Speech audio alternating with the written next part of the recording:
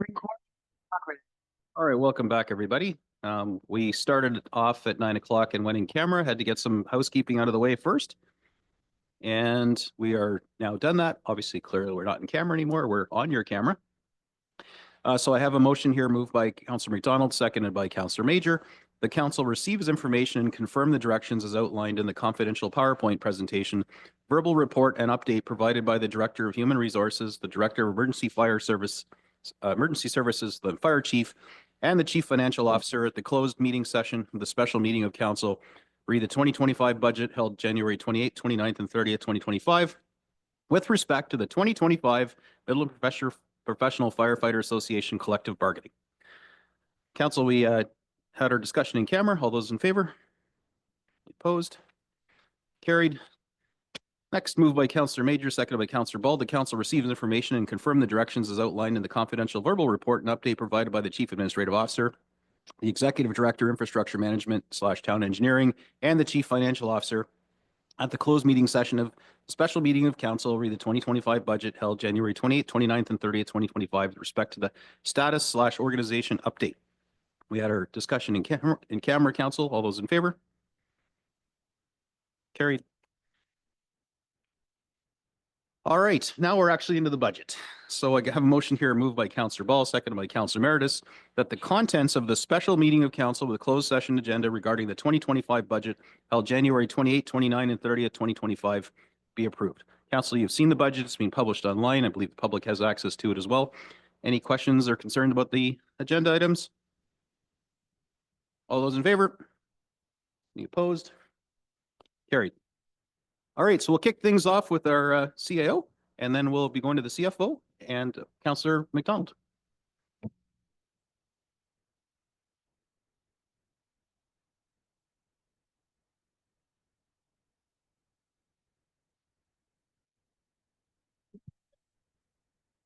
I think it's important. Sorry, said Councillor McDonald's mic was just getting powered on there. Our special meetings of council, we don't typically do the land acknowledgement and the moment of silent reflection and whatnot. That's just not the way the procedure policy set up. However, I have absolutely no issue at all reading our land acknowledgement, especially as we enter into these budgetary concerns that involve the very land that we are on. So I'd like to acknowledge the town of Midland recognizes that's located on land which is the traditional and treaty territory of the Anishinaabe people, now known as the Chippewa Tri-Council, comprised of Bosley First Nation, Rama First Nation, and Georgina Island First Nation. The territory is within Pre-Confederation Treaty 5 and Treaty 16 and included within the Williams Treaties of 1923. The town of Midland also recognizes located on land which is traditional territory of the Huron-Wendat and historic homelands of the Métis, and that our town is home to a large and diverse community of Indigenous people. Since we do have some members of the public in attendance, I'll also share the safety message. Should the fire alarm activate, please exit the room in an orderly fashion, proceed to the evacuation assembly area, which is located in the upper parking lot. You may exit through the main entrance, the double glass doors, make an immediate left and proceed out the front doors, or through the secondary exit, pointing the door right there behind Councillor McDonald. Proceed up the stairs and test the door for heat. If it's safe to do so, open it and exit onto the second floor, turn right and proceed out the door in front of you to the snow-filled parking lot. Washrooms are located on our second floor, and elevators located just outside the main entrance. And of course, as Midland has a respectful workplace policy, anyone exhibiting violent or harassing behavior will be asked to leave. Members of the audience are to maintain order and quiet and are not to address council except with permission of the chair. All cell phones, pagers should be turned to the off or mute. Good reminder. And anything that can emit sound can be turned off and set to non-audible. No person shall display placards, signs, applaud participants in debate, or engage in conversation, electronic or otherwise, or behave in a way that may disrupt proceedings of council. If anyone needs a hearing assist device, please advise our clerk, and she will arrange with our IT staff to provide you with the device. And this meeting is recorded. Council meetings are recorded via Zoom, which we're on right now, and are posted to the town's YouTube site. The meetings are also broadcast on Rogers TV Midland Channel 53 when possible. Individual recording, broadcasting, or streaming the meetings by the public or any member is not permitted without express consent of the clerk and all those present. So there we go. There's the preamble. And since I've gotten this far, we may as well have a moment of silent reflection before we get into the 2025 budget. So I'll let you contemplate life and the big decisions ahead of us, and then we'll kick things off with Madam CAO.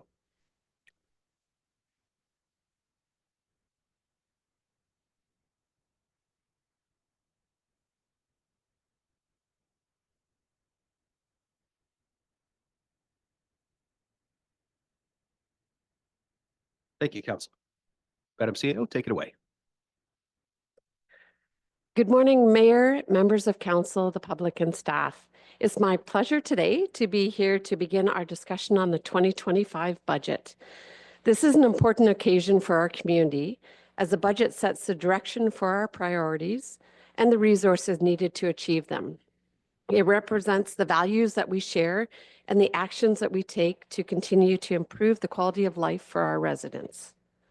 Over the past several months, our team has worked diligently to prepare a budget that aligns with the needs of the community while being fiscally responsible.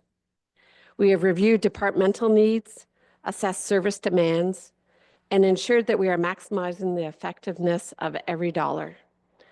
The proposed budget balances the need for the growth, infrastructure, and services with the realities of a challenging financial landscape. Today, we are going beyond discussing numbers. We are discussing the future of our municipality, the services we provide, and the investments we make in our community's prosperity. The budget reflects our shared vision, and together we will review and refine the details to ensure it meets the needs of our residents, businesses, and our future generation. So thank you. I look forward to the budget discussions, and I will now hand it over to our CFO, Lindsay Barron.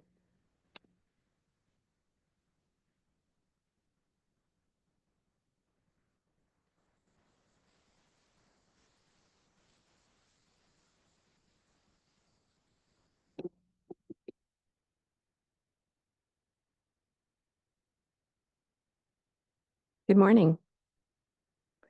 I too would like to begin by welcoming Council and members of the public to budget deliberations. As you're aware, we have 3 days of fun scheduled.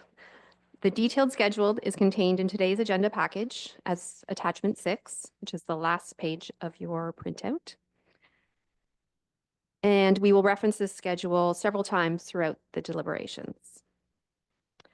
The budget approval report that you have in front of you also contains changes to our budget estimates since we posted the draft budget in December, as well as all of the relevant motions that Council will be considering over the next 3 days. The plan is to address these motions in order, following the budget schedule that you have. Before we dive in, I'd like to review the changes to the operating and capital budgets to ensure that we are all on the same page. I should also note that the changes included in the budget approval report have not been included in the draft budget document posted online, but instead will be referenced by staff as we move through each section of the budget. We've also provided you with a printed copy, as I said, for easy reference, and we'll make sure that everybody's looking at the right thing when we get there. Next slide, please.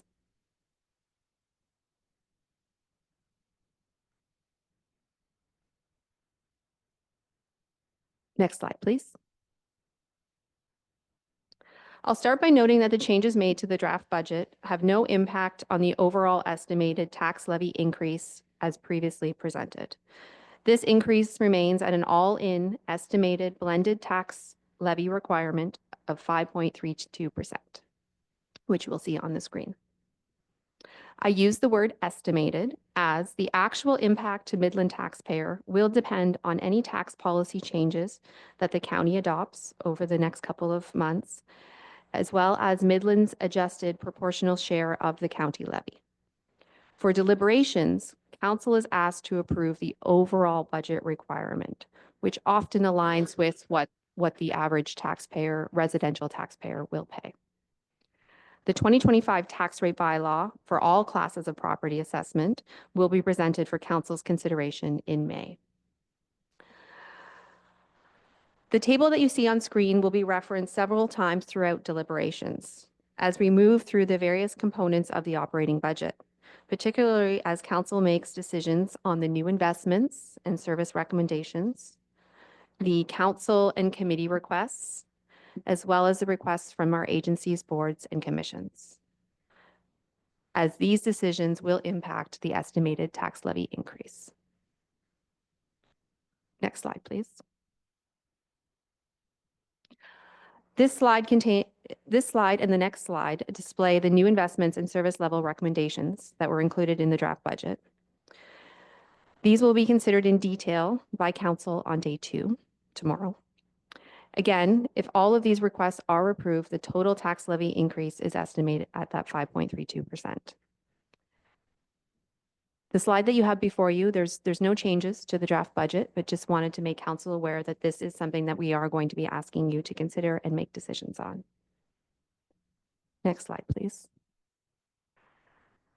This slide includes the revised service level change request summary table that was included in the budget approval report as attachment 4.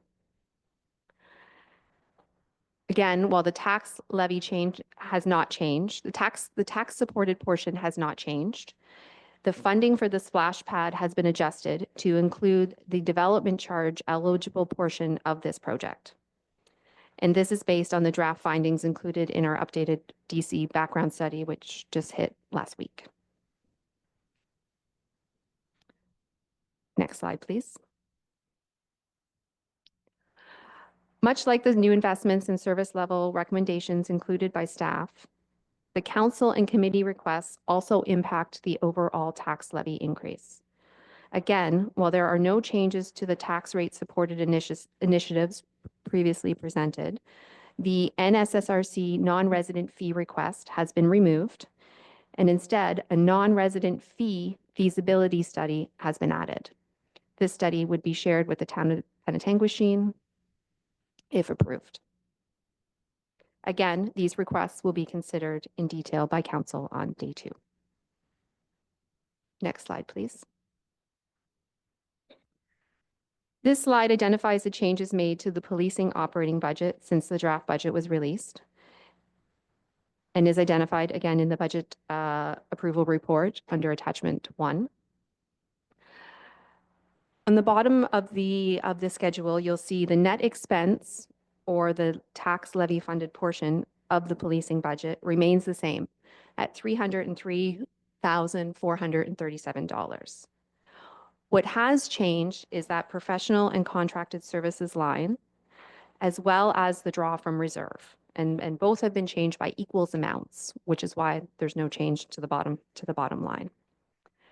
And the reason for this change is since the draft budget was posted, we did receive our official 2025 bill from the OPP, and the 2023 reconciliation costs were actually lower than what we anticipated.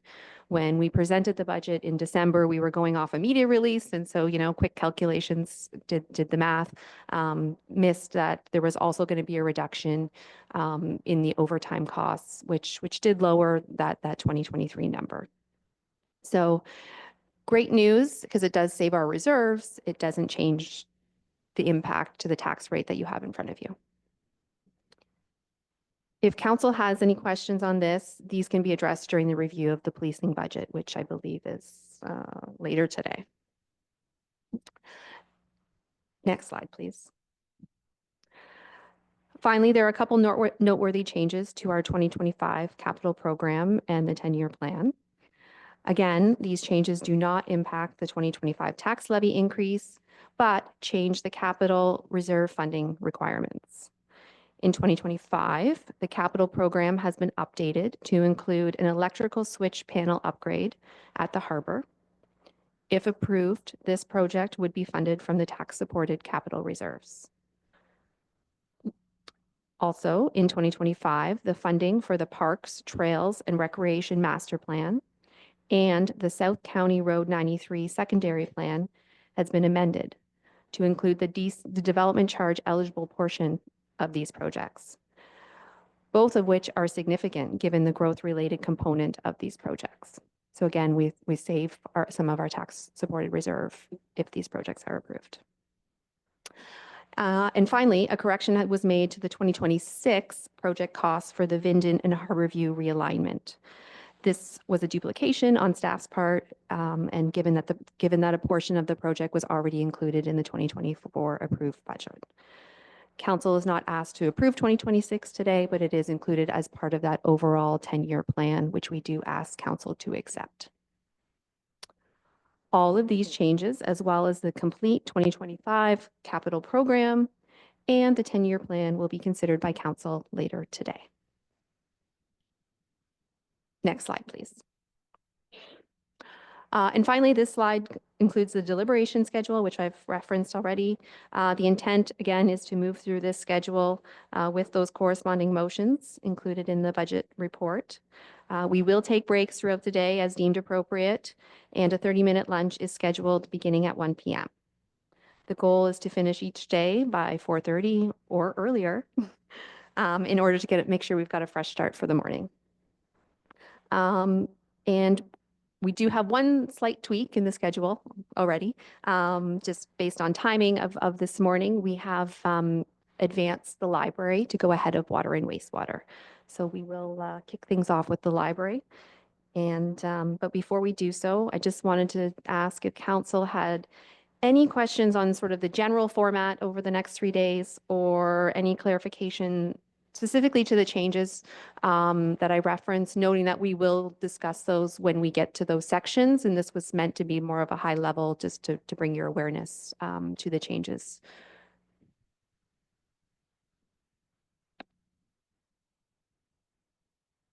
Thank you. Thank you very much, Lizzie. All right, well, we'll kick things right off with number 1 on the itinerary, which is our water and wastewater, for which we have, oh, sorry, literally reading the sheet after hearing the otherwise. So I would welcome the library up to the podium.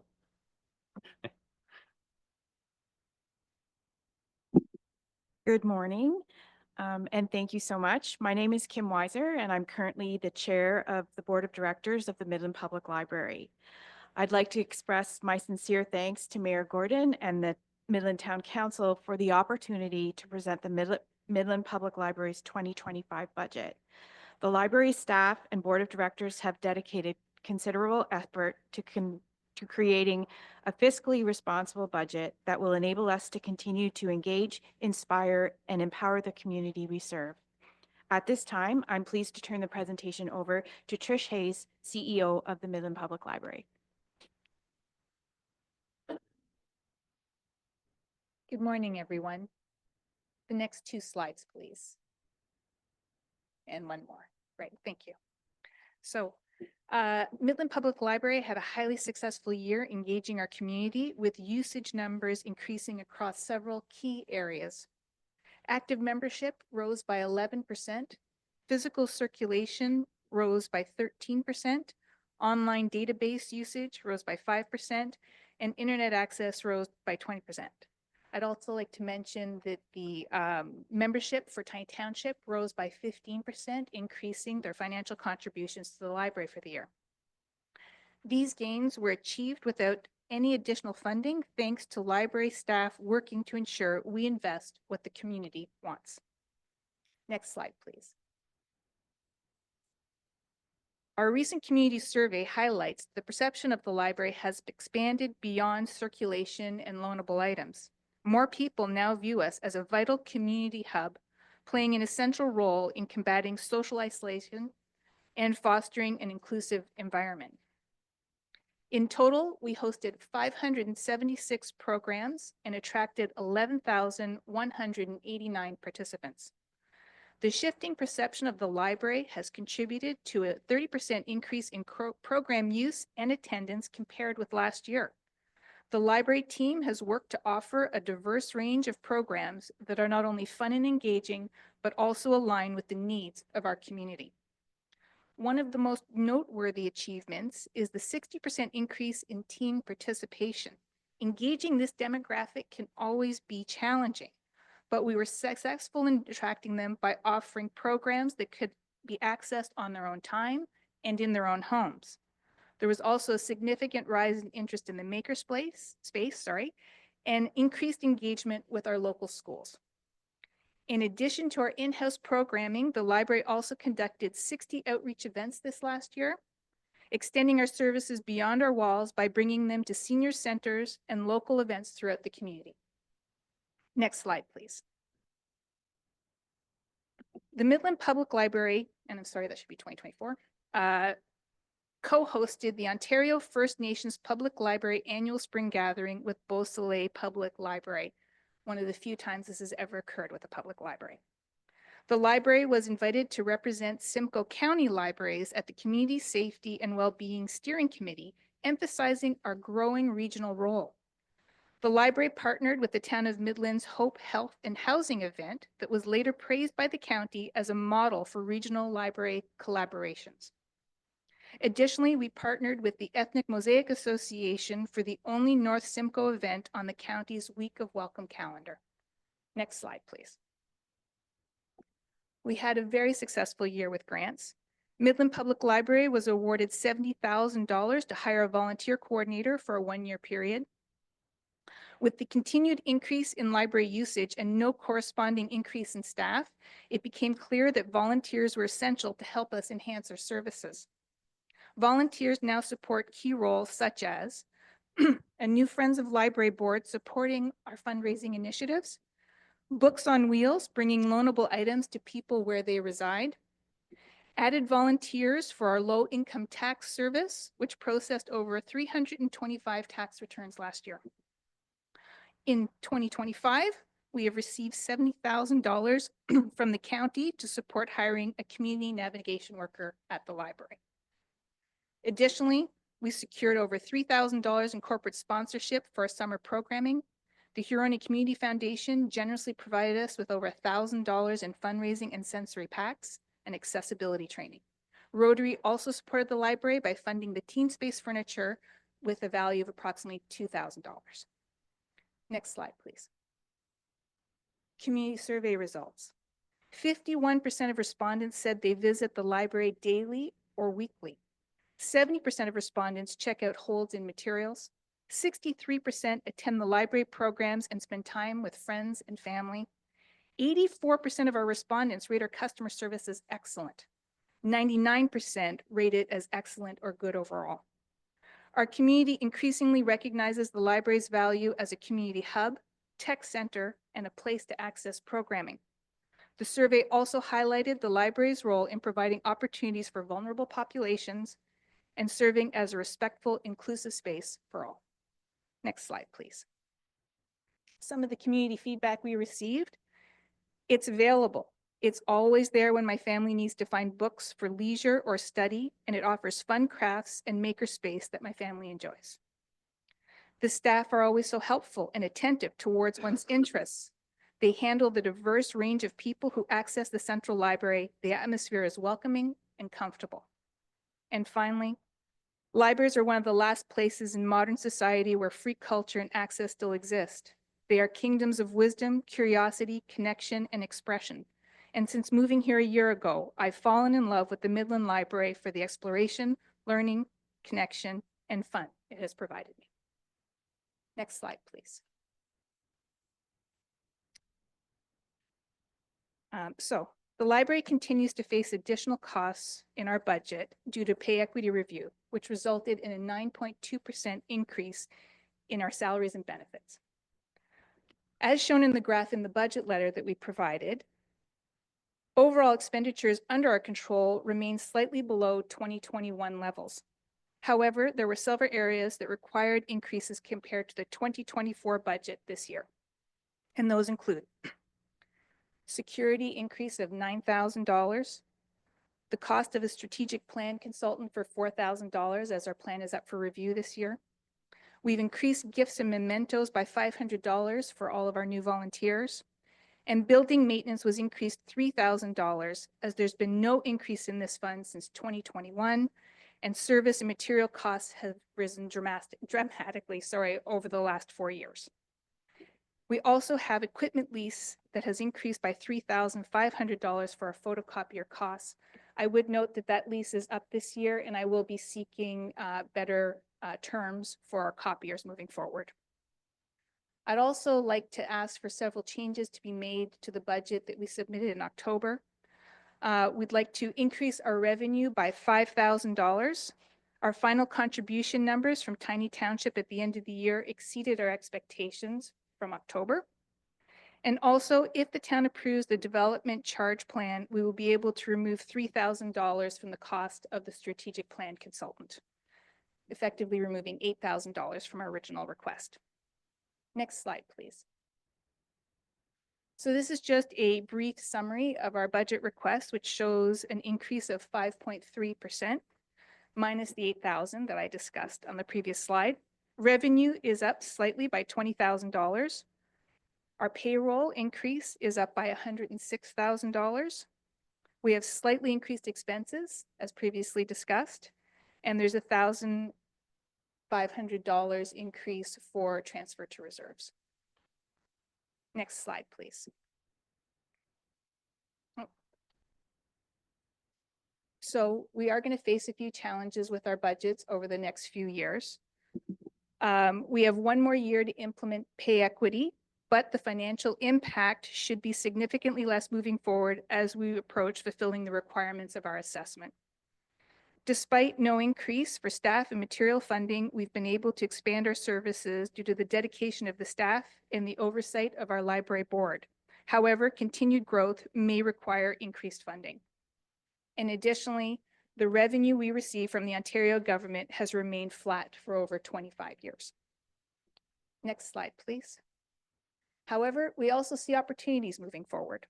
We're working with the new board at the Friends of the Library to develop more ambitious fundraising plans to address the emerging needs of the community.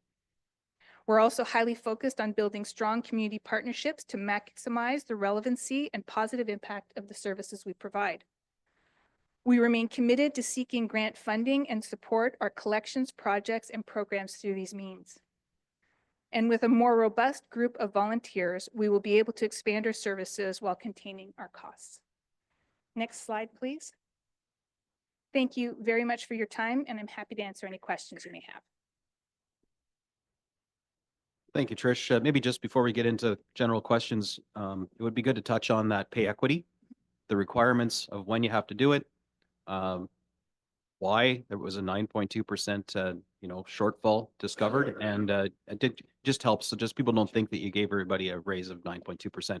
I know there's more to it. We had these conversations, but it might be helpful for the public and for the councillors who weren't in that room to understand a bit more about the pay equity exercise, its requirement, what it found, the predominantly female staffing at libraries, and how it's disproportionately impacted or we've been effective underpaying our female equivalents. So take it away if you could, because it just might fill in the blanks, and then we can deal with the meat and potatoes of the rest of the ask. Sure.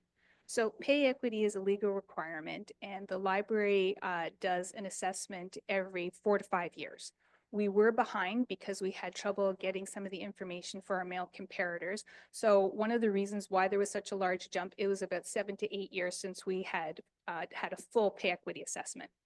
And what it is, it's a legal obligation by the government to ensure that women are equitably paid against their male comparators. One of the issues libraries have is that we don't have a library with male comparators because we're a predominantly female group. So generally, at least to my knowledge, almost all the time, the comparator group that we compare against is the town. And we were so far behind in our staff salaries and payments that it's taking us quite a while to build back up. Thank you. Council? Deputy Mayor? I think it was one of the earlier slides. I'm not sure if I caught it correctly, but I have two questions. What is a community navigation worker? And there was a $70,000 grant to hire that person. So would that mean moving forward after this year with the grant, they would just become a permanent employee? So that would add to the payroll? So it is a separate, so the grant has to have a separate function than our current library staff. And what it is bringing somebody in where we provide them with an office and they can meet people who need to access different community support networks. And it is funded through the county. So it has to be specific to that role that they're with us. And the county is funding it. The county has stated that currently they believe they will continue to provide that funding moving forward if the data provided for the usage shows that there's a need. And I'm sure that we do, but we have a full year this year and then it'll be reassessed next year. But every library that has received it so far has been renewed for a second year. And I would anticipate with the issues that we face downtown and that we would also continue. That's good news. It would be like 211 in person. Exactly. That's fantastic. Yeah. Thank you. Councillor Ball? Thank you. I just wanted to say thank you for coming. I always like your presentations. I think they're a good example for other people coming forward, presenting themselves as an organization. Just the amount of programming you've increased, the amount of participants, like you do a very good job of highlighting that, which I know we appreciate because at the end of the day, we want to know what you're doing for Midland residents, which I really appreciate the fact that you did not increase your programming budget, yet you somehow were able to offer more programs, more services, and 30% more participants. So congratulations for that. Thank you. I'd like to give the Midland staff credit for that. We actually entered into a new way of measuring it where we talked about time in outcomes, and we did qualitative as well as quantitative outcomes. If we also do surveys for all of our programming, if it's long-term at the end of the long-term set of programs or at the end of each one, that happens every 2 weeks. Our staff get together, they assess it, they assess whether it should be redone, they assess how they can improve it and how they can continue doing that. So it really is to the benefit. I have to say it's all the credit of the staff. They've done a great job.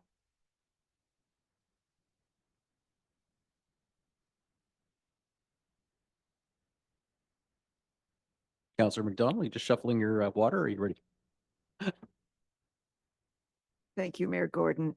Thank you, Ms. Hayes, for your detailed presentation. As a board member, I get to hear some of the challenges personally, and one of them is the roof that has, and I'm looking for addressing that concern of the leakage in the roof. Oh, yes. Yeah, you're looking at me. What is she talking about? So Is it in the capital expenditure? Or is it the plan to stop that water? yes, it was added after I sent this in. So it is on your plan, but it wasn't in my initial one that we had sent in because it didn't get added until after I had worked on the capital with the town. But yes, $65,000 has been allocated for it, I believe. Is that correct? Yeah. One more question in regards to the revenue. I see the sundry revenue is in the minus position. Is there a way of reversing that? So that's an area where and I'll let Lindsay talk to it, but where we put in the grant money for the slide up. I think it's in the, was it on the slide? Or is it in just the?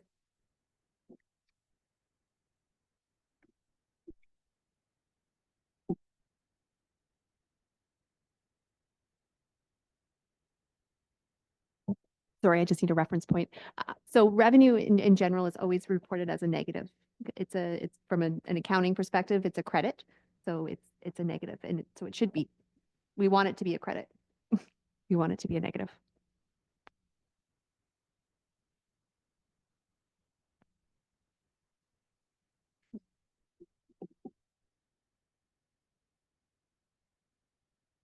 Councillor Meredith.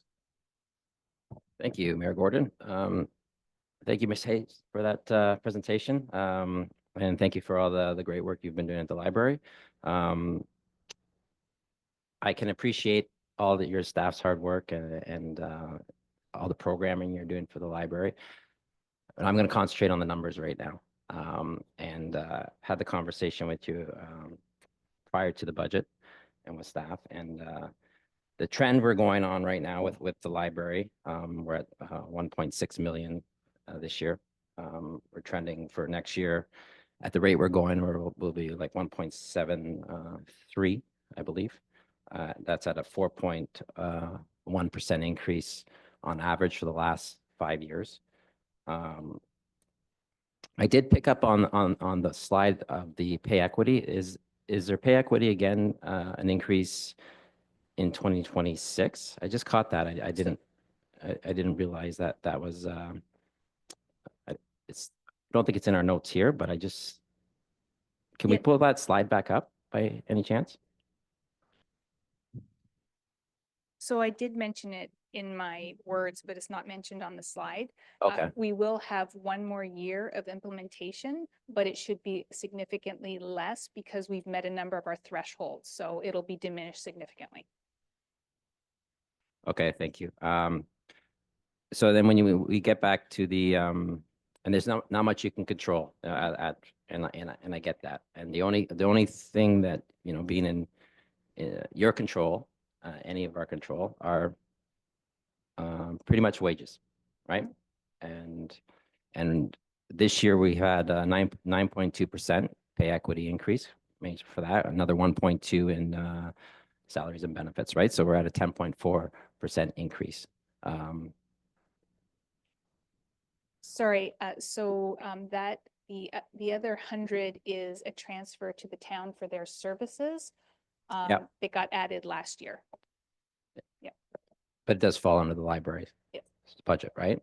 So nothing you can do about that, just like every other department has that line item as well. So technically we have to include it at 10.4%. So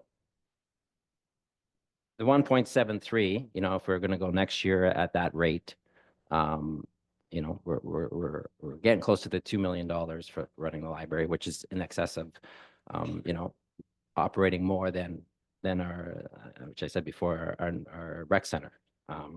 So this is concerning to me, and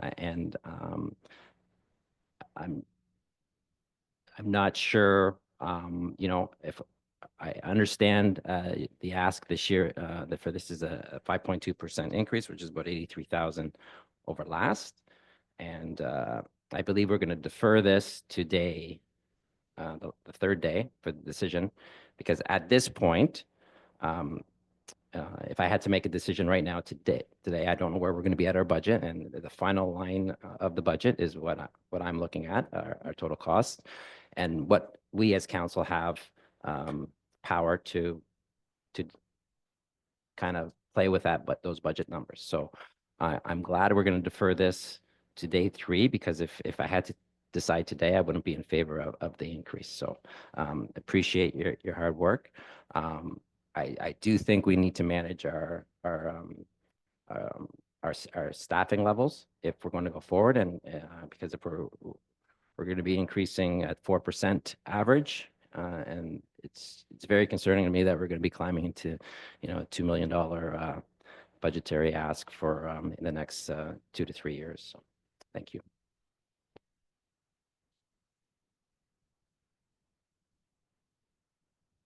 Ms. Baird, did you have something to add on that interdepartmental? Yes, thank you, Your Worship. I just to clarify, yes, so as much as it is a charge to the library, it comes out of the town's portion of the budget, which Councillor Marriage does know. So it is essentially a wash, but yeah, to his point, those are costs that we are putting on to the library for services that town staff do perform for them. But the 1.2%, you wouldn't add the two together, just to be clear. So it's not, wouldn't be 10.4. I think actually when Trish did goes that down. math, it goes down to 8.2, I think. I think so, yes. So Yeah. if I blended the town and the library, staffing costs, it would have actually been an 8.2% increase, but I wanted to be fair on what was actually library costs, so we put it in at the 9.2. I didn't want to skew it with staff costs from the town.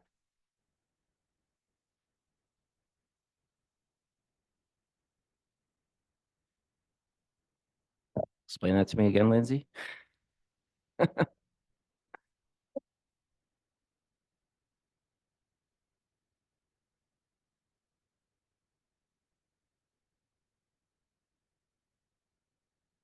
So I mean, high level for me, it was that the staff salary line, I think, went up by 1.2%, Lindsay, year over year. And, you know, if you look at it, it's roughly 10% of our overall staffing, and our staff lines went up 9.2. So if I had taken the bottom number, I would have been able to show that our overall staffing increase costs had only been 8.2 or 8.1. But I didn't feel that it was fair to take the town staff, which was increasing at a much lower rate, and blend it with mine to skew my numbers to make them look better. Okay, thank you. Even at the 1%, I don't think it's gonna, it's gonna look better in my eyes anyways, I but I appreciate it though. Thank you.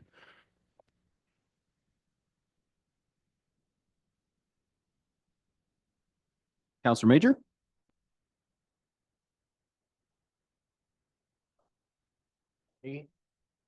Then you'll be able.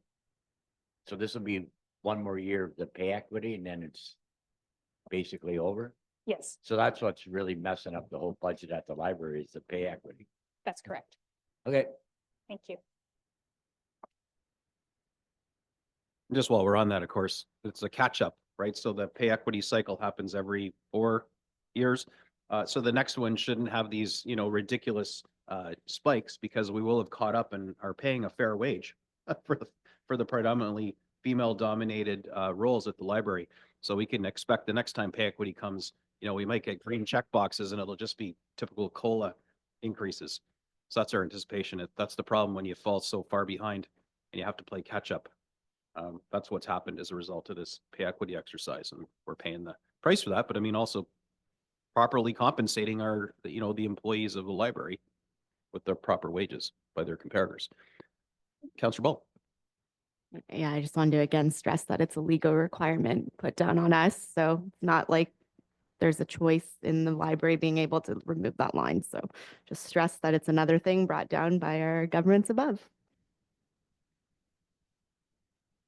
Councillor Meredith.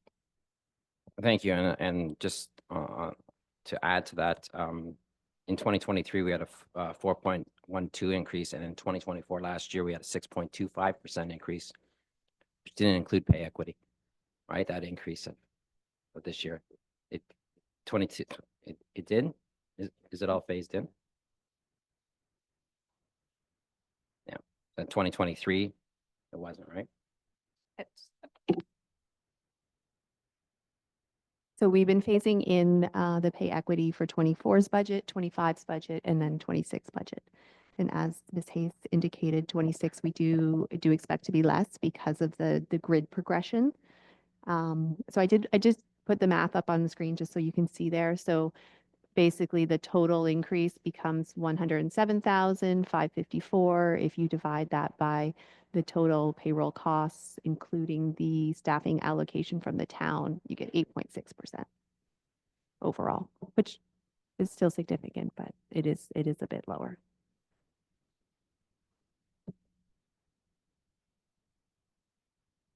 All right, I think that's it.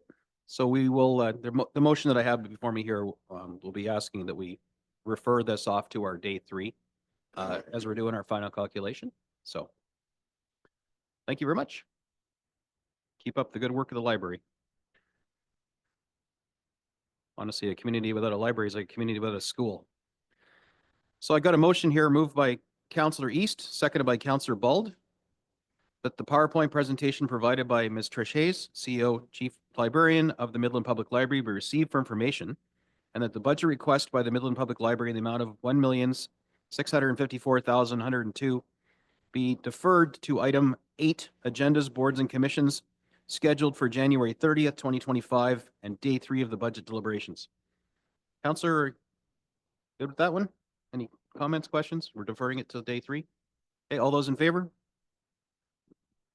And it's carried. All right, now is it safe to assume we're doing water, wastewater?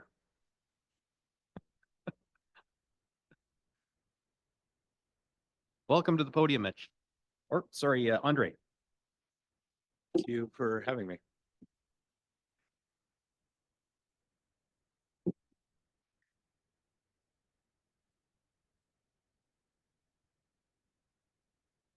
I'm going to go to the next slide. Is this?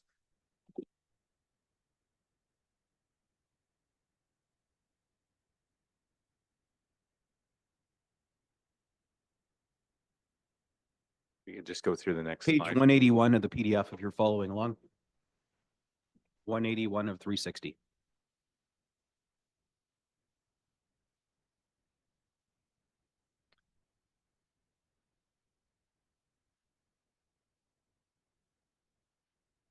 And I should add for those following along online, if you're wondering like, what are we talking about? What PDF? Of course, you can see the screen, but if you want to download it, if you go to midland.ca/budget on our website, click on the 2025 budget tile, you can download your own personal copy of our budget document and follow along on your own computer. So, is there any requests on the information provided? I think everyone knows to a pretty good degree and what the responsibilities of water wastewater services are. Just wondering if there's any questions I could answer for you.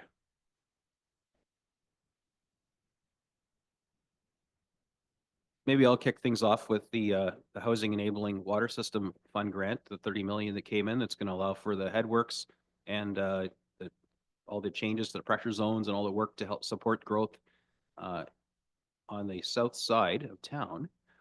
27% that we need to provide funding wise from the 30 million, because it's 30 million plus we have to put our 27% in.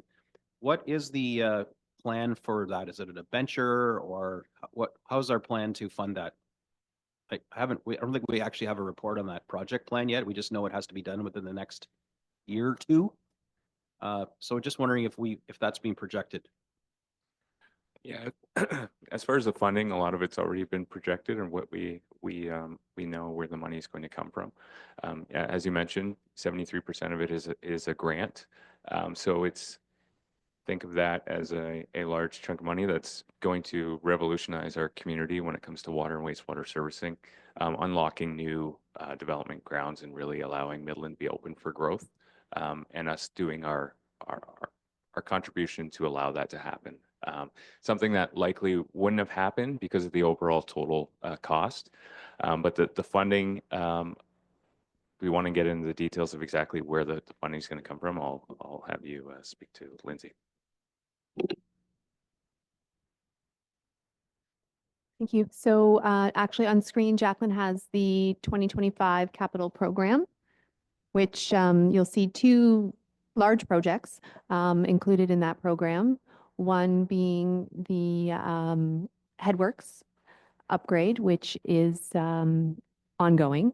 And this budget for 2025 of just over $11 million is in addition to what has already been approved. And so Andre's team has been working on that project over the last couple of years. And so this grant changes the funding of that project because previously we were anticipating debt financing for this. So this is a huge win for us. So on screen, you'll see that for the 2025 new request, $8 million of that 11 is grant funded. And there's also a portion that's development charge applicable as well, because again, there is a growth component. And then the balance is funded from our rate supported reserves, which we've got the reserve capacity built up to use our reserves instead of debt. So it's certainly a positive story. On the water side, we've got that new pressure zone with the new pump station project. And again, so that's that 73% grant funding of just over $18 million. And that one is the $6 million that you see on the end there. It's shown as debt. It actually is development charge debt. So it's still debt. We still have to take it out. It still becomes part of our debt capacity. But the payments come out from development charges instead of the rates. So again, that's because that project does have a good growth component as well. So our existing users today, the rate supported portion is just under 700,000. So yeah, some big projects, lots of money, but the portion that our existing users will pay is quite small in comparison to the total. Thanks. I mean, that's going to support literally thousands of new homes in our community.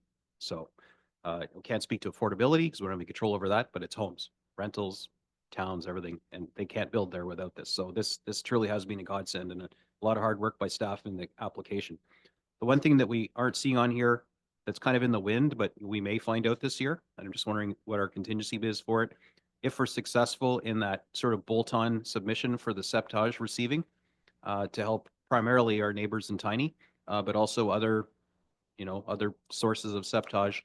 That, again, there'll be 27% funding needed to be put into that equation if we're successful, in securing those extra funds over and above the 30 million. What is there a plan if that, we get the nod this year from the Ministry of Infrastructure on where that funding would come from, or it would be largely the same thing, a lot of it DC born? So yes, hopefully we will get approval on that. And if we do, we will come forward to council with basically an amended budget for 25 that will include that project. And again, the funding will be very similar to what you see in front of you now. So that 73% grant. I'd have to check on the development charge portion. But certainly the balance would be contributions from our neighbors and rates as well. Awesome, thanks. It's just, this one little slide is just so huge for Midland. Like, we've never had a slide that looks like this with this kind of expansion and infrastructure in such a short period of time. And it wouldn't have been possible without, the grant ask from staff building this really good grant application. And quite frankly, the province for recognizing that. So anyway, this is a small but very significant slide that's integral to the growth and our thriving as a community in the years to come. And with that development charge capacity, that's growth paying for growth instead of on the backs of a ratepayer. So this is just such a good news story that I think is going to be understated, this one little slide. But I just wanted to spend a couple minutes on it because it's easy to have your eyes glaze over on these ones, and this is such a game changer for us. So thank you. Council, any questions about Councilor McDonald? Thank you, Mayor Gordon, and thank you for your detailed information on the reports here. And my question may be ruled out of line, but later on in the budget agenda, there's going to be discussion on the splash pad feasibility. And I wondered if you could give us a quick overview on the cost, if you have any thought on the maintenance costs if we decide to go down that road. Although water related, not water related. I'll have to defer that over to Mitch Sobel, and we'll discuss that later. Yeah. Specifically the amount of water used, it'll all be included as a part of their report. Fortunately, I don't have the details on that. It would be a tax rate as opposed to a rate.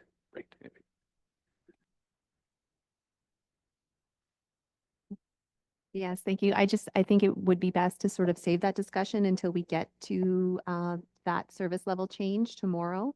As Andre mentioned, those costs, although that needs water, they are tax funded costs because it is a tax funded service. So basically the tax base would pay the rates for the water, similar to what we do for our buildings, right? So this building uses water and wastewater services. Water charges us for those services and we pay them.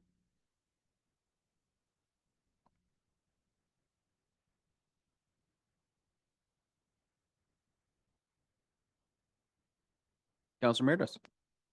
Thank you, Mayor Gordon. A question on, I failed to ask a question about insurance on our insurance rates going up.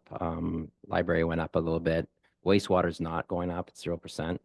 But have we, and this is probably going to be reoccurring in every department, the insurance line item is going to be there. So have we looked into I noticed other municipalities are going on, are going with group, with county and so forth. Is there a report? Has that been looked at in this budget, or would that be another report coming in to council at a later date? I'm assuming that we might be interested in some savings there, if any. That was my first question. The other question related to water and wastewater rates. I know the rate schedule we're going to be discussing at a later date again, but I thought water went down to 2% on this rate schedule, and wastewater remained at 4%. Just wondering why why the reduction in the water, but not in the wastewater. Did you want to answer the insurance question first? Okay. Through your worship to Councillor Meredith. So on February 5th next week, the insurance pool staff report will be coming before council to make a decision. With respect to the question about rates, really it's attributed to this grant. This grant has allowed us to reduce the rates in our long-term plan, understanding that we won't have to fund the entire project. So that's the main driver of why we've reduced.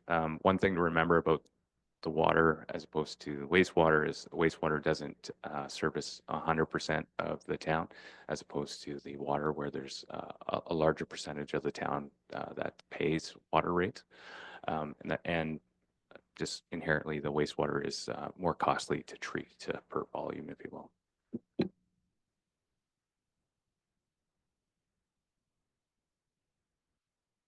Any other questions? All right, thank you very much.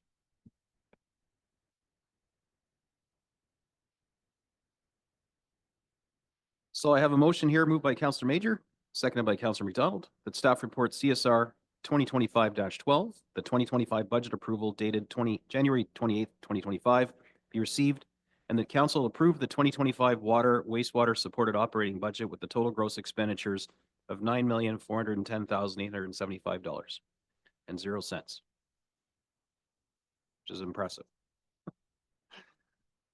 And reminder, council, as we approve each of these items, we have the ability on day 3, if we need to go through and make a change on something, we can, but you'll find the language on these motions is strikingly similar. We get the presentation, we get a chance to ask questions and approve it on its face.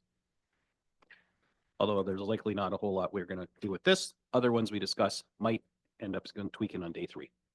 So that being said, Madam CEO. Through your worship, just to clarify, there are motions that say in principle that can be relooked at. This motion here is a final motion without that word in principle at the end. Final in the sense that we can revisit with a 2/3 majority revisit, but again, not suggesting that we're going to on this one, but just for people following along, wondering when we're approving stuff, the in principle versus approving. So yeah, the intention is that if we have any questions or concerns about approving this now, we beat it up now rather than on day 3, because we won't have all of our staff around the table on day 3. So are we content to call a question? All right, all those in favor? Any opposed? That is carried. And next, moved by Councillor Patel, seconded by Councillor Meredith, that the new water and wastewater rates take effect March 1st, 2025. Any questions? All those in favor? Any opposed? That is carried as well. It's lovely to see the rates decrease. All right. Next. I have another motion. Staring at my pile. Moved by Deputy Mayor Prost, seconded by Councillor Major, that staff be directed to present the 2025 water rate bylaw for council's consideration at a future meeting. All those in favor? Any opposed? That too is carried. All right, who's next on the hit list? Looks like it's the 2025 capital plan. That sounds like a Lindsay. Is that a Lindsay thing? Take it away.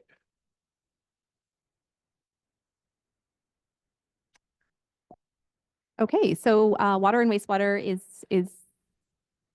has been reviewed. There is no specific motion for water and wastewater. We do have a motion which you'll have in front of you, that motion number 5, that we can consider after we review all of capital. So we just thought we'd continue to go down the list. So next would be administration. And so Jacqueline will put that up on screen. And again, I would just say if council has any questions of staff, we are happy and here to help. Thank you. Sorry, on page 76. And then the detailed capital request would be on page 77. Okay, so this is page 76 we have on the screen.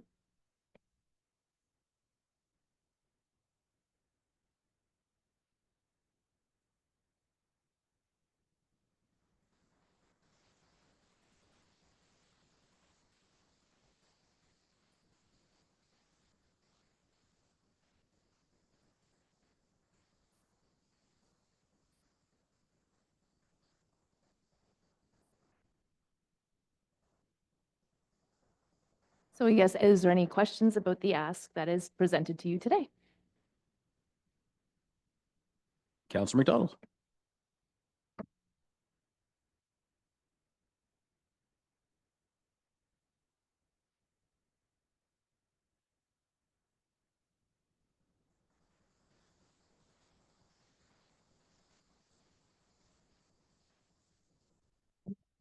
Okay, I'm good. I just didn't. Can you hear me now? Oh, there we go. Thank you for that guidance. Employer of choice for $60,000. All I have is a big question mark. I think that I know it's a strategic plan, but I was hoping that we would get a chance to review it before we hired someone to spend $60,000.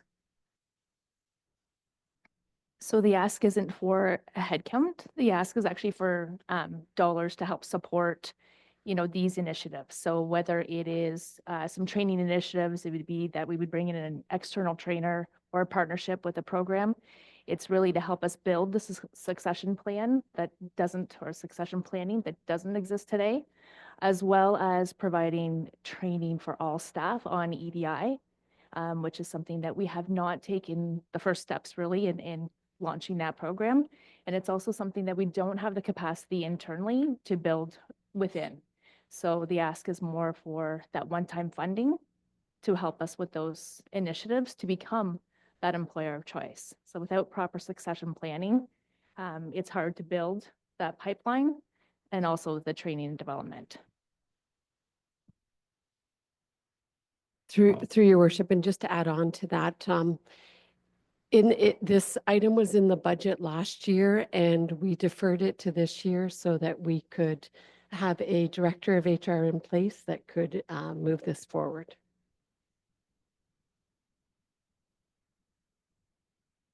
That answer your question, Councillor McDonald? It does. It leaves some doubt in my mind also about my decision. Councillor Ball. Thank you. I unfortunately have this as a big no right now. Not that I don't see the importance of it. I think that it is important, but for me, this is kind of just a blanket amount. There's no specifics listed. Like I would like to see specific courses, which we plan to take, how many people are taking them, what the exact cost of this, instead of just approving this overall amount that isn't really directed to anywhere except for a very broad category.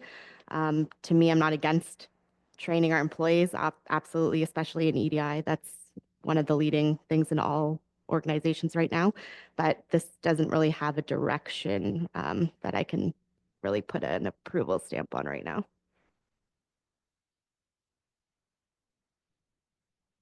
Through your worship, if I could take that. So this item, so it is a capital funding, so we have 60,000 as a placeholder. If we went forward and found out it was lesser than that, it doesn't have a tax impact to this, so we would be pulling the funds out of the capital portion, so there is no tax impact, but it included up on the screen. They're just, the areas of EDI, which, as you say, are very important. Succession planning is huge as well, just to have someone come up with a plan for succession. But just to know that this money is not, when we go out, we will get as good of a deal and we can come back with specifics, but it doesn't have a tax impact. Thank you. I would rather see a detailed plan and then an approval from there. Oh, okay, just to make sure to close the loop on this one, the detailed plan could come to us but we have to put some money aside in the budget at budget time so if you don't want to approve any plan, whatever you see, then we would negate and vacate the 60 grand. If you do want to see a plan of some kind, but you want to be more comfortable with what it is we're going to do, that we're going to spend up to $60,000 on, then we would really need to leave this in. So, because we can't do budget in the middle of the year. And then, staff wouldn't proceed with, an RFP or anything like that until they came back and kind of fleshed out what it was we were actually looking to do. But we have to earmark this fund, the funding to do that. Otherwise, it just won't be a priority and staff won't pursue it at all this year. So just to be clear on that, just to close the loop. I would hope that staff would look into it with the 2026 detailed plan for 2026 funding. That's where my head is at with it. Okay, Councillor East, and then we can go back to Councillor McDonald. Thank you, through your worship. Rhonda, when we brought you in, we had a lot of challenges to look at the master plan. And I know that you wanted to restructure a lot. This is a question more for you. This personally, is this something very important for your strategies over the next couple of years? Through your worship to Councillor East, it is an important part. So there's a couple of buckets here. So the one, as Councillor Ball said, EDI is really important from a diversity standpoint. We do need to focus more on that. Succession planning is a huge one. So we right now need to look at how we keep people moving through the organization and retain the talent here so that we don't, build people up and have them go to larger municipalities that are, local or, maybe like the city of Barrie or even the county. And so succession planning is key. We have to come up with unique ways to do succession planning because we don't have a lot of levels in the organization. So that is something that I think is very important. Training, as was noted, is also very important. And, point taken from what Councillor Ball is saying, we will come forward with a plan, but we want to make sure that we train people, that we have people engaged and that we retain talent so that we're not spending a lot of money retraining. I can't remember what the cost was, but they say, a minimum cost to rehire and retrain is around 60,000. So for, positions. So we want to make sure that we do retain talent, that we make this a great place. It's already a great place to work, but that we make it, that top place to work so that we pull people from those larger places. Councillor McDonald? Just clarification, please. Our CAO referred to capital, the 60,000 is set capital, but page 76 says it's tax supported reserves. I'm confused with that.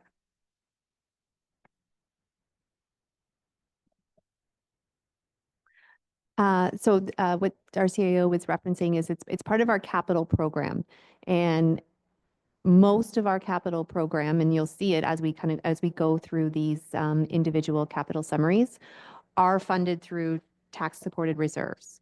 Some projects have some grant funds available. Some projects have some other grants, like specific grants for infrastructure. It's not rate supported because it's not water and wastewater, and there is no development charge portion. So we fund our capital program through reserves and not directly through the tax rate. So reserves are put away through the tax rate, but then they are pulled out. And so that's why the comment was made that it's part of the capital program and there is no immediate tax impact of this project. Thank you. I'm just going to call out sort of an elephant in the room right now. There's a sentiment, growing sentiment, it seems, that's mostly politically driven, that the letters, DEI or EDI, when we're using them EDI rather than DEI, is like a 4-letter word now. And it's actually anyway, I won't get into it. But I think the bottom line here is that I've had people literally come in my office concerned that, we're spending a ton of money on DEI initiatives when it looks like corporate America is abandoning them because of, threats, implied or real, from the new government in the US and promises to, quite frankly, follow suit to a large degree. you know, by at least one party in Canada. We don't have these party things in our municipal government. The show has to go on regardless of the posturing and ignorance that we may see in other levels of government. But regardless, we have this on our paper here, and one of our strategic pillars was to be an employer of choice and stop losing good staff to other places that would pay them $1 more an hour. You know, that if you wanted loyalty, get a dog. So we're trying to breed a culture here where we keep our good staff, pay them properly, not at the top percentile. I think our goal was like 65th. That might even be a bit higher, but anyway, we're trying to do better than what we were doing to try and keep them, because it's far cheaper to keep staff and to nurture them and grow them through our organization and promote them and keep them long term than it is to have a revolving door and just be the training ground for other municipalities where we hire the people, train them, and then they bounce.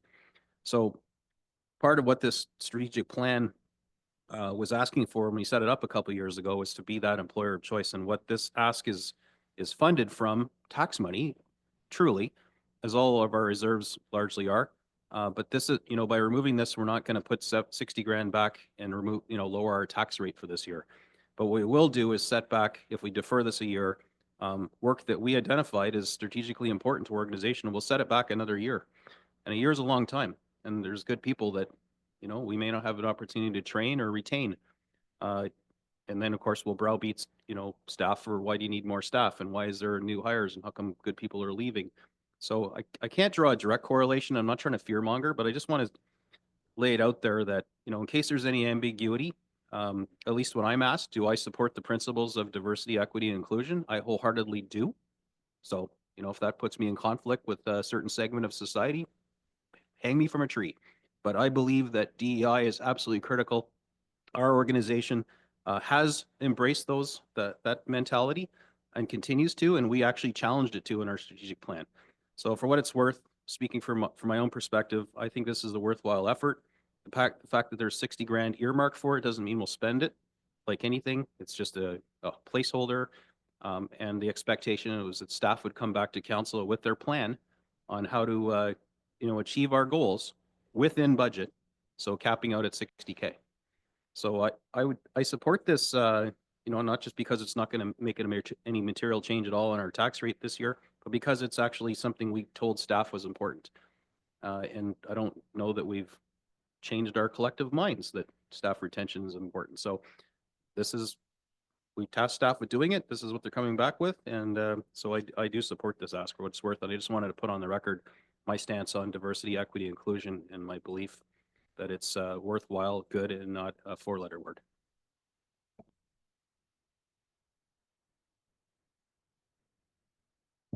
Thank you, Mayor Gordon. Are we gonna? Okay. I don't mind spending or investing in this. The only concern I have is when we're talking about employer choice, and we've lost employees to Barrie because we can't match their salary, right? So then I go back. I said, well, why are we spending money in this area, succession planning and so forth, if we can't compete with the big, the bigger cities, and if we're going to stay in the 65th and 70th percentile, and I'm not in favor of wavering from there.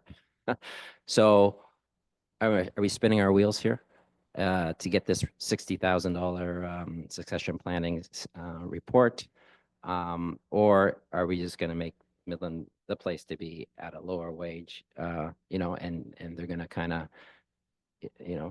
say no to the Barries of the world and stay right here in Midland.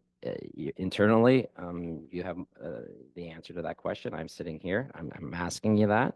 So maybe give me some information on that. Thank you.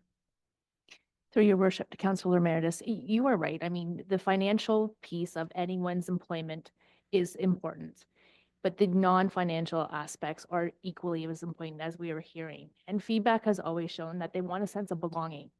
They want to feel like they're part of the culture. And so part of that is the EDI, and part of that is succession planning. So how you develop individuals, making them feel important, valued, listening, all of those characteristics that we're trying to create are important and almost as important as monetary. So do I think this is going to help? Yes. I think every step we take as an organization to help our staff feel they have a voice, that they have belonging, and that they have progression is a step in the right direction. Oh, thank you. And I would totally agree. And I totally agree that to lose a staff member and rehire costs the organization money, and as well as any, whether it's small business, big corporations, it's costly. I just want to make sure that, you know, at the end of the day, it's their decision whether they want to leave. But if we're creating a culture, and I think the culture has changed significantly in the town of Midland, I'm hoping anyways, from what I'm hearing, and it continues to do that. So I have no problem spending spending this ask, and then hopefully we can, you know, it would be nice to get some updates on this type of any feedback from employees, whether there's, you know, can't get the word out here. You know, any employees that got an offer from another municipality that chose to stay here, why they chose to stay here, that kind of information would be helpful to say, hey, this is working, right? Thank you. Councillor Ball. Thanks. Our conversation has kind of changed from what's on the page as far as what I'm looking at this ask. It's saying formal training for EDI. So now we're on talking about people leaving and like what exactly is formal EDI training going to do for people leaving our organization or not? Like I'm not seeing the correlation when I read your ask based off what the conversation is right now, which is why my immediate reaction was no. So if you could maybe expand on what exactly the initiatives that you have here that are not listed clearly on paper, that have to do with people leaving our organization or not? I would just like a little expansion on that, please. Through your worship to Councillor Ball. So when I say EDI training, it's for the whole organization. This isn't a leadership initiative or anything like that. And so when you have that sense of belonging, there are individuals in the organization that feel we do a very poor job of bringing people together and having a culture that's fostered around EDI.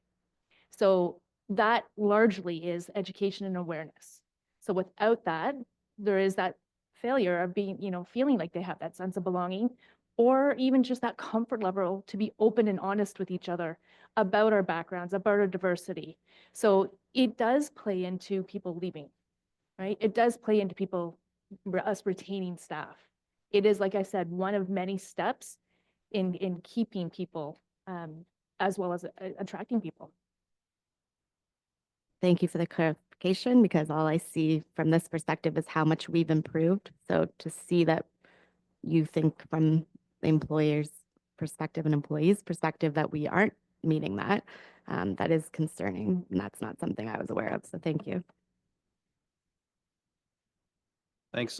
We were talking about two things here while we're on this subject of EDI or DEI, because it's in the news so much. I really think it's worthy of pausing here in a minute and having this conversation. So first of all, it's a widely held belief, and one that I've experienced in my many years managing, is that people don't quit jobs, they quit their managers.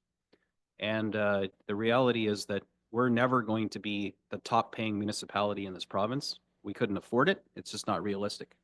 So if the only reason people choose to stay with the town of Midland is because their paycheck's higher than our neighbors, we're always going to lose that bet. There has to be other tangible reasons why they continue to work here for less money, because they love the organization. They feel valued. Their voices heard. There's a path, not a glass ceiling, but an actual path to, you know, career progression with us, if they choose it. And you know, diversity, equity, and inclusion is part of that equation, but it doesn't negate merit. And I think, you know, hearing from our director of HR about merit and how it plays into EDI is a worthwhile thing for us to broadcast to those following along that may be wringing their hands at, you know, this woke council. Like I think it's really important for us to make sure that we're totally clear and, you know, get rid of some of the background noise that is equated with diversity, equity, inclusion, and just talk about how merit plays into that in our hiring practices. I know it doesn't talk directly to the $60,000 ask, but while we're talking about EDI or DEI, I thought it'd be worthy to put it on the record right now for those following along. Is there something you can share about that, how merit plays into our diversity, equity, and inclusion policies that we have yet to develop? For sure, Your Worship. I think, again, there's so much around EDI, and it is unique to the individual or the corporation or the business as well, and the community that you live in. You know, we are predominantly in a very Indigenous area, and we have a lot of diversity within our own organization, including, you know, gender diversity as well. And I think if we continue, I don't want to say bury our heads, because that's not what we're doing, but if we don't bring awareness for the organization, we're never going to be able to move forward.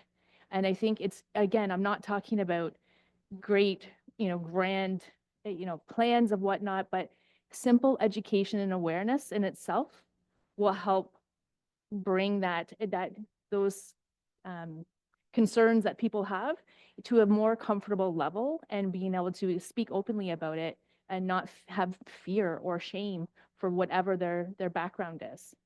So that's, I think why it's important that we do talk about it openly. Okay, sorry, but I really just want to touch on merit, because merit is usually the antithesis that people will use to argue against DEI initiatives. Is that you may be hiring somebody who doesn't have the requisite skill set just because they tick a box on ethnicity or gender or whatever, you know, whatever the flavor is that we're talking about. Maybe you could just share with us about, you know, and maybe reassure us is more what I'm fishing for here, is that merit is always the key performance indicator when making hiring decisions, regardless of other aspects. But it shouldn't come from me because I have nothing to do with hiring anybody here, but I just wanted to more hear it from our department perspective.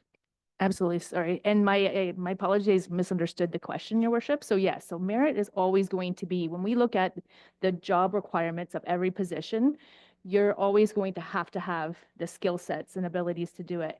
We're not an organization where we will say, you know, you have to be male to do this job.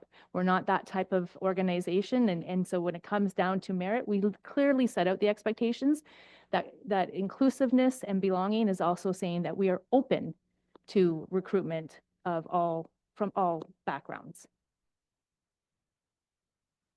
Perfect. I don't want to do a deep dive into HR policies other than to say that, you know, when people read along this request, that I want to assure them that we haven't, you know, gone woke, whatever that means to different people these days, and that we're not just hiring, you know, people willy-nilly without merit, because that is unfortunately, that is a concern that people who don't spend the time to read into this would immediately look at a request like this and think, oh God, what rabbit hole are we going down? And, you know, things are getting a little, you know, ugly right now from higher levels of government. And I'm just, because we're doing budget and we're talking about this, I just wanted to have this sort of brief conversation about our policies and what our plan is to do with this 60,000 and other initiatives. So thank you for that.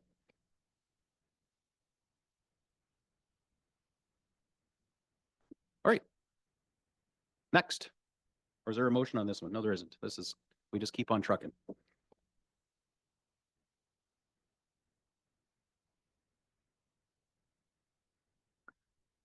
If council is good, if we move on. All right, fire would be next, and I believe that is on page 82, the summary, and then the detailed sheets will be followed on a project by project basis.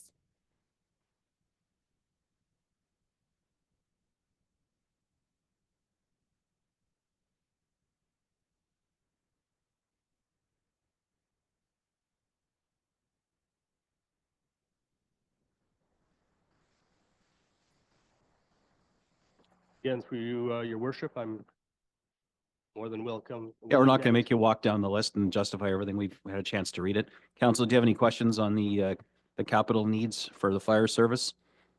That again come from tax supported reserves, but the money is already there and it will need to be replenished over time, but it's not a one-to-one out and in equation.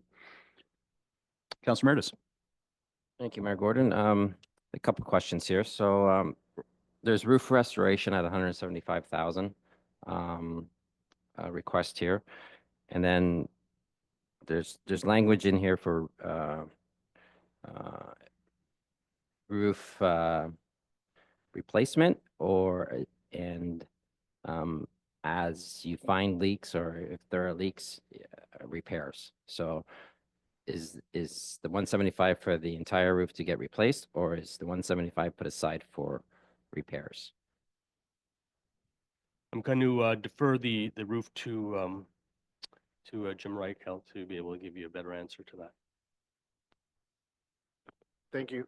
Through your worship, Council Emeritus, the 175 is for a complete restoration of the entire roof. It's restoration versus replacement. It's similar. This is a new membrane system going on top of the existing.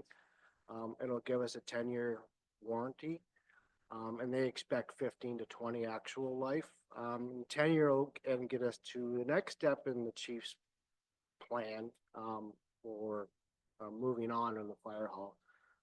Right now, we're fixing leaks about once every 3 weeks, and that's coming out of operating.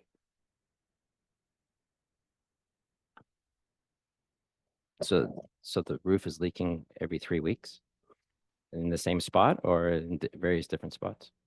Okay, thank you. So the NSSRC is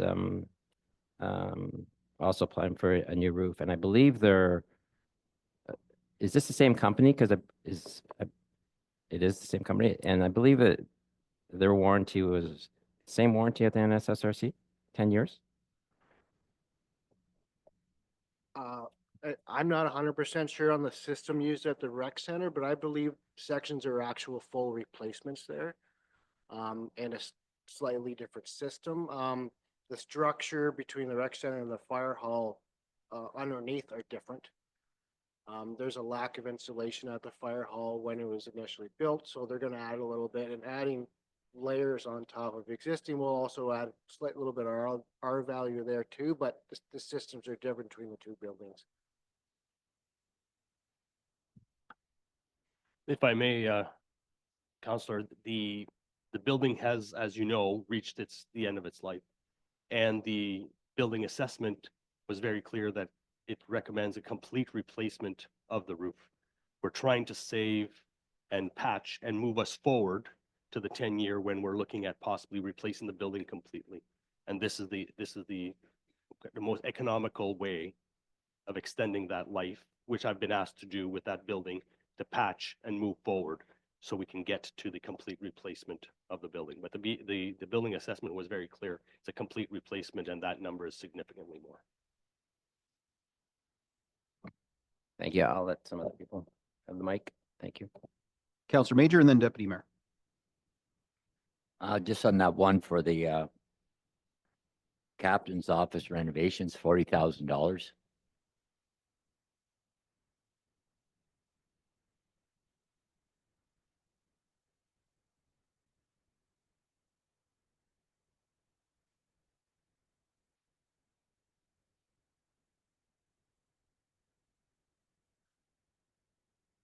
Page 88. Yeah. It's like $40,000 for that. The roof, everything else, like, why does that room have to be spent 40,000 on? I don't understand that. So that's a complete, that's a change in an area right now being used as a locker room. With the staffing that we have everybody shuttled into one area. There's not a captain's office. So this is a room that we're converting from a locker room into an office. We had several quotes come in to see what we needed to do in order to change that from a locker room into an office so that the captain can do the proper assessments, do his reports, as well as with the staffing there that have to do training, there's not enough room for everyone to do computer training. So we need that room for staff in where they currently are, and then convert the other room into what we'll call a captain's office. But I think some of the training, they can do it at home because everyone else does everything at home. And then it's like last year when you wanted that soundproof office where they got a boardroom out here. I don't know. I just think that you look at the fire hall and like you said, it's near the end of its cycle. So every year we keep spending money, and then at the end, you put good money into bad, and it's just money down the drain. Through you, your worship, to the counselor, when we're saying you're right, we're coming near the end, we're still looking at 8 to 10 years. And we currently have staffed the facility we have. We're trying to make it work. We have contingencies in place. We're moving things around. This is an ask to turn around and meet the demands of yesterday that we haven't been able to address. We're trying to keep the building going until we build a new building. But with the increasing of staff that we had last year, the staff that we're going to have hopefully in the future, as was identified in the capital budget, we're shoehorning people into rooms and they can't do the training they need. When we get into doing training at home, now we're kind of breaching CBAs, and I'll say I have to be cautious of that. The training that has to be done on site is done some on computers, some obviously is practical. So right now they're delaying that because there's only X amount of room. Plus the officers, when they're doing their reports and they have specific discussions that they have, they don't have a place for that. They have to kick everybody out. So we're playing musical chairs, and that's not working. So what we're asking for is an investment in the facility so we can make it work for the next 10 years until we build a new facility where we can build it to what we need for today and tomorrow. Let's say how come you don't utilize Penetang a bit more? Like, can't any of the training or anything be done on Fuller Avenue or something done over there? Because it's a fairly new building and it doesn't seem to be utilized that much that I can see. To have our staff leave the town of Midland to go into the town of Penetang machine to turn around and do online training would make it very difficult for me to justify the delayed response when we can turn around and do it locally. We do a lot of joint training together, back and forth. When it comes to a training room, we have areas that we kind of work. This is basically looking at an office area for the officer to be able to do his or her job, as well as an office area for staff to do their online training and do their work. It's extending the life of the building or using the building that we have and moving forward so that we can turn around and address today's needs and really yesterday's needs. And moving forward, I'm going to suggest there is an amount and an investment, but over 10 years, that breakdown that it's going to be used for not only what we need today, but for the future is something that I have no problem bringing forward, and I'm looking for your support on that. Deputy Mayor? Thank you. Our fire chief has answered all my questions. It was really around the roof and how long the building can remain. So that 10 years, it makes sense. Thank you. Councilor McDonald? Good morning, and thank you for your presentation. I circled the captain's office renovation as well as the decompression multi-use room furniture because we've been very generous with the fire department. And I can appreciate the need of it. But with the increased staff, excuse me, as you mentioned, there's only the X amount of room. So you're trying to make better use of the room you have. My question is, has it been investigated on actually bringing a portable on site? With that, you would still have you would have more room. But does that make any sense?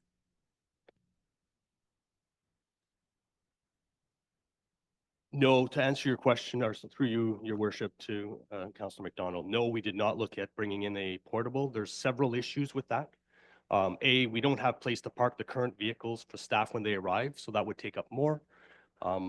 The cost of bringing in a portable and keeping it and having people in different areas becomes a challenge when we need to do stuff together, which would be a lot less. I think it would be a lot less to turn around and renovate the existing building and get the 10 years out of it and keep everybody in the same area.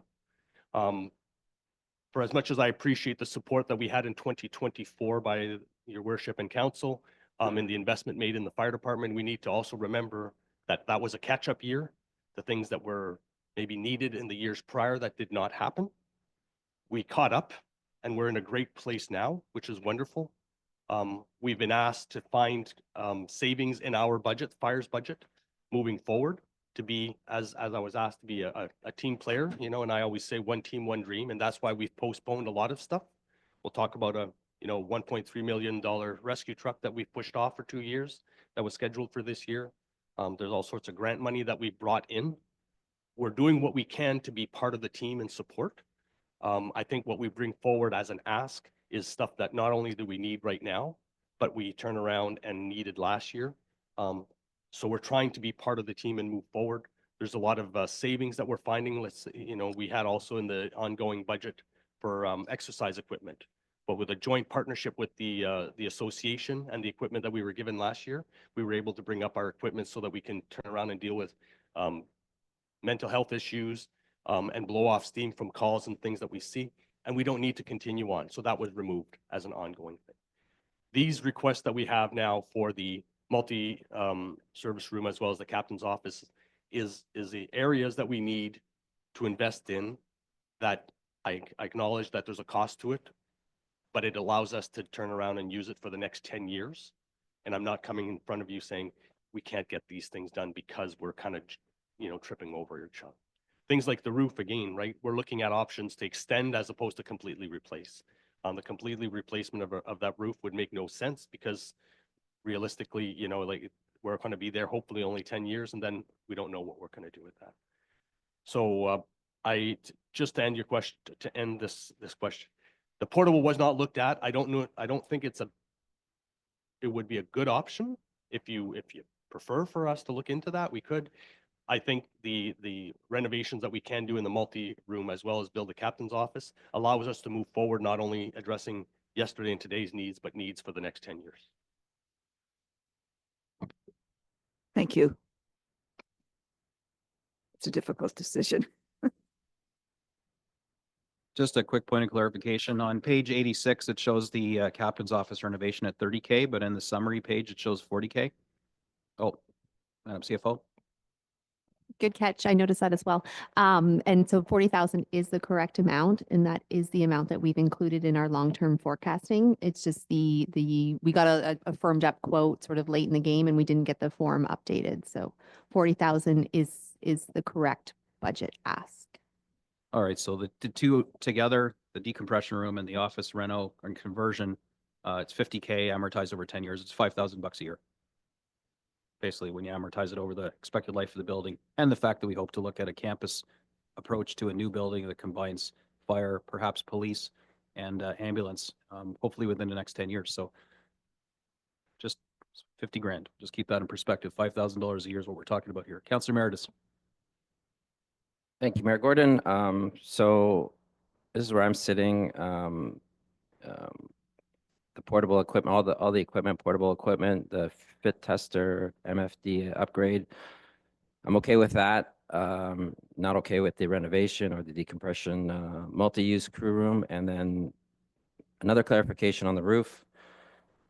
We're not replacing it. We're just patching it. So I just heard from Chief just say we're not replacing it. In the description, it says repair membrane as required. And then previously it was, I got the understanding that we were going over the whole roof, replacing it. So which is it? Through your worship, a full replacement would be essentially ripping the whole thing off, exposing the interior and putting a new one on. This is applying a new membrane on top of the current membrane and system that's there, and replacing large sections that are prone to failure or have already failed, especially around protrusions, the HVAC systems, drains, vents and whatnot. When it was built, there's a ridge that goes around that's being completely replaced, and it's a projection of concrete walls that are inside, and it's a guaranteed 10-year no leak warranty. Okay, so you're going over the whole existing roof, or because in the explanation, maybe the explanation is not here. It says repair and replace as needed.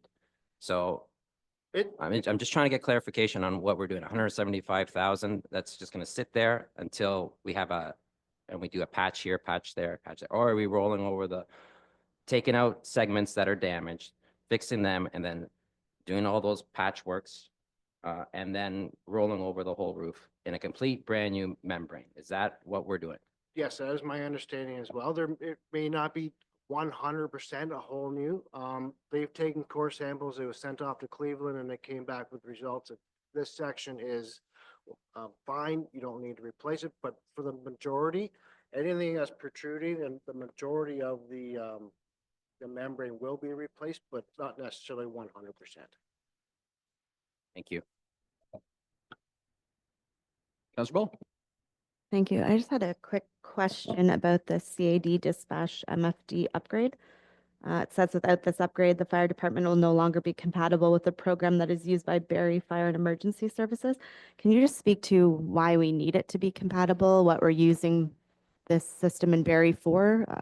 I just see a $20,000 cost, but there's no explanation as to why we need to be compatible. Through you, your worship, to Councillor Ball, the computer-assisted dispatching system, the way we get our calls and the fire information, the way it's sent to the fire crews is through the Barrie dispatch system. They're changing their system. We have a current system that we use with Firehouse and other systems that are no longer supported. They were supposed to be turned off or no longer in use last year. Because of the 911 improvements and the changes, they were unable to shut that down, so they've extended it. We don't have a choice as to where we're going to change. The anticipated increase to that system is within the $20,000, and that's where we're looking at. So it's a system that we're currently using, that we use. That's how we get our information. That's how we get dispatched. That's how the information is sent over to us, and that's the cost of the switchover. Thank you for clarifying. Councillor East? Thank you, your worship. So first of all, Chief Renault, thank you for working as a team to try to drive some savings down for all of us to make some choices on. So that's the first thing I want to do is thank you for that. I see the effort there. Without sounding foolish, because I didn't do my homework and I hate asking questions with knowing something, but kind of a statement / a thought. You know, I understand the roof, it has to be done. I fully support the captain's office renovation. It'll improve the employee morale.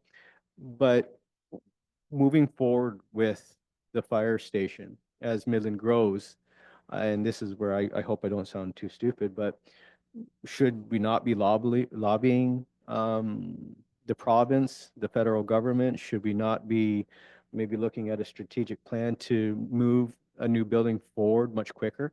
Like, the thing is, the location where you're at is great, but as we grow, it would make much more sense to even be up on the highway so that your trucks can get to services much quicker. I see that we're going to have to spend this no matter what, right? It makes sense, but should we as a council not be lobbying to provide a new fire station much quicker than 10 years? Can I leave that with you? And I hope I don't sound stupid because I didn't do the homework on that one. Through your worship to Councillor East, thank you for that information and thank you for the earlier comments. We did have it in our capital asks last year to start working on a new fire hall, some study work, building work, and location work. It was deferred, and we were asked to turn around and extend the use of our current hall 8 to 10 years. We do have it in the plan moving forward for some studies.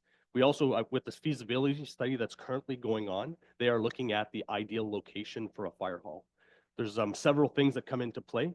If we're just building a single fire hall that's just the fire department, that's one thing. But we're also looking at, and we've spoke with your worship about a campus style approach, which would involve the OPP, would involve our county paramedics who bring money to the table.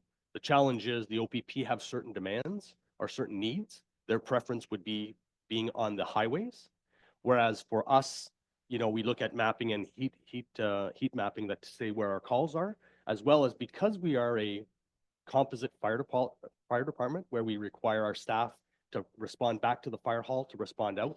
If our fire hall is located outside of the town limit or outside on the highways, staff need to go through town to get there, staff the truck and come back. The response will be incredibly increased. So that doesn't necessarily work. There's some facilities, there's a location that I've spoke to your worship about that would be ideal for a fire response. It can also be ideal for a fire and paramedic response, but the police don't want to be in town. For us being in town, it allows our staff to get there a lot quicker, and it allows us to respond a lot quicker in the areas that are required. So there's a few challenges that are there. We are continuously looking at options. One of the things we're doing through the feasibility study is to look at where is the best location, ideally, forget about what's available for us to be. And then when we're there, then we start looking at locations. So it depends again, are we looking at a single fire hall that just houses the fire department? Are we looking at a fire hall and paramedic? Are we looking at a big campus? And that means we need bigger, bigger, and bigger. And we also need location and accessibility for all three parties. And as you can imagine, the needs that the police have may be different than the paramedic, may be different than the fire. So that's becomes the challenge. We are looking at the future. We are looking at options. It's not off the table. It's just, it's delayed. And like I said, we've been asked to look at an 8 to 10 year. If the mayor and council wanted a lot sooner, I'd gladly turn around and invest all sorts of time into that. But realistically, that's the time frame, and we're working with the feasibility study to. So thank you for that. The reason why I'm bringing it up is specifically, throwing away $175,000 for a building that we're not going to use past 8 years. All of these patch jobs, I get we have to do this, right? There's no doubt about it. But if you have a council that you need to support you to get moving on a new building, it just seems much more beneficial on not only the taxpayers, but on Midland residents to get a new fire station built much quicker. In the long term, the savings will help us, right? Because right now what we're doing is a bunch of patchwork, and we're building an office that isn't going to be used after 10 years. It has to be done. So you have my full support always for the fire station, right? But what I'm suggesting is utilize us. We're working as a team. Let's get a new office built. Confusing and washing things with OPP. I've always found that if you try to jump in, nothing ever gets done. So the thing is, what we need to do right now is focus on you and how you can help Midland residents, right? So I appreciate you answering the questions. You have my full support, but I also hope that I can pressure you to utilize us to get a new hall built much quicker. You have my support. Thank you. And again, through your worship to the councilor, I appreciate that. Even if we decided today to build a new fire hall, there's still a lot of steps we would still need to go. And as Mr. Reichard has said, our building is leaking regularly. And it's only a matter of time before it, I hate to say it, fails the roof. So we need to patch and do what we need to do there. This is an amount that'll get us, 8 to 10 years. It'll allow us to move forward to work with the current building. And in the meanwhile, like I said, we're going to continue looking at ways to turn around and extend the life and do what we can with the budget that we're available, and including things like partnerships, right? So, but I thank you. I appreciate your support. Councilor Patel. Thank you, Your Worship. So I think we just have to approve what's the task at hand and not worry about the future, because we're still planning for future, but these are the issues at hand. And if we don't work on them, then the problem gets bigger and the cost will be higher.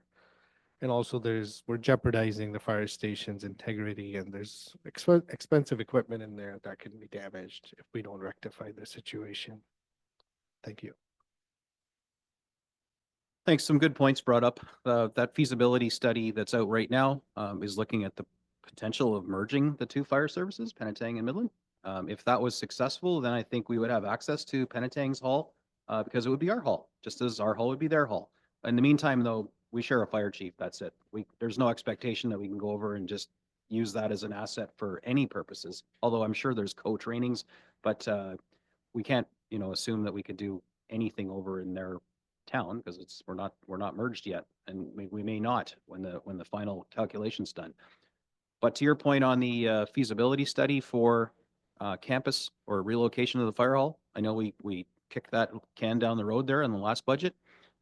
It was funded much like this one was, but you know, there's an appetite that we see that on next year's budget to start looking at that, because we know it's a multi-year process to get the study. We got to get the study done, and we got to find suitable land that checks the box for response time for fire.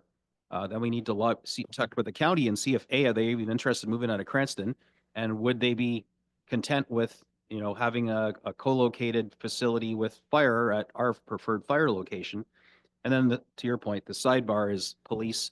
You know, if all three parts of 911 can't coexist at the same chosen location, then maybe 2/3 of 911 does. And the police is a different animal, and we have to deal with that building later, because that they're already, you know, fishing for new location and new build, and they lease. So they don't buy the building. We would have to build it and lease it to them. Top dollar, mind you.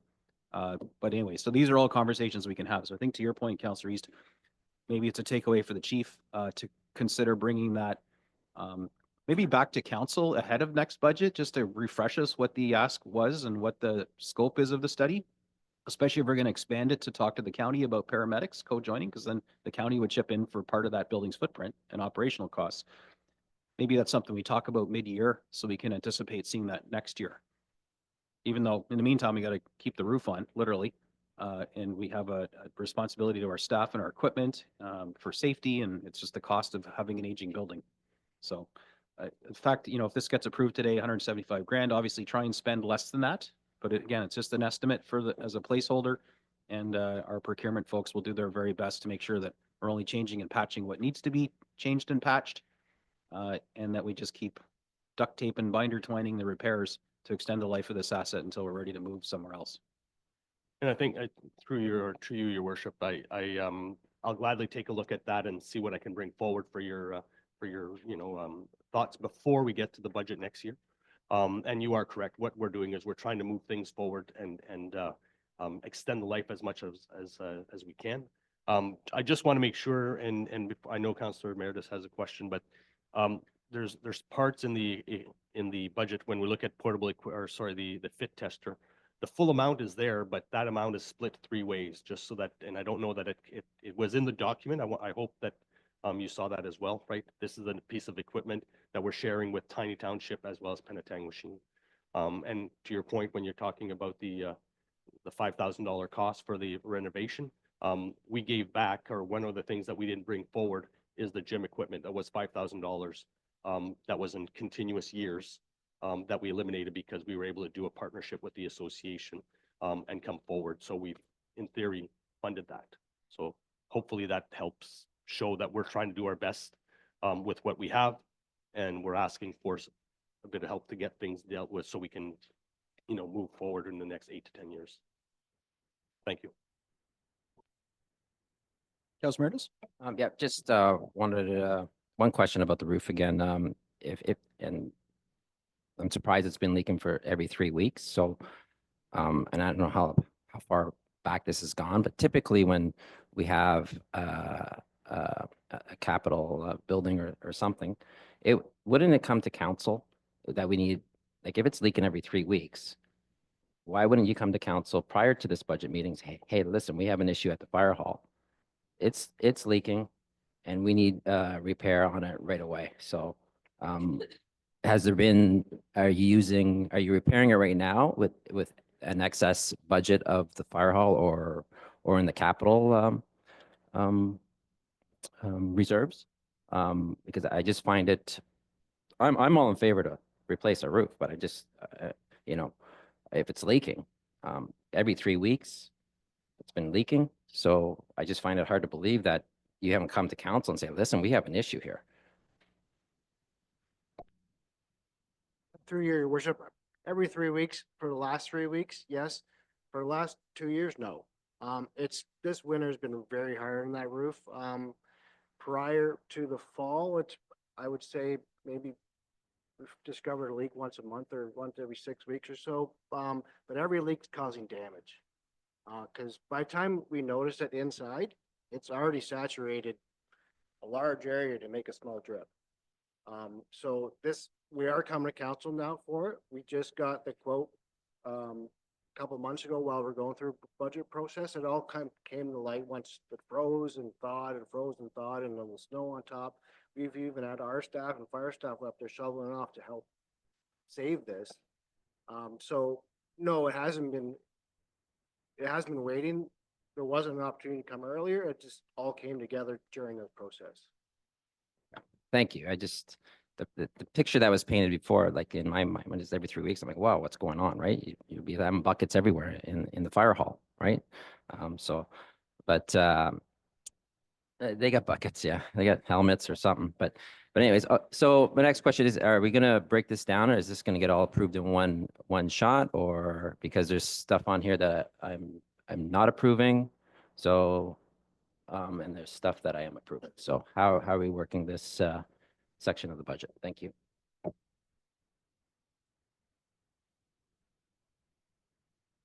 You taking that one, Lindsay?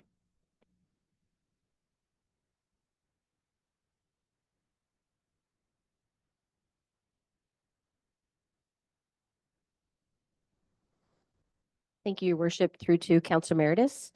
As we had done in previous budgets, what we'll do is we'll amend the motion.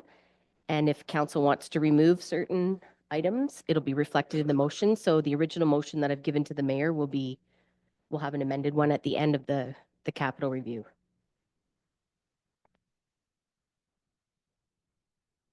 And I would suggest that if council wanted to remove, just as an example, the roof restoration, just have a consensus if you want to remove it or not. If you can come to a consensus, that's great. We can consider it a friendly amendment. Otherwise, if there's debate, then I'll prepare an actual amending motion that you will vote on. But if you can come to a consensus, then we will just add it to the original motion because it hasn't been put on the floor yet. Councillor Ball? Can we just go one by one and then the general consensus? That's probably the fastest way. Then you can amend it as whoever has support versus not.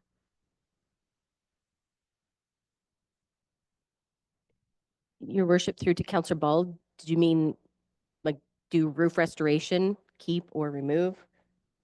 I don't have a problem with that.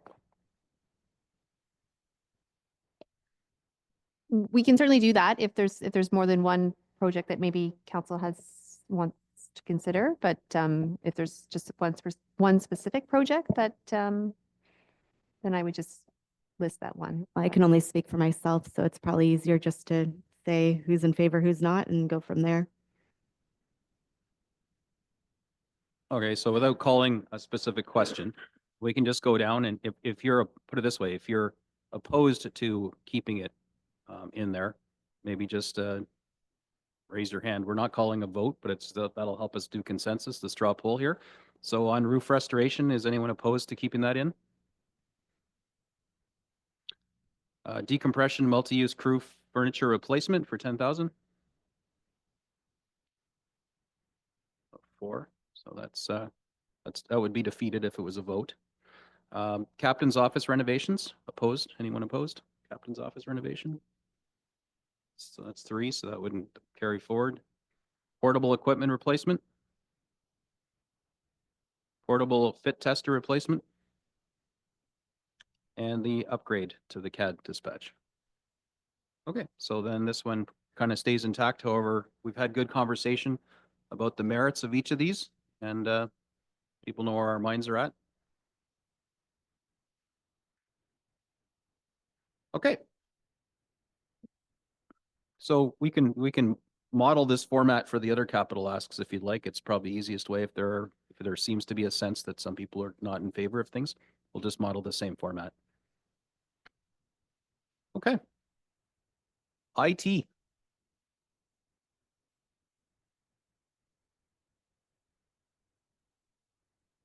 Anybody got any questions about the projects for IT for So again, capital? That is page 98. 98. 98's the summary, but you'll find the details for each one, which I'm sure you've all read.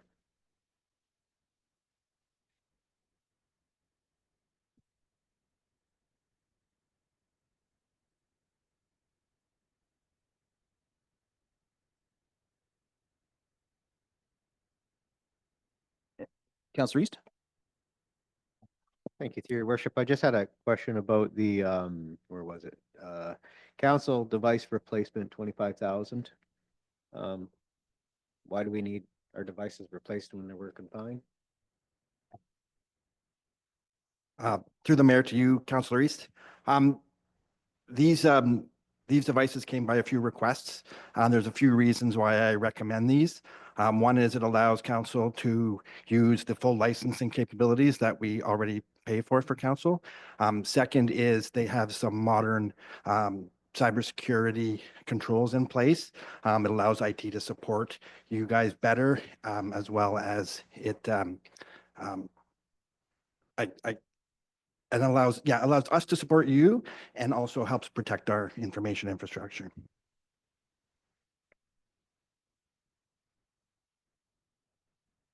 I can help fill in the blanks. We picked the cheapest possible hardware for this council.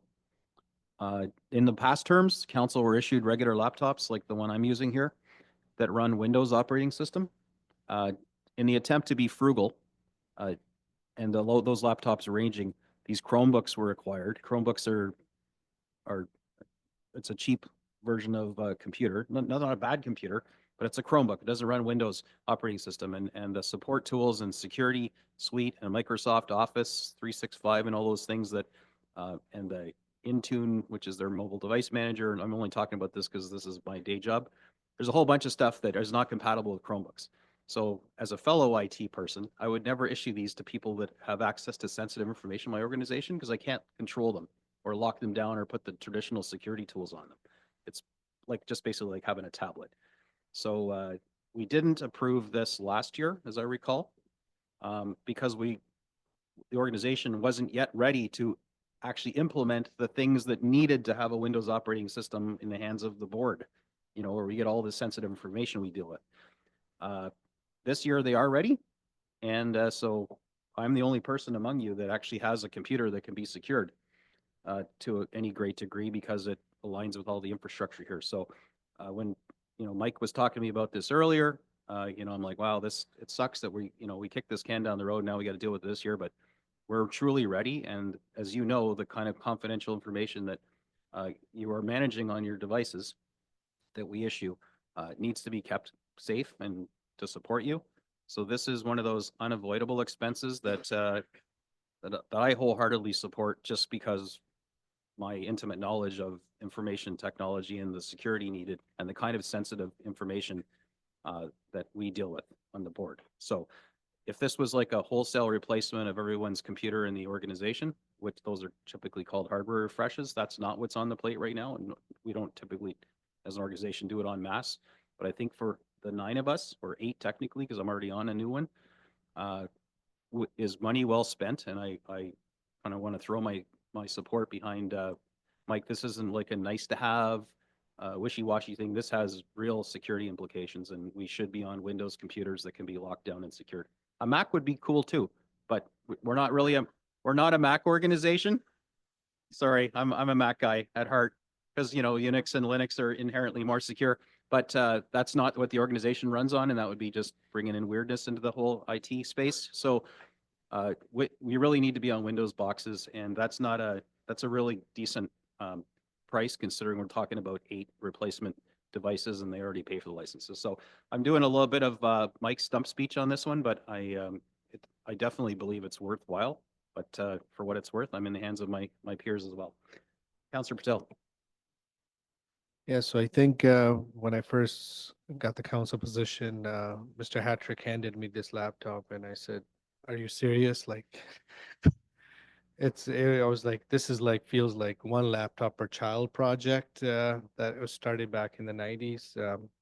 So it is quite outdated, and he mentioned that it's in the works to get it. And I'm quite happy that now I'll finally be able to read what's on the screen because you can barely make out what's written on the screen and everything is fuzzy, slow. So I only use it for this meeting and then it goes back in the bag and it's like a snake, right? Just doesn't come back out.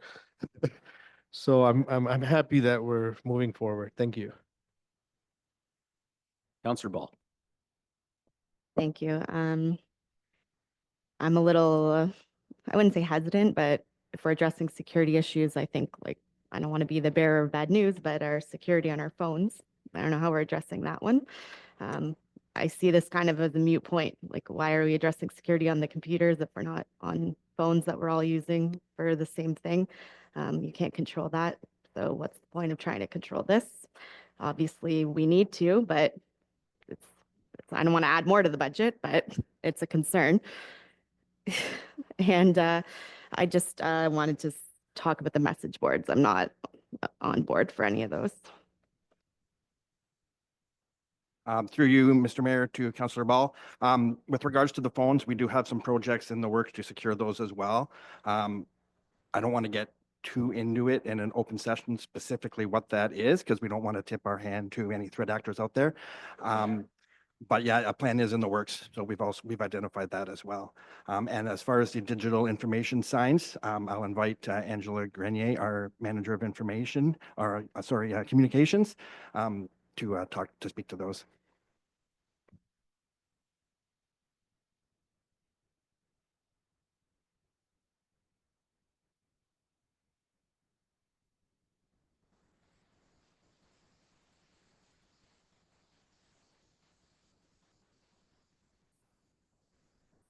In the meantime, Councillor Majo, did you have a question about the laptop replacement?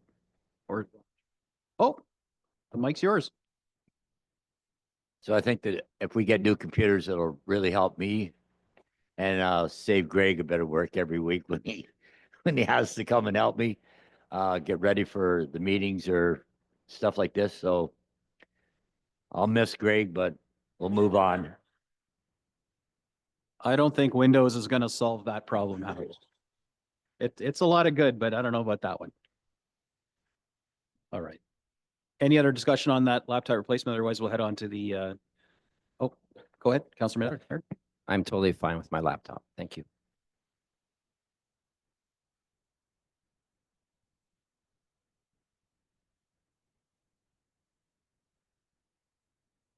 Okay, and actually, you know what? You didn't want to go too deep down the rabbit hole, but I'm issued a cell phone by the town and the deputy mayor is, but nobody else is. And so to Councillor Ball's point, security on BYOD, bring your own devices in the workplace, is a gap that a lot of organizations are dealing with. So two-factor authentication is already something that we're managing, and you're using your personal device for that. Enrolling your phone in the town's mobile device manager, or whatever one that ends up being, we won't talk about it. It's like Fight Club. But the reality is that's coming. So the information on your phone that relates to town, not your personal, your personal stuff and your social media, all that is invisible to town. But the town stuff will be locked down and secured. And it's kind of a long time coming, but that'll happen. And it also means that if your phone gets lost or compromised, they can press a button and all the town related data just vaporizes off your phone, leaves your rest of your phone intact. But that kind of security and control, to your point, is coming, and it's only possible with voluntary enrollment of your phone into a mobile device manager, which I suspect something of that flavor is probably coming from Mr. Hattrick's department. And of course, to Council Emeritus, again, this isn't about trying to give you a new laptop because yours doesn't work well. It's because the security and monitoring tools and support tools the town uses are not compatible with the Chrome operating system. So, we couldn't leave one person out of the upgrade. Everyone has to be upgraded to the same security level. So it's, again, these laptops, I don't know what we would do with them. That's something we didn't talk about. So they're perfectly good little laptops. Do we auction them off in the community? We donate them to some kids at school?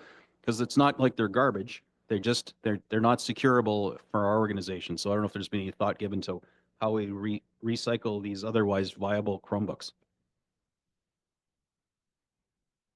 To you, Mr. Mayor.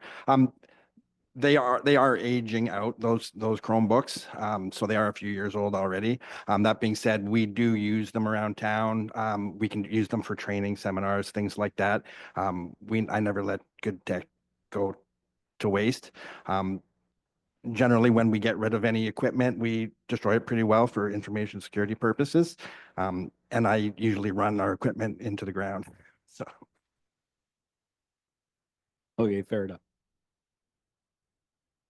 All right, so we're on next to the digital display boards. Any questions or Was someone gonna do a stump pitch on this one, or is it for questions from us? This is effectively our digital signage. Thank you. I know this has come up in our previous budgets. You had added a digital display at the harbor for in this budget cycle, I believe. Through you, Is that Mr. correct? Mayor, to Councilor Emeritus. We had initially last year for this budget cycle, got approval for a digital sign for Town Hall inside to replace our existing sign, not the harbor. This project, oh, sorry, my apologies. The one on screen is our outdoor digital signs. There's two digital sign projects in here. So yeah, I want to make sure we're looking at which one we're talking about. Indoor. Yeah, okay, so sorry about that. So we did have approval to replace the sign here at Town Hall. What we're looking to do is grow this project to include the rec center and some other facilities as well.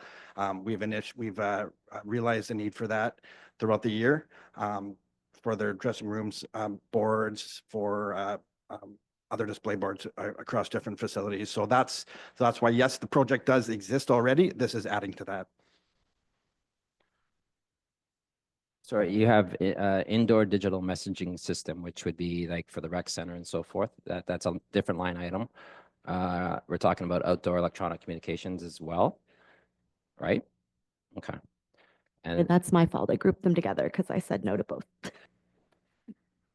right, and then sorry, are we gonna get some info on those digital the outdoor communications, or was it the indoor ones you were going to talk about? Or are we just talking? So, well, that's fine. Yeah, Well, the mayor, if you have any Yeah. questions, I'd be happy to So, answer on both. I projects. still don't feel that the need to upgrade these communication boards at this time. So, the outdoor electronic community. You said we approved the one at the in front of the town office, or is this in it? Through the mayor to you, Councilor Emeritus. No, we approved an indoor digital Yes. board last year Thank for you. a much lesser amount. 5,000, yeah. Yeah. The outdoor signs are a whole different Haven't been project. approved. Yeah. So Yeah, that's nothing's been approved. right. Okay. I still stand by our last year's decision on not approving these signs, the outdoor ones. And then I just wanted some more information on the video security system. I guess we'll get to that in a bit. So we'll just stick on the signs for now. Councilor McDonald? Thank you. I'm inclined to not support the digital outdoor signs because people are always looking at their phone. They're not reading signs. And it's a cost that we can do without at this time. But I do have a question. Has there ever been grant appeals for this kind of project?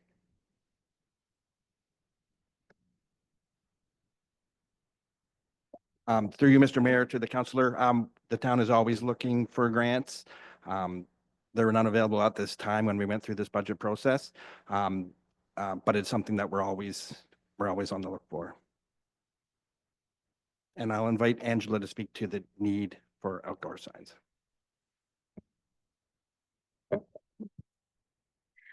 I just wanted to talk about, we did go through a situation last summer with a boil water advisory. And while we were able to get messaging out through our social media, through our website, we weren't able to reach everybody in town. So one of the things that we talked about this year was to, this would be also part of emergency management so that we can get that information out there more quickly. We had probably about 1,000 calls between the 2 days last year, where in August, when we had the boil water advisory. So this would just enhance our communications, allow us to quickly update messages. Last year, when we were messaging, talking to the fire hall, they had to physically go outside and change the message boards. We're not looking to do all of the boards. If you see the breakdown, we have We have the NSSRC, which is actually broken, so that's not in use at all. The fire hall is a manual board.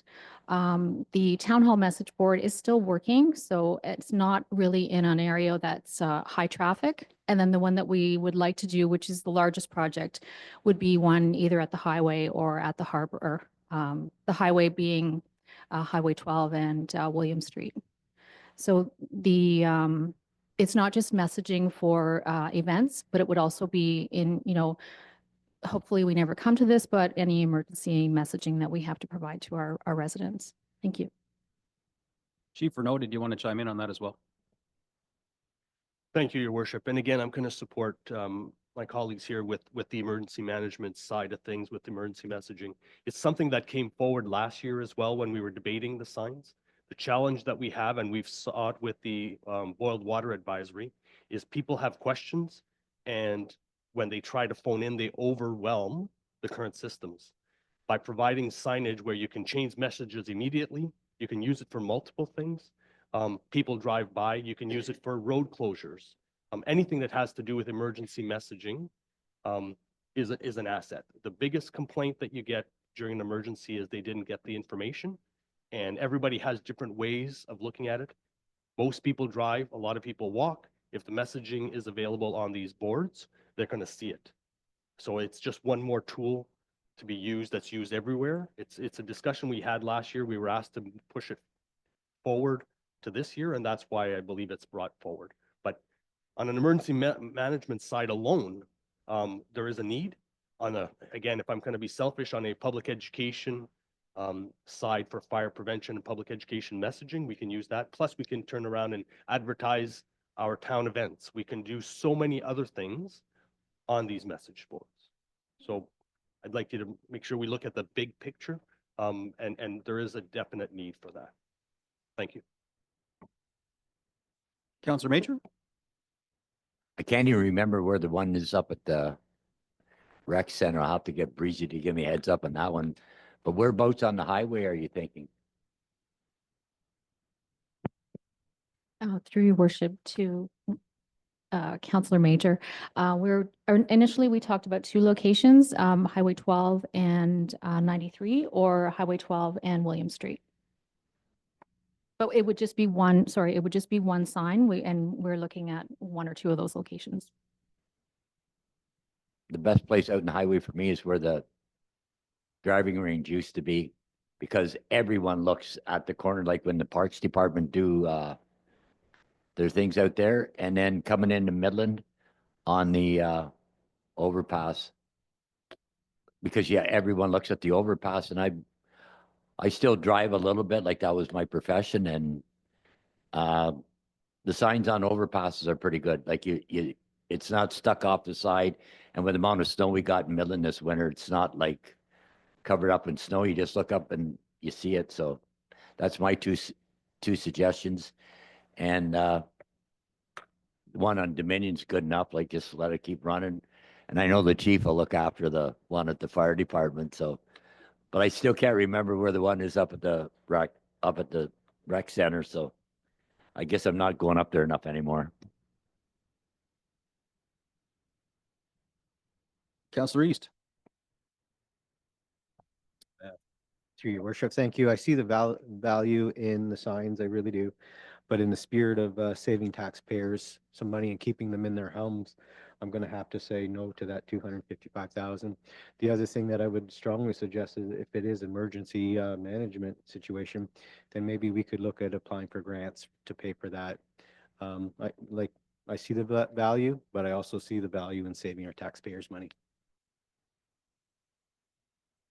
Just a reminder as we go to Councillor Ball, these are tax-supported reserves. Making these changes does not change the tax rate. This is all capital stuff. It's the operational side that we start to hack away at if we want to change the number that people pay in their jeans. This is the money we've squirreled away, and we're deferring or doing these capital projects. So just a quick reminder, the sentiment to save taxpayers' money is absolutely right, noble, and just. But I just don't want people to draw the false connection between tax-supported reserve capital projects and our tax rate this year.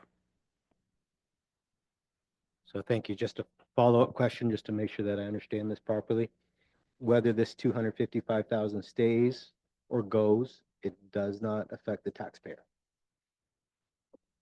It affects the taxpayer, and that the taxpayer is the one who replenishes reserves when we spend them on things, but it doesn't change the tax rate increase that we're deliberating over this year. That's primarily or almost exclusively driven by operational expenses and the ABCs. So this is a reserve that is tax money from yesteryear and years gone by. And when we deplete it, it needs to be replenished with tax money. That's part of that little thin percentage we put away every year to replenish our reserves. That's how that sort of circle of life happens. So it's a reserve, yeah. So it is tax money, ain't free money. Every penny is tax money. Councillor Ball. Thanks. Yeah, and I guess on point of that stuff like this, the funds from reserves can be diverted to projects that are being fully funded by a tax rate. So I was just wondering if we could break this down by each sign, because you caught me feeling generous and I might want to replace the broken one. It does make sense, and it is listed out there, so you're right, we can pick and parse. Councillor Meredith?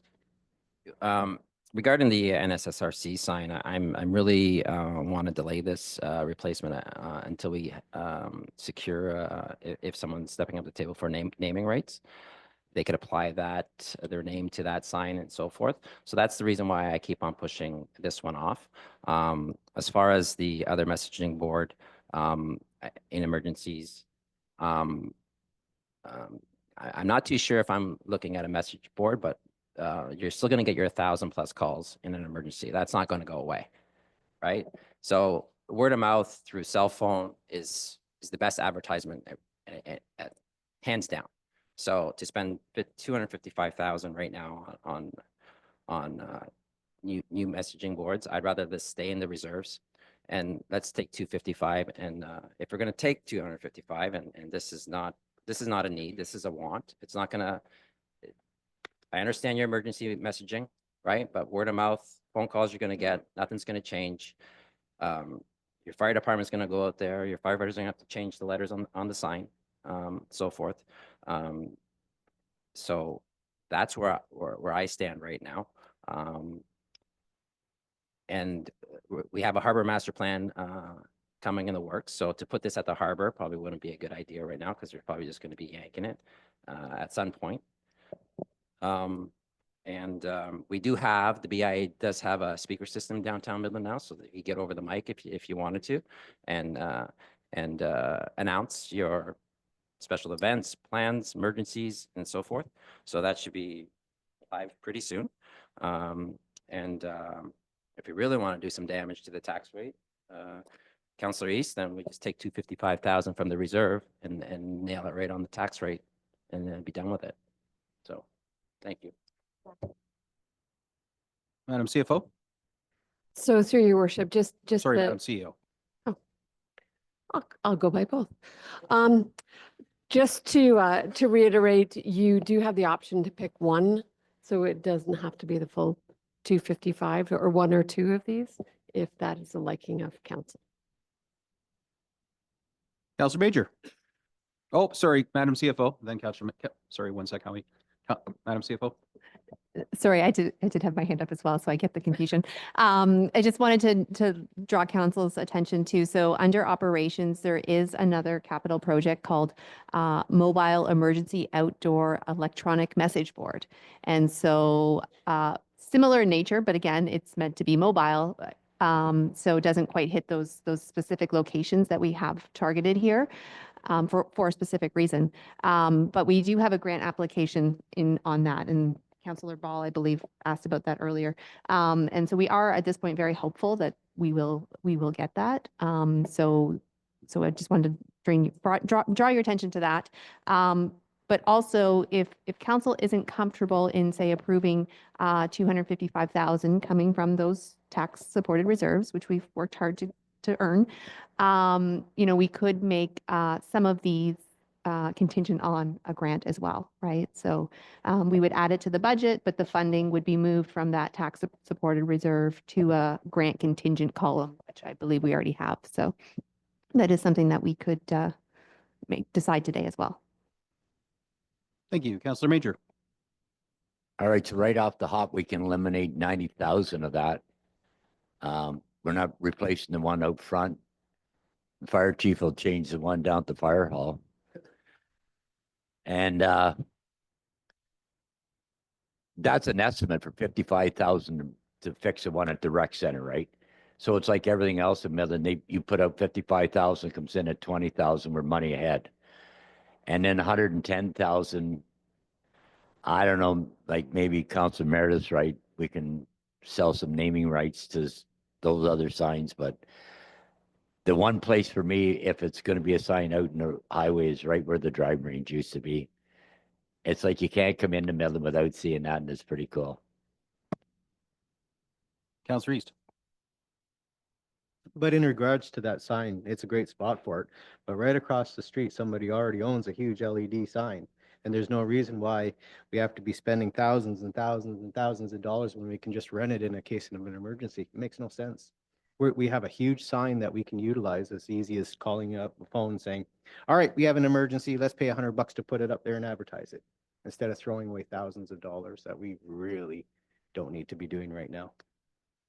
Fully support Grant, but not supporting this. Councillor McDonald. Thank you very much. Good, healthy discussion on communication. My question is to the chief regarding the existing sign at the fire hall. I think that's a great location, but it also has the Rotary emblem on it. I always thought it was a Rotary sign. Perhaps the Rotary would want to upgrade that sign, is my first comment. Through your worship to Councilor McDonald, I don't know how that initially happened. I believe there was funds contributed to the installation of the signs, and they were able to advertise as well, and that's why you see both. The challenge, obviously, as you know, is it's dated, and as much as I appreciate Councilor Major volunteering me to go out and change the sign, it does pose some challenges, right? It's one message and stuff. So to answer your question, I'm not quite sure if what part of that arrangement is there. I know that we do not get requests to post anything there, and we use it for either public education or events. Well, I'm going to put forward that the Rotary is a very community supportive group, and they might love to get some advertising of their own Rotary clubs. So maybe we could drop a few hints to some Rotarians. And when we were talking about getting the message out there when there's an emergency, it crossed my mind, I don't know, maybe I'm dating myself with my age, but remember the car that went around with the megaphone? I'm sure that would be very effective. And then just the comment around the reserves. We've been told that we can't just take money out of the reserves willy-nilly. We have to be careful. So I think we're all being careful about this choice. Thank you. Councillor Ball. I'm for putting this out, like you suggested, a CFO for grant or fundraising contingent. That's fine. And for $45,000, I'll go out there with a megaphone. I'll change the signs. I'll do a dance. Rebel News has a whole truck. That's an LED signboard they drive around. Maybe we can rent that, call up Ezra, see if we can borrow it. All right, so council, lunch has arrived. Oh, sorry, did anybody else have a? Okay, so I was suggesting we're not going to parse this list, or do we have to before we break for lunch? We're upstairs. Thank you, Your Worship. I was just going to say, could council just make the decision on this section before we go for lunch? And whether you're removing all of it, a portion, just finish this section and then we could go for lunch. Fair enough. Councillor Patel. Thank you, Worship. So owning a small business, I've repaired our sign multiple times, and I'll tell you, these digital signs, Georgian Bay is not friendly to these digital signs. They break down all the time. The one on the highway, the big one, it broke within the first month after it was installed. Our rec center signs, I don't know how many times we've repaired it. I think it's multiple times. So it's not advisable to be spending this kind of money to be putting in digital signs. Manual signs, they work great. That's why the fire department signs always work because it's manual. And to what Madame's CFO said, that we are getting that operation department a mobile sign, which I fully support because that would be more useful on, having it placed where it's needed, and when it's not being used, it's in a secure area where it's not exposed to the elements. So I think the council's on the right page for just holding this at bay unless there's some kind of grant. Thank you. All right, council. So this straw poll might be easier. Who supports this ask in whole or in part? Okay. So this is kicked down the road for another year. However, this is good telegraph to staff. You could spend the next budget cycle seeing if there are grants available for any or all of these signs. And next year, this could magically appear on our budget with something in the grant funding column, which might whet council's appetite a bit more. Madam CFO? Thank you, Your Worship. So good point. So there's a couple of different options. We could approve it now, that 255,000, and have it as grant contingent, which is, that way, if an opportunity does come our way, we are ready. We could kick it to 2026, and so we would slot it in our 10-year capital plan in year 2026, and we would continue to fund it through reserves. So just at council's wish at this point. Well, we just lost Councillor Meredith briefly. I don't think doesn't feel like there's an appetite to approve it with any contingent this year at all. So maybe we just pull this one from the budget, revisit it next year, pardon me, and hope to see something in the grant column. And, to whoever's point it was, with the naming rights at the Sports and Rec Center, there may be a desire to put something fancy schmancy out front of the Sports and Rec Center that, really has those naming rights embedded into it, and they may wish to add a digital sign into that mix. So. Oh, Councillor Donald? Regards to the grant contingent suggestion, why wouldn't we support it in that respect? Because then if something does come up and they don't have to come back to us, it's not delayed another whole year. It's not costing us anything. I have confidence that someone's going to come up with some money for that fire hall one. So I support the grant contingents. Okay, so what do we call that? So we'll update that motion when the time comes, that it'll be approved for the full ask, 255,000, and contingent on grants. So, if, for example, we got a grant for $55,000, we could be then polled as council, hey, do you want to do the NSSRC board, which is estimated 55, or you want to do the fire hall and keep, only get 45 of the 55 grant, for example.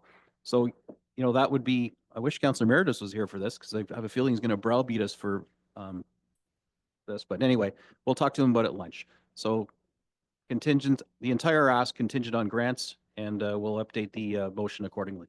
And we'll update them when we're munching upstairs. So folks online, we're going to take a 30-minute pause. I don't believe we're going to stop the recording, so you're going to get to stare at nothingness and hear nothingness. But this would be an opportune time for you to go make a sandwich too, or whatever you want to do. Keep your strength up. So it is 104 and or 105, sorry, and we'll return at, we'll call it 140 to be safe, 140.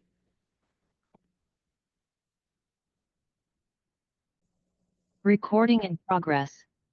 All right, welcome back, everybody. So where we left off just before we took our quick break for lunch was the outdoor electronic communications boards, the outdoor ones, and that we'll be putting an amendment on that the 255,000 be approved contingent on grant funding. So that gives staff the opportunity throughout the year to seek and hopefully win some grants up to 255K and come to us and tell us which grants they were successful at, and then we can choose which of the locations gets the grant money and the sign installation. And I think Councillor Meredith had mentioned it, or somebody, that with our naming rights RFP, which I think is going out soon. When is that RFP planning to hit the market? Whoever's successful with that, then they may want to install some fancy schmancy new sign out front on King Street anyway, which we could, give them a nudge and an encouragement that it would be a digital sign, which would make sense for marketing the events in the facility anyway. And we could also display some town events, butter tart, wayfinding, emergency service alerts, blah, blah, blah on that. So I think we all agree that it's a good idea. Just we don't want to drain reserves unnecessarily on something that could otherwise be grant funded. So, or sponsored. So now we're at the rest of the list here. So I guess, yeah, we'll parse the list and just see if there's any appetite to pull any. Maybe that's the easiest way. We'll go do the reverse way. So the network infrastructure, 40K, we didn't really talk to that, but any interest in pulling network infrastructure? Okay, general hardware purchases, it's kind of a catch-all bucket for IT. Equipment replacement, that's again a bucket of IT money. Mobile and end node replacements, that's kind of ambiguous, but it's more IT stuff. It could all be, you probably could have all put it in just one pail, but what have you, good on you, because I know you made a business case for each one. Indoor messaging system, I think that's the one we agreed that wasn't a priority. Is that fair to say? And pulling indoor messaging, if you're not in favor of the indoor messaging, throw your hand up. Okay, so that one's coming off. We'll move that to another year. And I've had some conversations, Mike, about some options that are, I mean, other than the cost of the TV, but some really cheap options for cloud digital signage. I know we talked offline about it and they're really cheap. So maybe that's an option you could work within your existing bucket of funds and we could still have some indoor signage upgrades. Outdoor electronic communications boards, that's the one we talked about, contingent on grants. Council device replacement. I think we've explained the rationale for that, although it feels weird because you have functioning devices, but this is more about security than function. We good with leaving that in? Okay. Integrated asset management with accounts payable. That's a bit of a no-brainer. It needs to plug in. Okay, and the video security system replacement. Is this the one we didn't talk about that one? Is this the one at the harbor? Or this is something bigger? Maybe just review that one because you know what, I'm having a fuzzy brain on it. There it is now on our screens. Oh, this is the whole facility-wide one. Very good. Yeah, to you, Mr. Mayor. Some of our larger facilities have very old video equipment in there now that's reached its end of life. So this is old coax stuff from decades past. This is money to rejuvenate those systems and bring them up to, bring them into a cloud-based system that we can both control securely and that's reliable. So I assume this cost, because I'm quite familiar with these kind of platforms, it includes new cameras, because if we're truly using coaxial-based cameras and going to IP, then there's a significant cost in that along with the cloud platform. Councillor McDonald?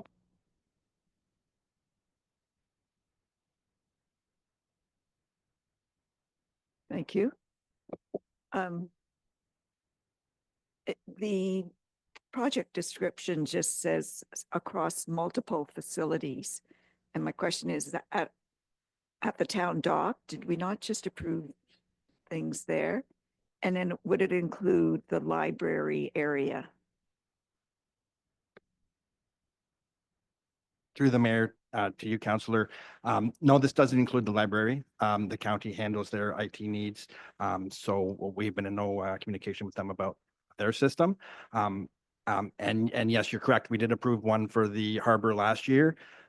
So that system has been put in with some more cameras to be added this year. So that project is still ongoing. The two main facilities we're talking about here are the North Simcoe Sports and Rec Center and the operations compound.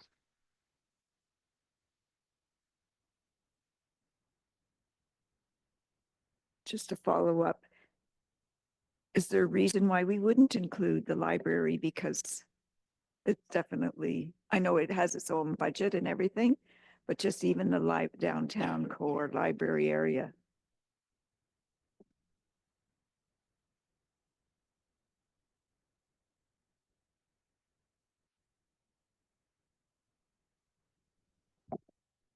Through your worship to Councillor McDonald. I think that would be a discussion with the library because it would be the library facility and where they would prefer to have cameras. So I think we were looking at, even though it is our building, the library, the way they operate, it would be their call as to whether they would like the cameras there or not. And sorry, and they do have cameras there today. So they would be on a separate system than us. So our system, they would want to remain on a separate system, I would imagine, than to be on our system where we would have access to view.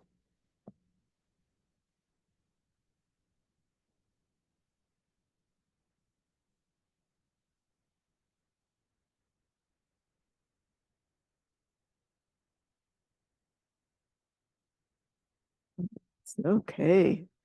Good Lord, such a fussy thing. Was the public works yards? Is there often security? What, like, that's a lot of money for security cameras. And I can appreciate the rec center. I'm surprised they didn't have one by now, but I have to be convinced about the other location. Through the mayor to you, Councillor. The majority of this is for the North Simcoe Sports and Rec Center. And yes, there is a need for it in most town facilities. There's a lot of very expensive equipment up in the ops yard. So these cameras are there to protect our investment as well as protect employee safety. Hope that answers your question. And there is a current system at the rec center. It's just reached end of life.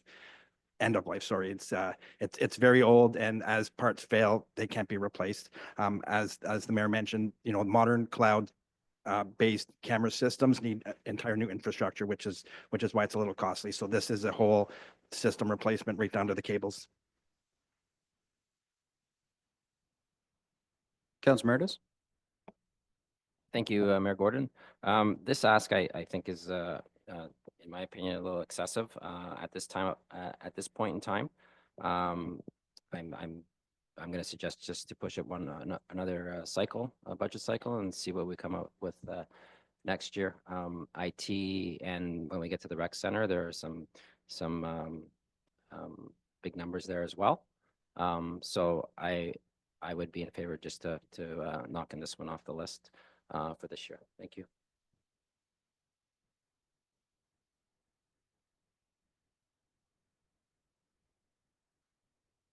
Well, I'll wait on this one because I've had to go through these upgrades. They are not pleasant. When you have a coax-based system, you literally have to not just replace the cameras, but you got to pull network infrastructure wiring through all the drop ceilings and walls and everything, wherever these old coaxial cables were, because you can't recycle the cables. You're effectively doing a brand new install. And so the cost climbs quickly with the techs that are doing the work. The tons of Cat6 cable that's going through. Everything's going to be power over Ethernet, which means at least you don't have to run two cables to each camera now. It's a singular cable. Then the cost of the server infrastructure, the backhaul to the town hall or wherever the server is going to live. And, there's a licensing component to every one of these new cameras that you got to pay every year, typically, depending what system you go with. So this is actually a little low number in my mind for replacing something at the Sports and Rec Center. And we'd probably be adding more cameras than we have now. It's probably not 1-to-1, and then expanding it to other facilities. I like the idea that, it could be expanded into places like the library with their consent. These cloud systems allow you to configure it so that specific logons have access to just specific cameras, right down to only be able to live monitor versus playback or search or export. So, I mean, that could be something where we could save the library some costs moving forward by allowing them to sort of piggyback onto our system, as long as there, was an MOU in place for privacy and whatnot, because we could also make it where our staff couldn't live monitor or their cameras. So this new platform is not something that exists now. Right now, it's like a hodgepodge of DVRs basically in each location. You know, looks like a little VCR with buttons on the front. And those, you know, you have to connect into separately to talk to them. Some of them have different video output formats. There's a lot of reasons why centralizing this makes sense. The key thing is this year to do it. Again, not going to hit the tax rate, but it's depleting a reserve. How long can we continue with our patchwork of DVRs and replacing failing cameras? Could it go to another year? And I think that's the objective question for staff. Clearly, that this is the year they'd like to do it, but you know, is the risk of another year status quo? You know, is the risk too great, or you know, realistically, can we satisfy the appetite to just pump the brakes on some of these capital programs for another year? That's more of a question for you, because I know how easy it is to turn a want into a need in IT.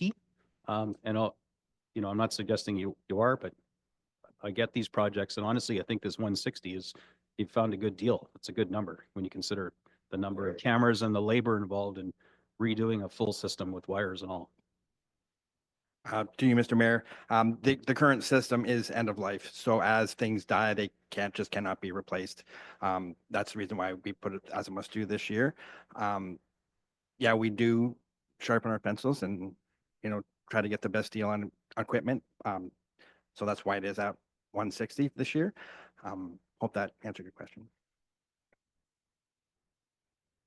Councillor Major, and then back to McDonald. Just on the lighter side, I think the cameras at Public Works will help Mitch. So when people are phoning and wanting to know where the plows or the sanders are, he'll have it down on film and he'll be able to explain to our residents of Midland that they are on the job.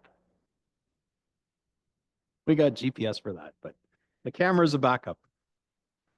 Councillor McDonald.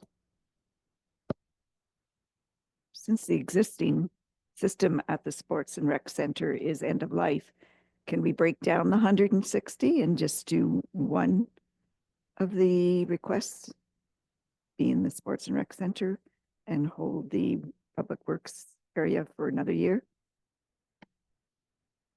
Through the mayor to councillor, if it's council's will, absolutely. I estimate the ops center system to be around $40,000.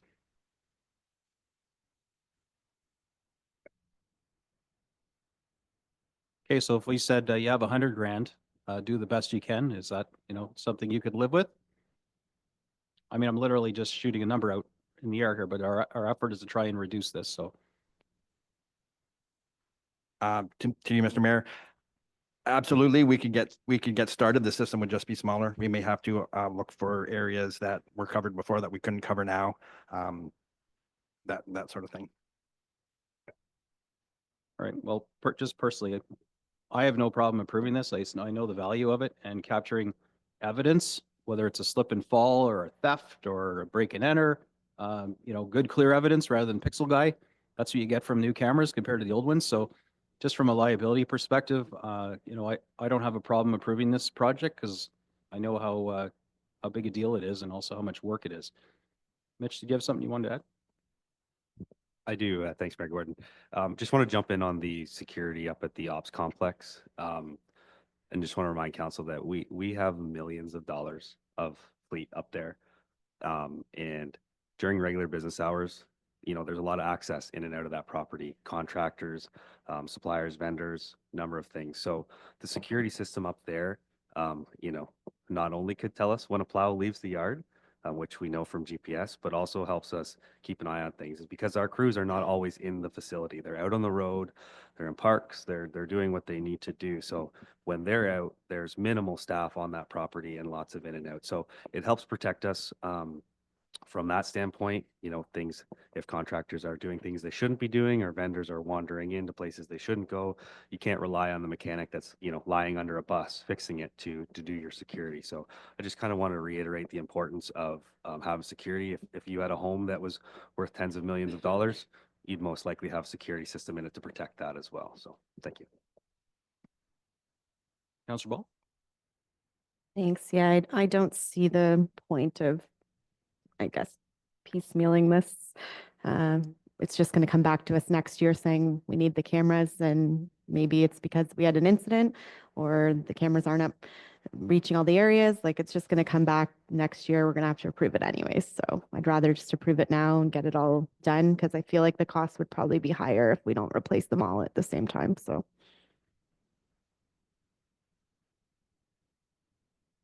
All right, straw poll time.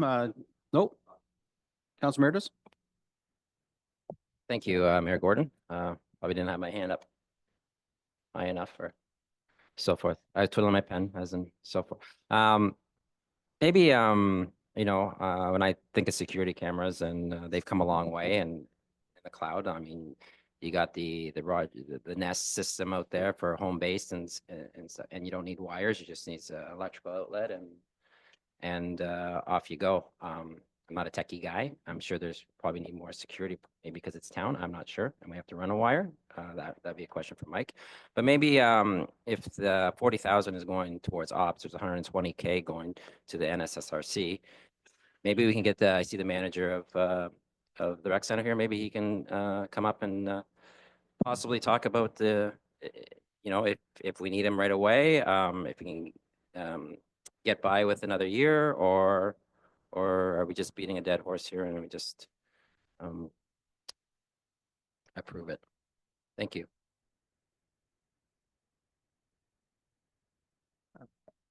Through your worship to Councillor Meredith.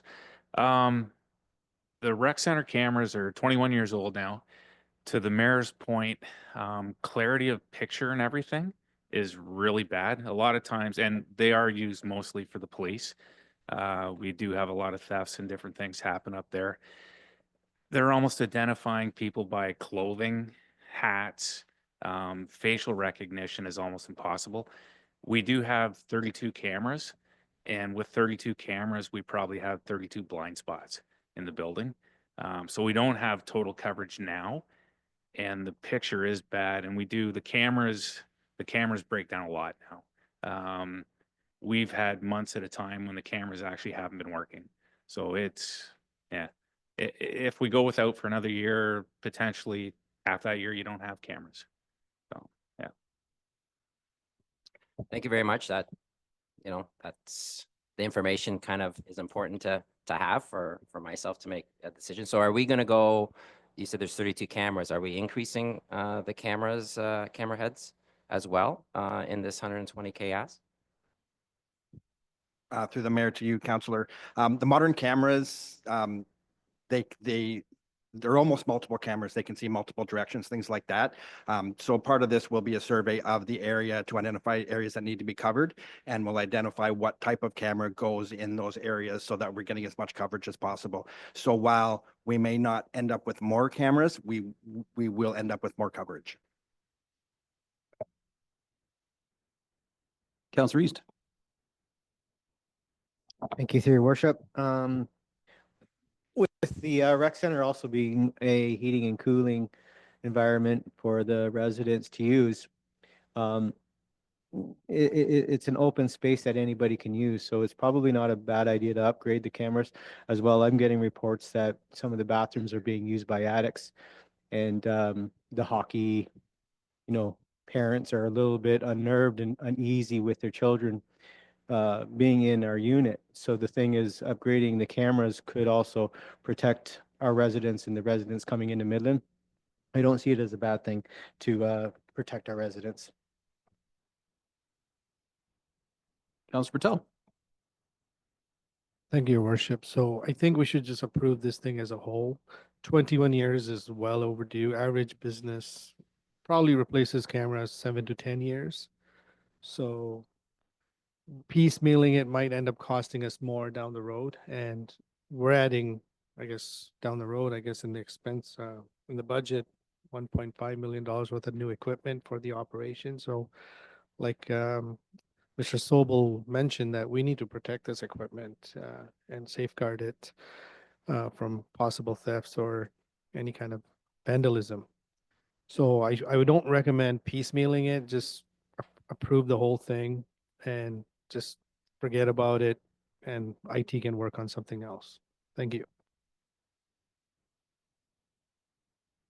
All right, any appetite to yank this 160 project?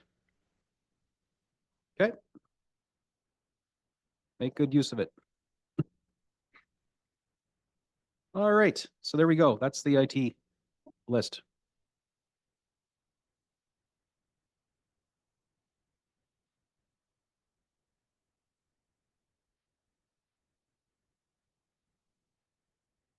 So next on the list would be the NSSRC.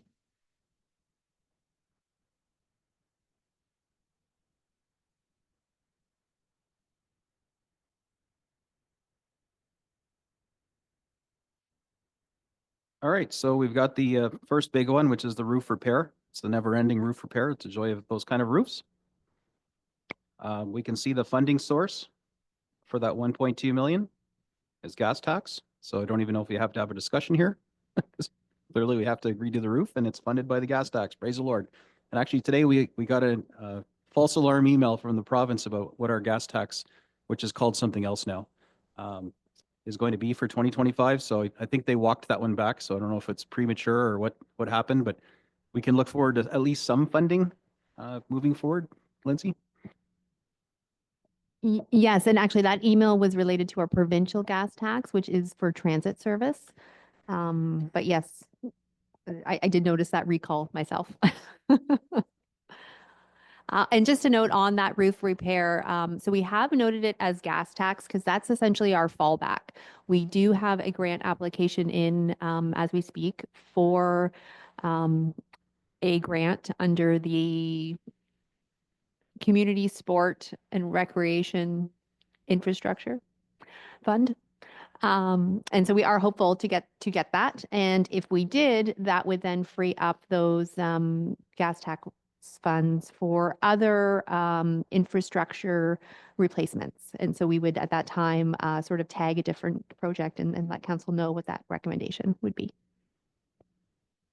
Yeah, perfect. I'm glad we participated in that. I know pretty much every municipality is, submitting for that grant. So hopefully we'll have the same luck that we have the rest of this year in getting most of the things we've asked for, which is fantastic. Good business case. Council, any questions about the ongoing roof repair cycle? It's much like the HVAC. Okay. The ice resurfacer replacement. I guess we can't call it a Zamboni, but in our hearts it still is. It's coming out of tax board reserve. Any question about that?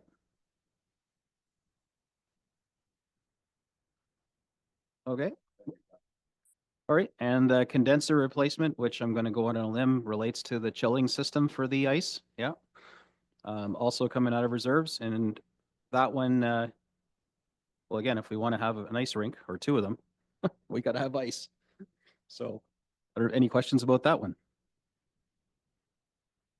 Oh, that was the pen. I'm gonna have to. Anytime the pen's vertical, that's like I got a question. Councillor Meredith. Just a question on the condenser replacement. Would that have anything to do with an issue with the ice the condenser or some turning off or breaker over the Christmas holidays? Is this a condensing unit to replace that, or is this a different? Through your worship to Councillor Meredith, no, it's a different piece. Thank you. Councillor Major, you had an overall question or comment or what have you. Yeah, I'll take the floor from here. So the debenture that they owed is done, 443,000, okay? Every month, the ice rentals brings in $67,519. So it's 33,759 each side. Drop off 5,000 to run the rink, so they're down to 28,759 taken in. The rink's rented from 5 in the afternoon to 10 o'clock, 7 days a week. The ice rentals are 58% of the revenue at the rec center. And over the last 5 years, revenue's gone up 46% at the rec center. And cost of operating has only gone up 7%, so there's 39% ahead. The gym only takes in $52,696, and monthly of 43.91.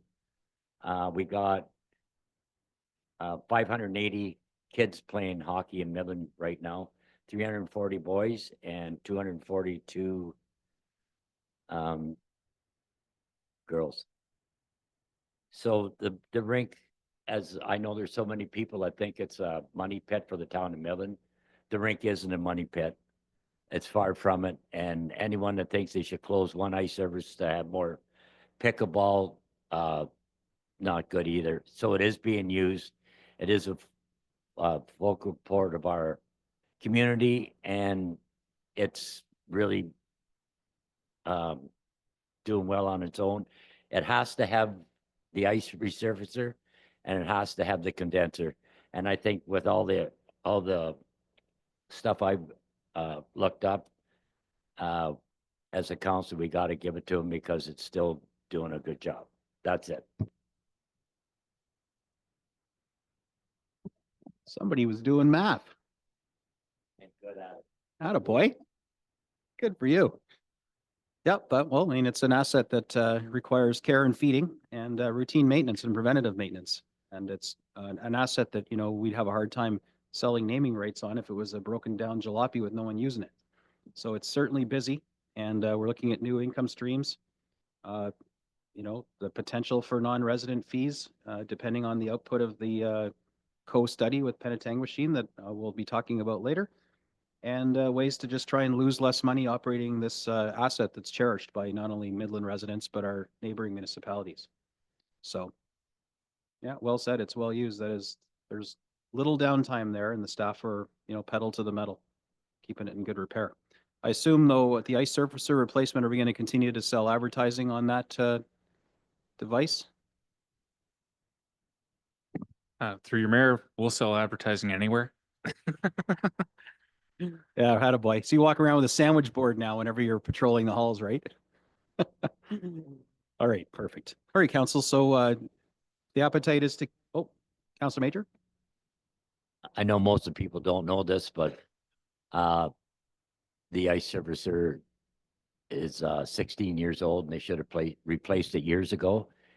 And they cannot go without a new ice resurfacer because the other one's on its way. And when both rinks are running, we just got to have the equipment, and if the condenser isn't replaced, I think if something happens to it, they can close the rink down, if I'm not mistaken, but I haven't got my facts straight. Breezy will correct me. Maybe a good time to call out the fact that this new one is not propane, it's electric.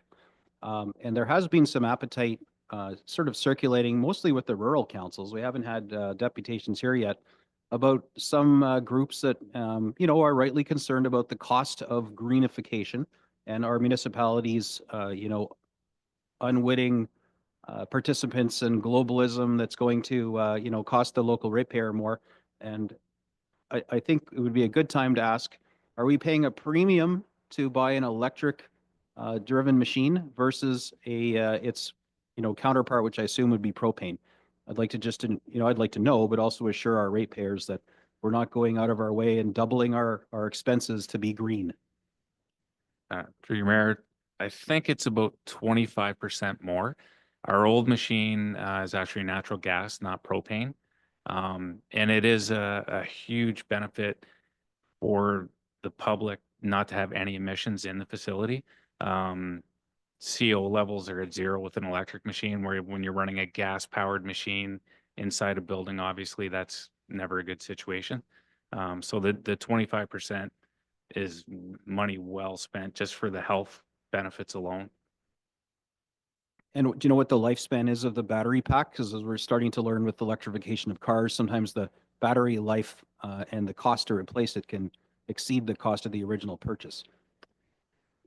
I don't have sorry, Your Worship, I don't have the exact number in front of me, but I remember when we were researching this, it's long. It's 20 years, maybe. Like, it's a long time. Or the battery will last the length of the machine. All right, thanks. Again, we haven't had the deputations or the requests from some of these organizations that have these concerns, but I have heard them at other municipalities, and I'm sure we have people in our community who are equally concerned. So that's why I'm being a little proactive on some of these things that, you know, you may not have heard about, or if you've heard about, it's just, you know, in a news article somewhere else. I think it's important to call out where it makes sense to go green, let's do it. And where it doesn't make sense, or perhaps more, put it more accurately, where it's prohibitively more expensive, that maybe we would not consider going that way if there wasn't a public safety element to it. That's Meredith.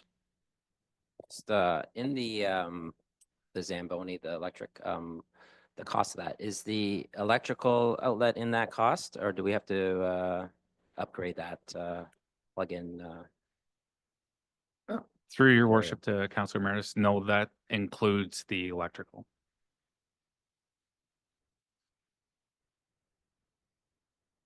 All right, very good. Next.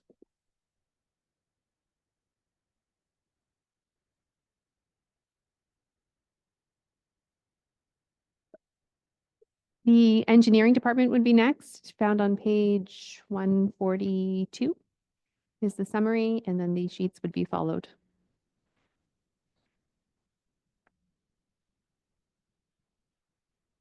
Another big slide. A really big deal for our community's growth and future prosperity. And of course, growing our tax base, which makes future tax increases a little lower when you have more houses to spread it around on. So this is page 142, those following along. And our first line is the Midland Bay Landing Development Project and the $200,000 as we get our RFP ready to go out. And that kickoff, just for those following along on Midland Bay Landing, wondering what's going on with it. The KPMG organization, who was successful in their bid to help us build our new RFP, has a kickoff with council happening. That one's going to be in camera only because there's some stuff that needs to be in camera for the kickoff, but there's going to be, the rest of this thing's going to be public as heck. And there'll be public meetings, and all of that we're going to learn about in our sort of welcome to the next steps meeting we're having, I believe, early February. So this $200,000 is just part of the anticipated cost of getting this RFP built with public collaboration and getting it out to market. Council, you've read the ask sheet. Any questions, comments, concerns about this line item? Councillor Ball.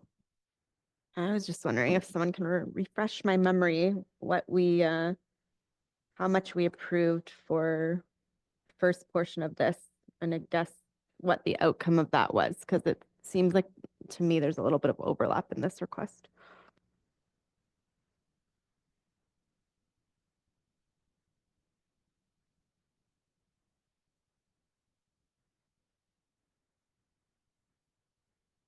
Stay tuned, please.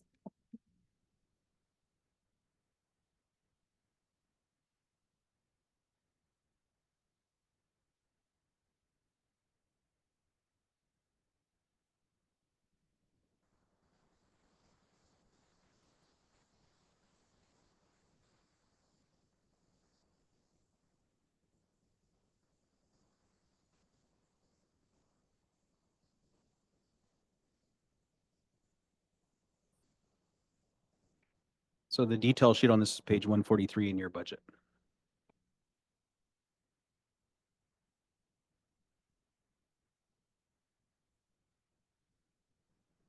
You can come back to it if you want.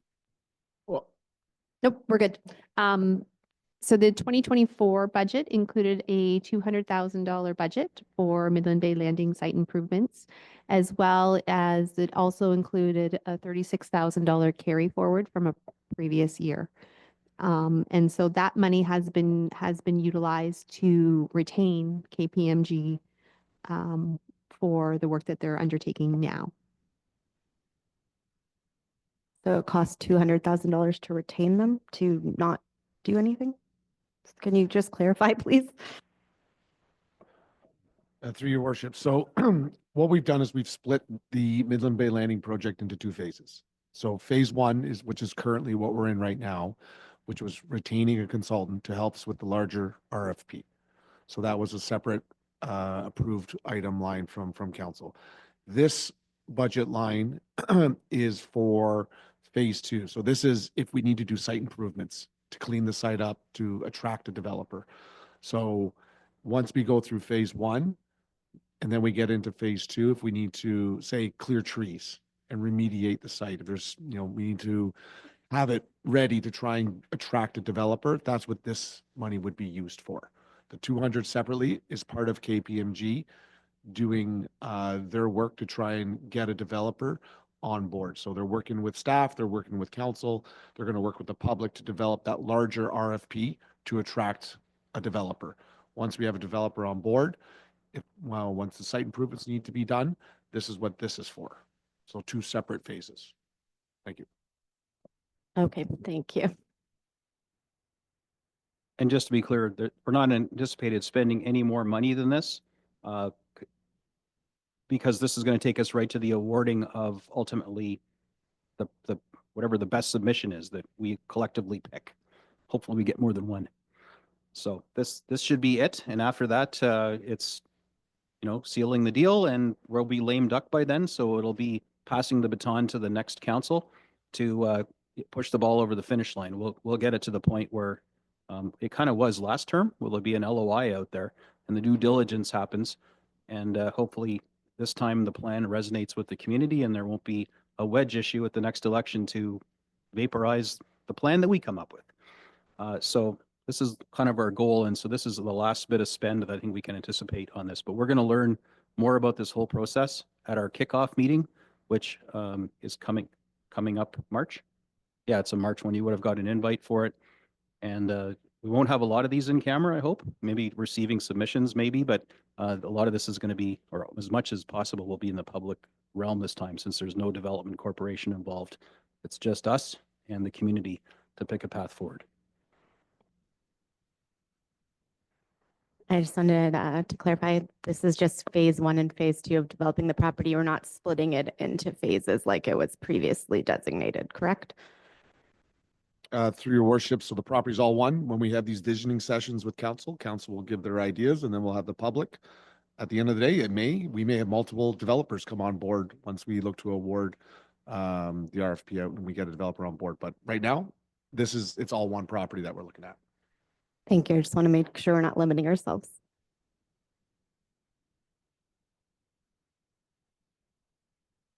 All right. Any other questions or commentary on line 143? Okay. So Yonge Street, Kingdon 93 reconstruction. There's a big one. Just a little bit of work and growth and inconvenience for the town, for sure. And of course, that was the one where we'd toyed with going back to 4 lanes and then decided we were going to stick with the current configuration and the potential, or I think we approved, the floppity bollards put along the road. And I suspect that's going to be the subject of some conversation right now. So why don't we kick that off? Councillor East. Thank you, through your worship. Might be an answer for you guys. With Doug Ford pulling the bike lanes, how is that going to affect how we're going to proceed with Yonge Street? And if so, is that going to show us some savings if we decide to go Doug Ford's route? Through you to Councillor East, through Mayor Gordon. Those recent changes don't impact this project because the road had already had bike lanes on it. We aren't eliminating required lanes that are needed to move traffic and for growth and whatnot. Based on the studies we've done, it's not impacted, so we can proceed as is. Councillor Meredith. Thank you. I didn't even have to raise my hand or my pen. You just knew. So I'm going down this rabbit hole again, just because and I understand that we're going to be at this $10.5 million project for a year or two to complete.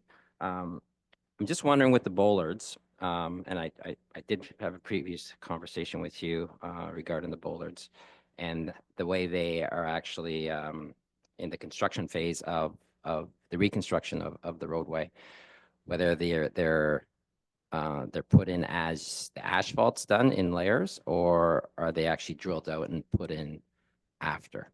And the reason I'm asking that, town council majority approved bollards, which is fine. I'm just trying to shift some possibly tax savings because of the I forget the numbers that were presented for going in or out. So if we could reconstruct Yonge Street the way it is now, probably a little bit wider bike lanes, I believe we're putting in. Those bollards, can they be drilled in, let's say, after, or does it have to be during? Through Councilor Meredith, through Mayor Gordon. The actual how the bollards are installed isn't necessarily something that we as the owner dictate. It'd be up to the contractor to determine what, best suits their processes. They could be installed in the hot asphalt, or they could be drilled after the fact. We anticipate that they'll likely be drilled after the fact due to the challenges of installing them right behind an asphalt spreading machine. But they can likely be installed after the fact. So that being said, and if that is the case, and obviously I already approved this, but is there a way down the line if under construction we get this brand new paved and we say, hey, new council's up here in 2027 or next year if it happens, they say, hey, just hang on, time out here. We're going to be spending 150,000 on bollards, 300,000. I'm not sure what the number is. I forget. 300,000. 300,000 on bollards coming out of tax reserves, some type of reserve anyways, a tax supported reserve, I imagine. Is it on here? Debt. Okay, debt. So, and then we have the 300,000, and then we have the ins and the outs of the boulders that affect the tax rate as well. So just wondering if it comes down to that, we're in the 2026 budget deliberations, and hey, can we do, is it possible to do a timeout and say the money's there? Yeah, but hey, if we don't have to spend it now, we spend it later. Is that an option? Councilor Mayor, through Mayor Gordon, I'm all dyslexic today. Anyways, I'll get the clerks to maybe jump in here a little bit as well, but I believe that, our direction from council right now is to proceed with that design. Anything different than that would need a motion to reconsider and to go through that formal process. Now, I would say, I would caution doing that during a construction project, because as you to make changes to quantities in a contract and negative change orders, contractors can claim for lost profits and things like that. And so you may not save $300,000 if we decide at the 12th hour to not do that. So my preference going in to manage a large construction project is to have that decision made up front. But there is a formal process that could be done. Thank you. I just want to get all the information as clear as possible so that the council's already voted on it. I just thought, for more info, just in case of, because I know where we're in 2025 tax rate, don't know where we're at 2026, what other bills we have to, I know fire is going to come back with 2 or 4 firefighters and so forth. So I'm looking at that as a whole. So where we could save some money down the line, I'm just forward thinking. That's all. Thank you. Deputy Mayor. Could we have a motion to reconsider if we get 2/3? So that we are dealing with it right here and now up front? Your worship, through to Deputy Mayor Prost. If you wanted to present a motion to reconsider the installation of the bollards, we could. It's not debatable. So you're just voting on whether you're going to reconsider that part. Did you wish to put one on the floor? Yes, please. Okay, just give me a minute and I'll draft one up.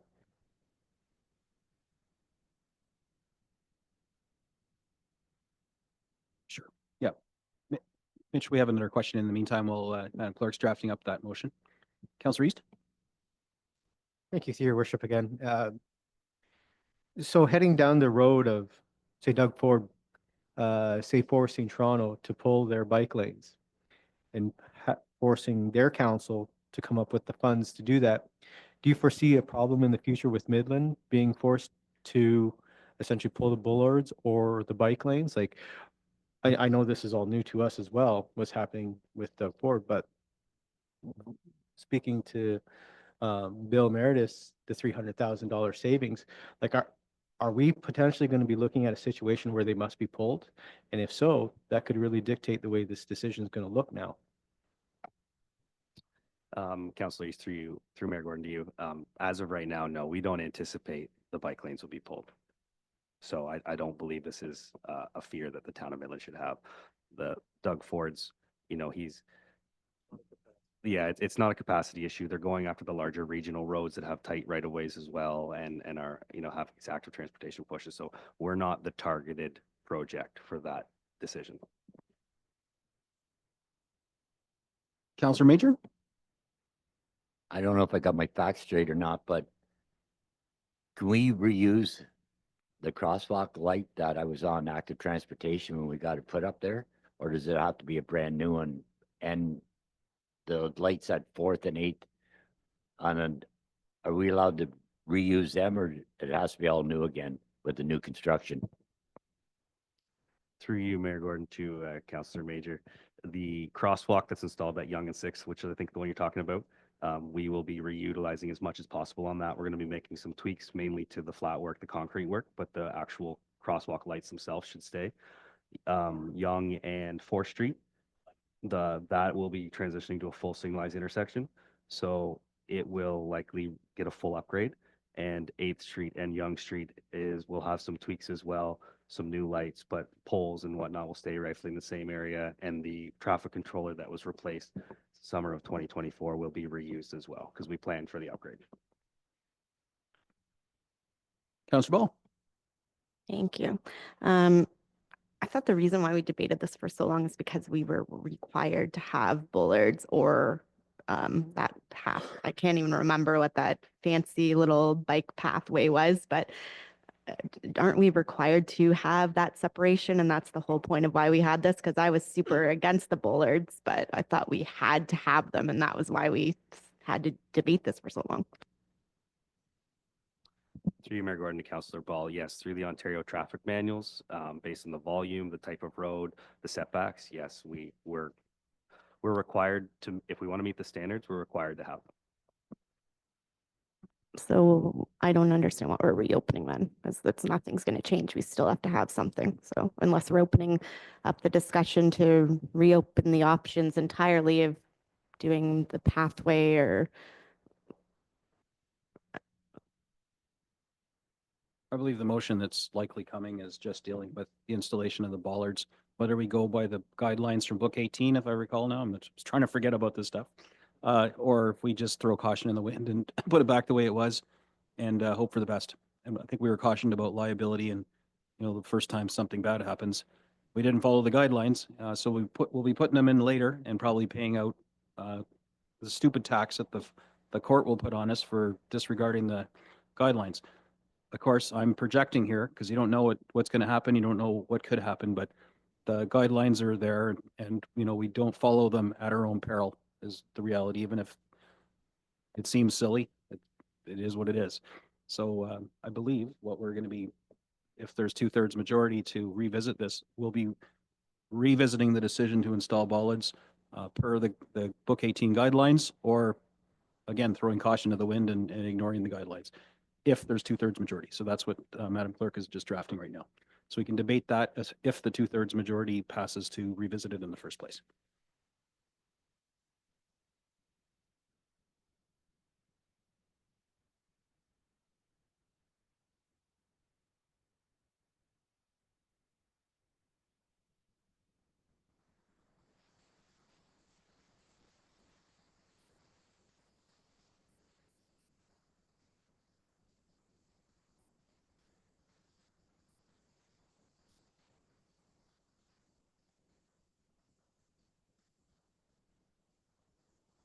Hey, Mitch, while we're waiting on that, I assume that because of the sheer, and we kind of had this discussion in the past, but just to refresh everyone's memory, because of the sheer number of entrances to Yonge Street, commercially and residentially, a nice, smooth, linear pattern of bollards, I don't think will happen because you have to have all these wide gaps for trucks and cars and whatnot to turn. So it'll be a little patchwork there'll be a smattering of bollards and a huge gap, a smattering of bollards, huge gap, 1 or 2 bollards, then a gap, and then 10, and it'll look something like that. We haven't had a diagram of it, but I'm sure you've probably calculated out what this would look like on both sides of the road because of how busy that road is. Yeah, to answer your question, Mayor Gordon, yeah, that's exactly what it'll be like. You know, the number of entrances will play an impact.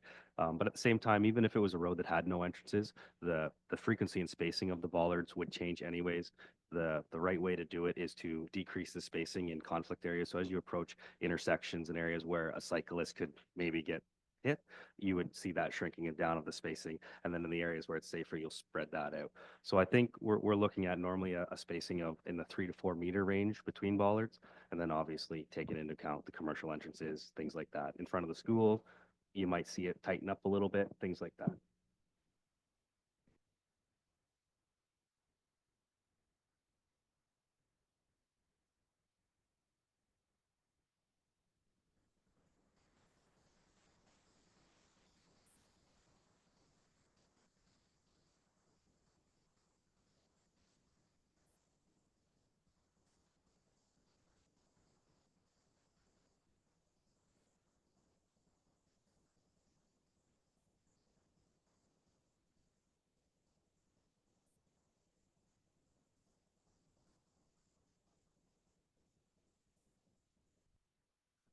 So, Councillor Patel.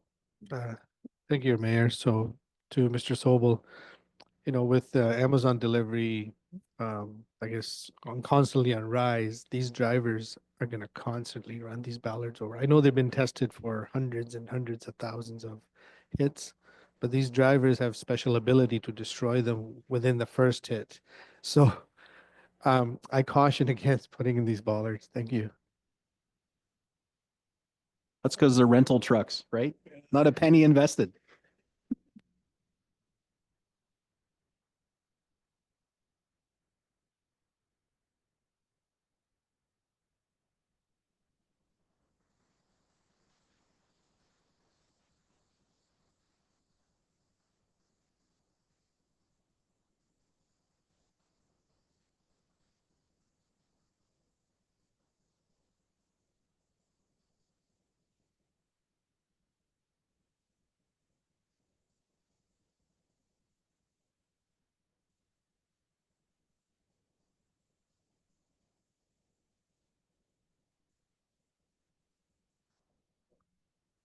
Deputy Mayor?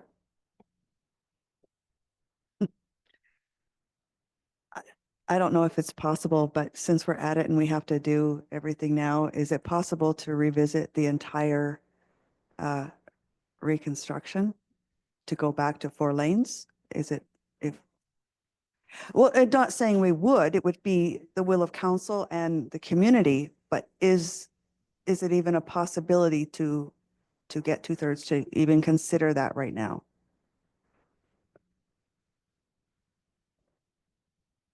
Your worship, through to Deputy Mayor Prost, at the moment, we have a motion to reconsider for the elimination of the bollards. And I think we should probably deal with that motion first, and then council you would need the majority to have another motion to reconsider.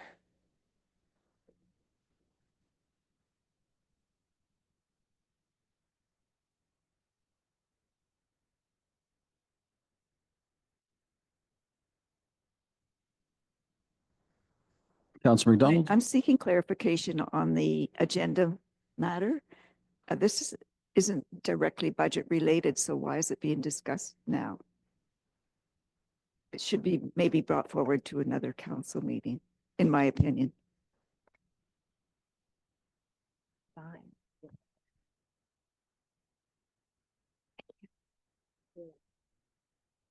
It's showing, okay. Okay. Through you, to you, Councillor McDonald. So the budget is based on the design that council did select. So if a different design is council's will, then the budget would have to be amended accordingly.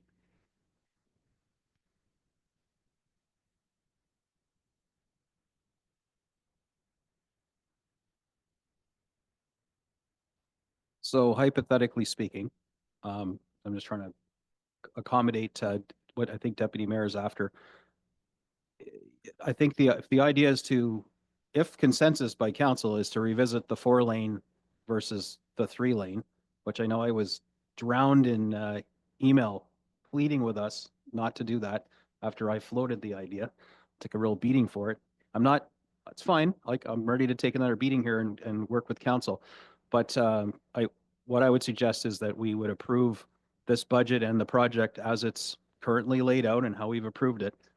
And if we wanted to make any changes and revisit the whole 3-lane, 4-lane thing and involve the community again, which clearly we should be doing, not just a knee jerk here today, that, you know, we would have to do that forthwith because the budget would be approved. The project needs to start getting planned and go to RFP. So if we're going to make any material changes to it, it would need to be like February-ish.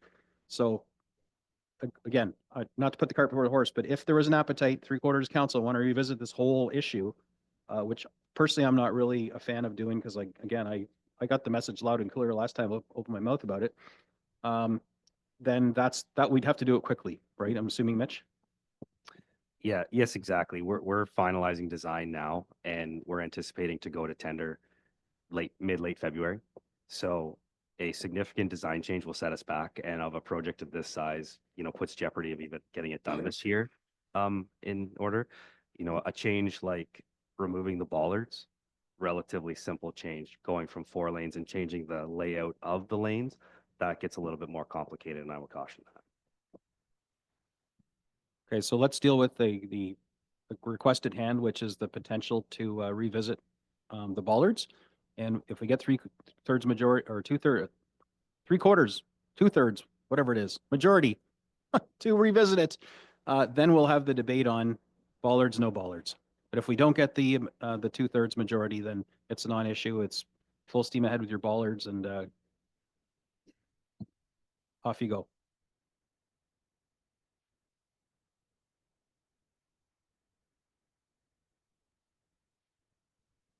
Madam CEO.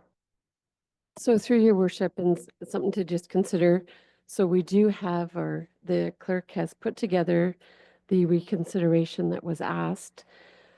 This project can be reconsidered once. I mean, so this would be the reconsideration.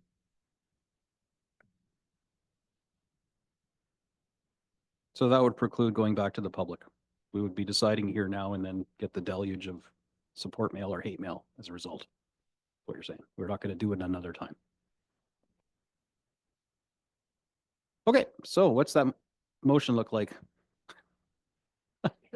I'm disinclined to go through this all again because I know we did beat this to death.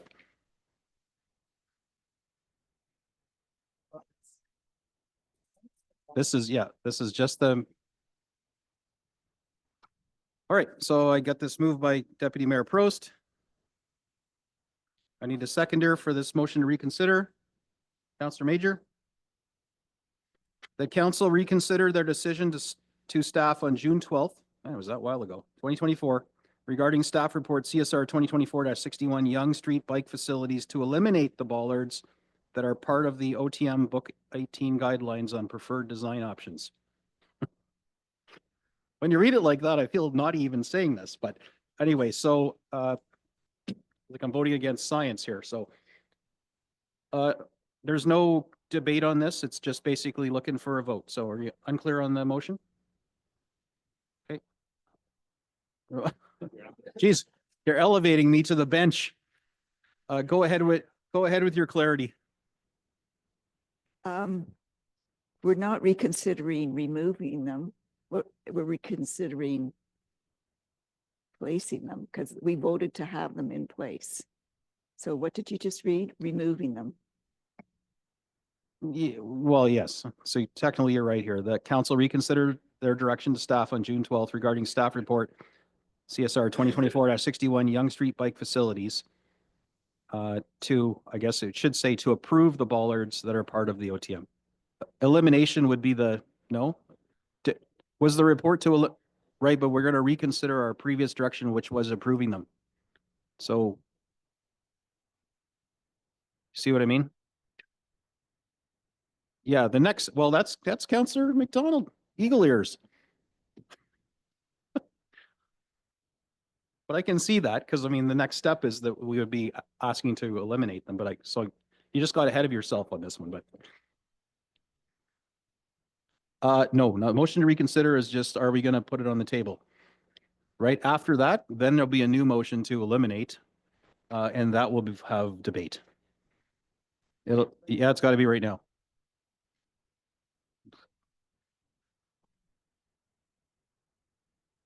And poor Mitch didn't bring his bollard again under the desk. He was all excited to show us that.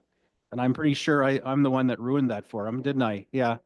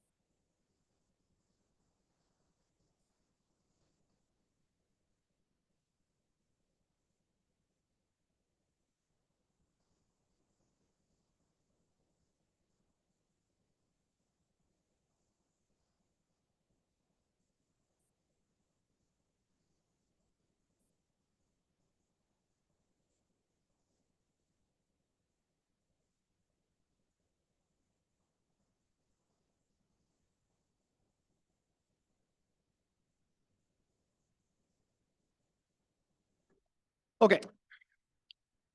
All right, so we fixed our wording here, folks. Moved by Deputy Mayor Pro, seconded by Councillor Major. The council reconsider their direction to staff on June 12, 2024 regarding staff report CSR 2024-61, Young Street Bike Facilities to approve the bollards that are part of OTM Book 18 guidelines on preferred design options. This is a motion to reconsider. Council, there's no debate. We need 2/3 majority. All those in favor of reconsidering? 1, 2, 3, 4, 5, 6. We got her. Any opposed? Just for the record, yeah. Okay. Okay. So now we have discussion on what we want to do. Because this is back on the floor. It's like it's a do-over. We never decided to approve the bollards. So bollards or no bollards? That is now the question. Who, Councillor or Deputy Mayor Prost, you may as well lead the charge on this one. It's your motion to reconsider. I assume you're no bollards? Yeah, I am no bollards at this point. Once they're in, we're kind of stuck with them. And I've been hearing a lot from the community that, like back before, we heard everybody who wanted the bike lanes and the bollards for safety. I don't know that we went in the right direction with that. And I'm just, I'm speaking for residents who would like to have it looked at again. And I know, keep bringing it back, but we get this one shot. So I'm trying. If maybe, even if it's 3 lanes, still, like we don't have to be 4 because that works very well. But it maybe even just removing the bike lane is what I'm getting from residents. So I'm putting it out there.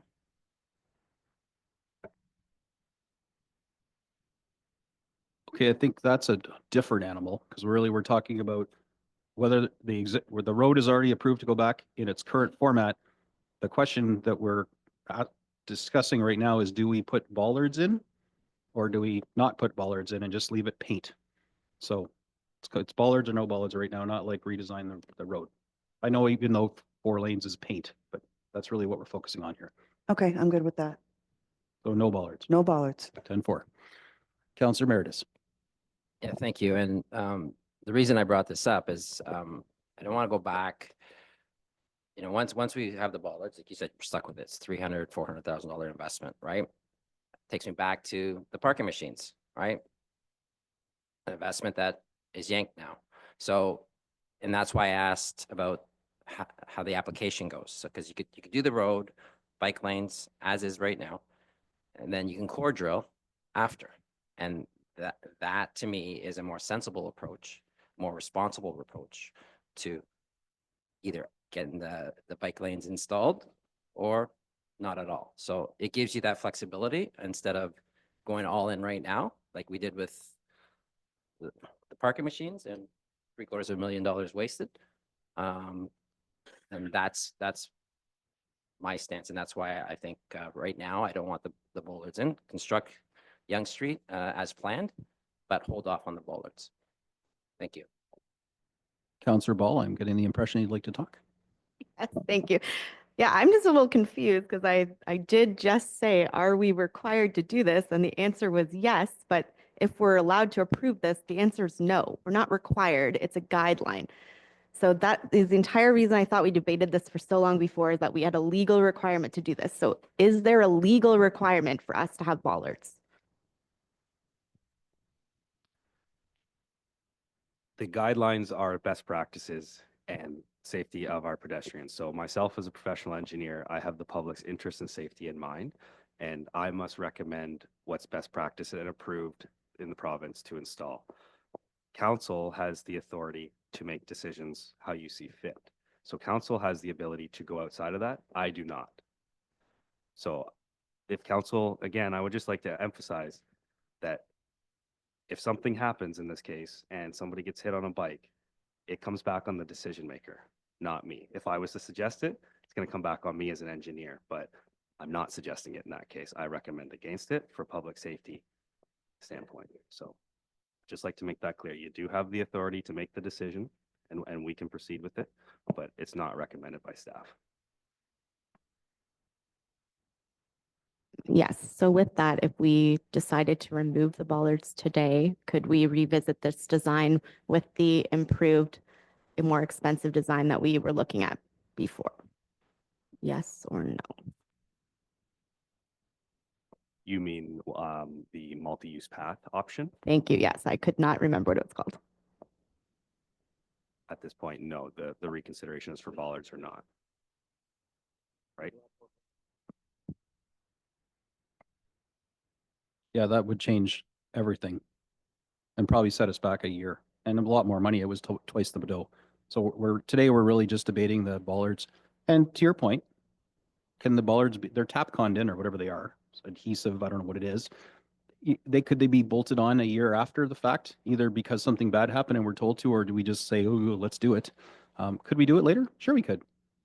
Right? Like, so but that can't be the recommendation from Mitch. He just can't. So it's entirely on us. Just give Councillor Major, do you follow up? I was just wondering with that, I guess the liability that poses for you to recommend that. Obviously, you're not going to, but if we're removing them in the winter, does that not open our liability anyways? Because, or is it changed if we had them installed, but we remove them for the winter? So you have a couple different options in the wintertime. You could choose to formally close the bike lanes in the wintertime with a bylaw. As they are right now today, they are not closed, but the road plow clears it. And under minimum maintenance standards, bike lanes must be cleared at the same timeframes as roads versus sidewalks have a larger lead time. So if you wanted to leave the bollards in through the winter or go to a different design, you're looking at a different piece of equipment to plow it and maintain it, which is partially what we discussed back in June on why we went with the option that we did. It was the most economical way to get us in compliance with the standards. Councillor Major. Just to follow up with what Councillor Meredith said. So he gave you the price for the bollards, but then that's not counting what it's going to cost every year to put them in and take them out. And that's not going to be like, it's going to be a pretty big project, spring and fall, to move them in and out, move them out. So that just adds on to the price that Councillor Meredith was talking about, you know, against the parking meters, which didn't work. You had an estimate for the OPEX cost for the removal and reinstallation yearly? Yes, we had 300,000 for the capital, and I believe 40 or 50,000 for the operating in and out every year. However, we are keeping that in mind with our design, choosing a bollard that is quick and efficient to install both in and out, and as well as a mounting system that won't get damaged in the wintertime. So we would try to mitigate those costs as much as possible. All right, well, we'll need a motion to call on Councillor McDonald. I'm requesting a recorded vote. Okay, so we need to put a motion on the floor, and we're kind of having a conversation without it because we knew what we were going to talk about for revisiting. So Madam Clerk, I'll let you draft that. And you can draft it either in the affirmative or the negative, however you want to do it, whether we support, probably should do it in the affirmative that we support putting the bollards in per book 18. Like which way would make sense for the motion?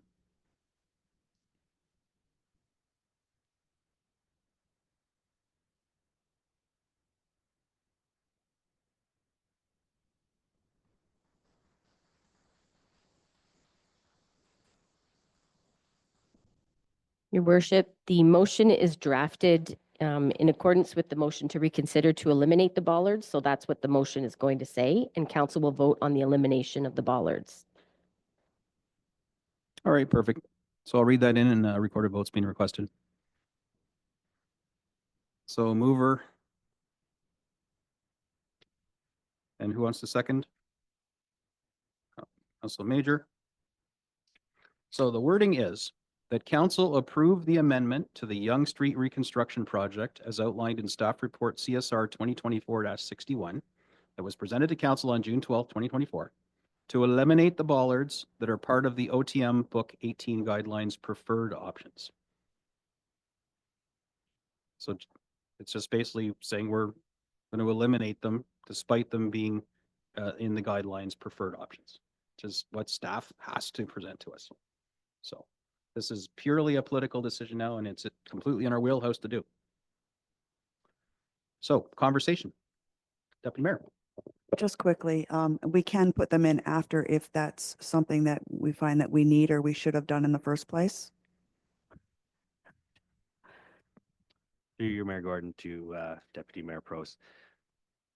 Yes, we could probably accommodate that. The bike lanes would look a little bit different than they are today, and cost could vary down the road, obviously, right? Things only increase, but we part of the bollard installation is a buffer strip as well that has to get painted, and that's how I would proceed with painting the bike lane to allow for it potentially in the future.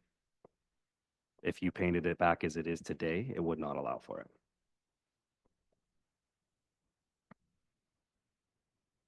That answer your question? The proposal is that we narrow the lanes, the travel lanes anyway, which is a form of passive traffic calming, because we have such a narrow road to start with, and there'll be a buffer strip that could at some future point have these little things mounted on it, and then a bike lane without touching the existing curbs, sidewalks, etc. Everything's going to stay the same.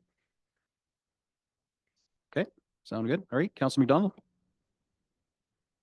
Would it not, the quote and everything, you're ready to roll with the bollard in mind, would it not be easier to approve what we go ahead with what we previously approved, revisit it, and eliminate them at that point? Would that not make more sense to eliminate it now? Be more cost effective? Through you, Mayor Gordon, to Councilor McDonald. So you're saying proceed as designed and make the decision when?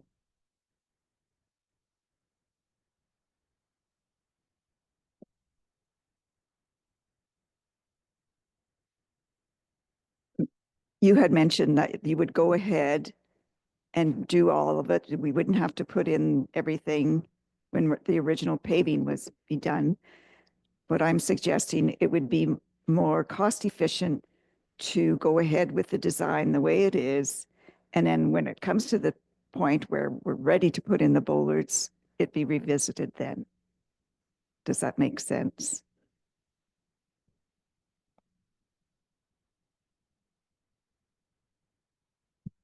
Through your Mayor Gordon to Councilor McDonald. That's where we kind of get back to what I mentioned before with the contract issue of profits with the contractor. It's preferred to know things of significant value ahead of going to market. We could always put the bollards as a provisional item in the contract, which gives staff the authority to spend at their discretion, essentially. So that would be my concern. If council doesn't want the bollards in, that it's better if we know now.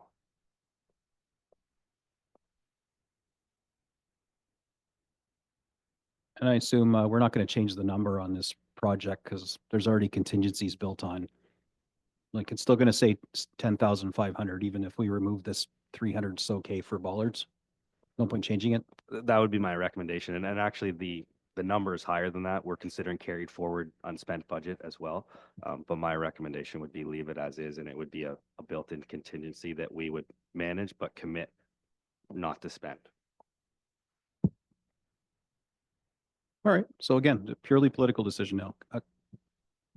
Thank you, Your Worship. After doing a little bit of research, the motion on the floor is the motion to reconsider regarding the bollards. If down the road, council decided that they wanted the bollards in, typically you're allowed one motion to reconsider per term per item. However, council does have the opportunity to waive the procedures.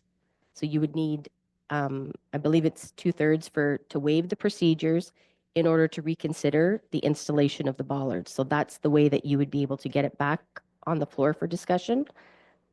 So at this moment, you're just voting on the motion to reconsider for the bollards, but there is an opportunity.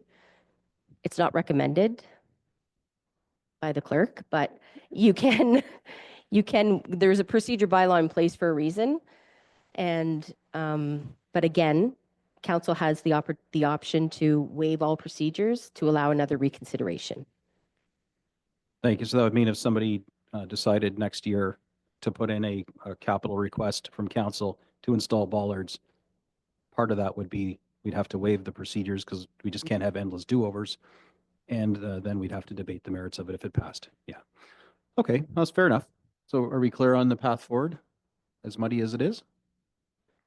All right, so I will read the motion one more time, unless there's any more discussion. Okay. The council approved the amendment, so we're amending to the Yonge Street Reconstruction Project as outlined in staff report CSR 2024-61 that was presented to council on June 12th, 2024 to eliminate the bollards that are part of the OTM Book 18 guidelines preferred options. Council, you've heard the question and a recorded vote's being requested. Thank you, Your Worship. Council, you've heard the motion. When I call your name, please say yes or no. Councillor Patel.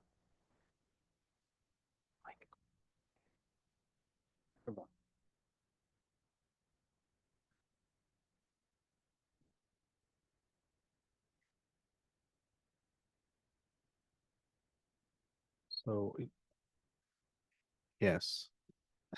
Just wanted to make sure. Sorry. To be sure, you're saying yes to eliminating the bollards. Pull it away from the wall. They can't see the roof. Yes to removing the bollards. Pull yours away too. It's got to see that ball. Thank you. Councillor East.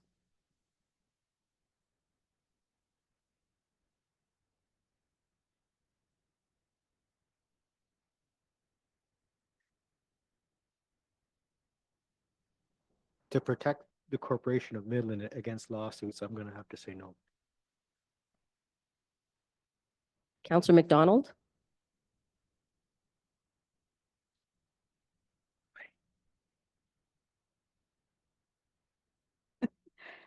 No.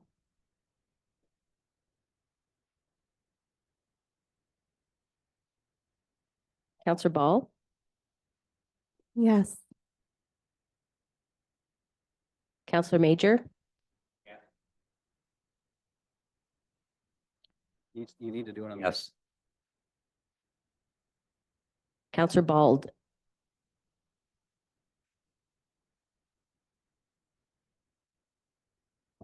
Yes. Councillor Meredith. Yes. Deputy Mayor Prost. Yes. And Mayor Gordon. Yes. The motion is carried 7-2.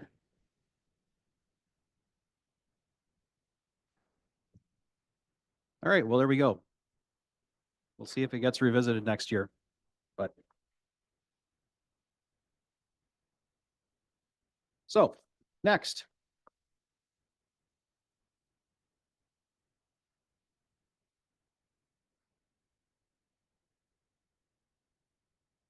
All right, Fuller Avenue realignment and the 1004 Harborview Drive demolition. We discussed this earlier, council, so I think we're all pretty clear on what it is and why we're going to have to do this. And the fire department will have an opportunity to do some training before we do this. Any concerns around that? We haven't already addressed, okay. Ellen Street reconstruction, King Street to Johnson. You know, the residents around there will be loving this one. One of our many goat paths we're working on. And this winter, the freeze-thaw cycles are creating more. Certainly the land of potholes, thanks to the good old Georgian Bay winters. Any questions on this project? Councillor Meredith? It's not just pertaining to this project, but basically all the projects that we have slated in 2025. That's the question. Is this all going to be happening at the same time? And how is like Midland's just going to be a construction zone? If like, I'm trying to picture this, so maybe you can put us at ease a little bit here, or maybe we'll just expect what is expected to come. Definitely, that's a fair question through Mayor Gordon to you, Councillor Meredith. So, Young Street, as we just discussed, we're anticipating for it to go ahead this year. Ellen Street is also anticipated to go ahead this year. Design is just wrapping up. We plan to hit the market with that one as well in February. 8th Street just below it. That is not construction until next year. That's starting off the design process and whatnot. So we'll tie into Young Street and whatnot through there. And then we also have a bunch of other projects already previously in design. So 2 major projects this year. However, we can stage traffic and whatnot in a way that they shouldn't really impact each other too much. We do have to do a little bit of work in the Ellen and King intersection, but we plan to minimize that as much as possible.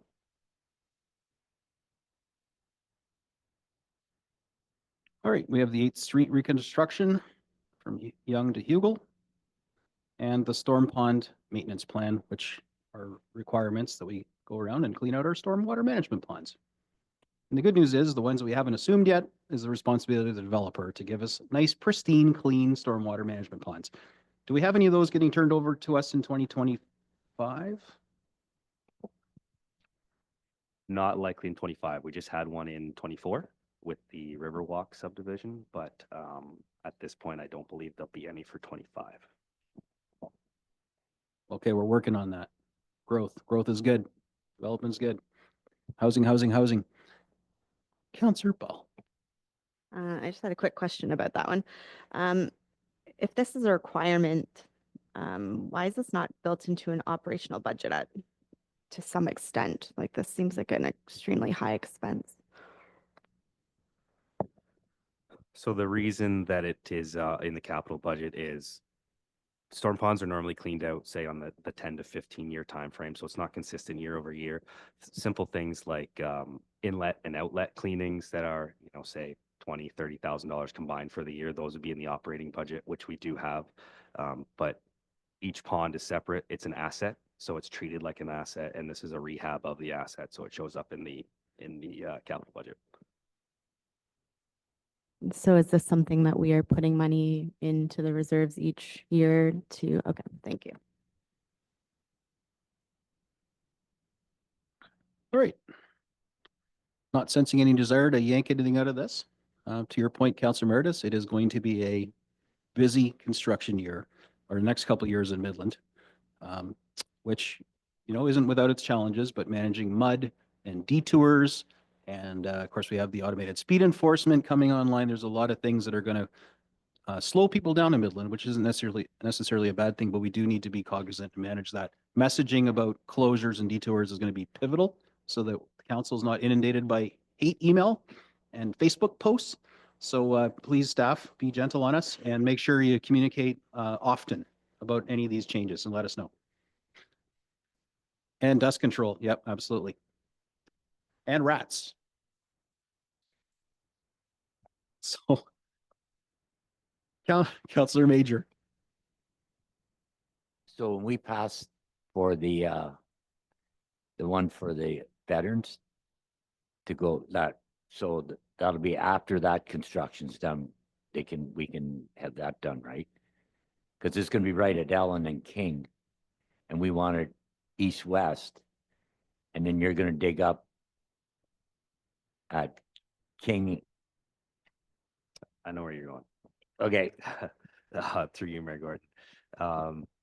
Yes, that'll be considered. And that motion, we have to report back to council on still. So we'll be back I'll estimate March to make a decision. But yes, we'll consider that as part of the Ellen project. If we're out there disturbing it, we won't be doing anything. We won't be painting any crosswalks before that, or I wouldn't recommend it to council that we do that. We may not even be in that area, but it'll all be considered and brought forward in a future report. Excellent. All right, next.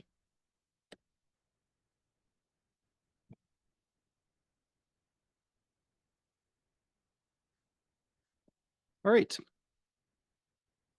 Capital Hair. Oh, sorry, Madam CFO. I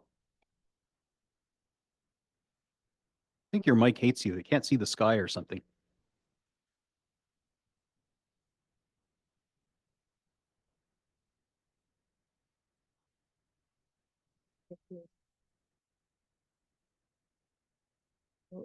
No, it's working now. Sorry. We had skipped over planning, so maybe we'll go back to that. That was my fault. Page 119, and then pages 120 and 121 have the project details. And there we go. All right, cultural heritage evaluation.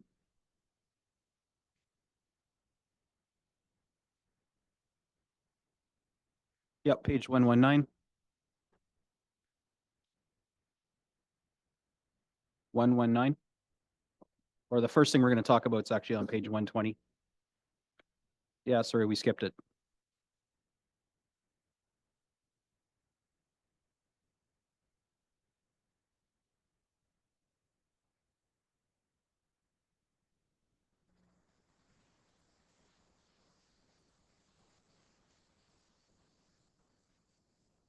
Any questions about this initiative?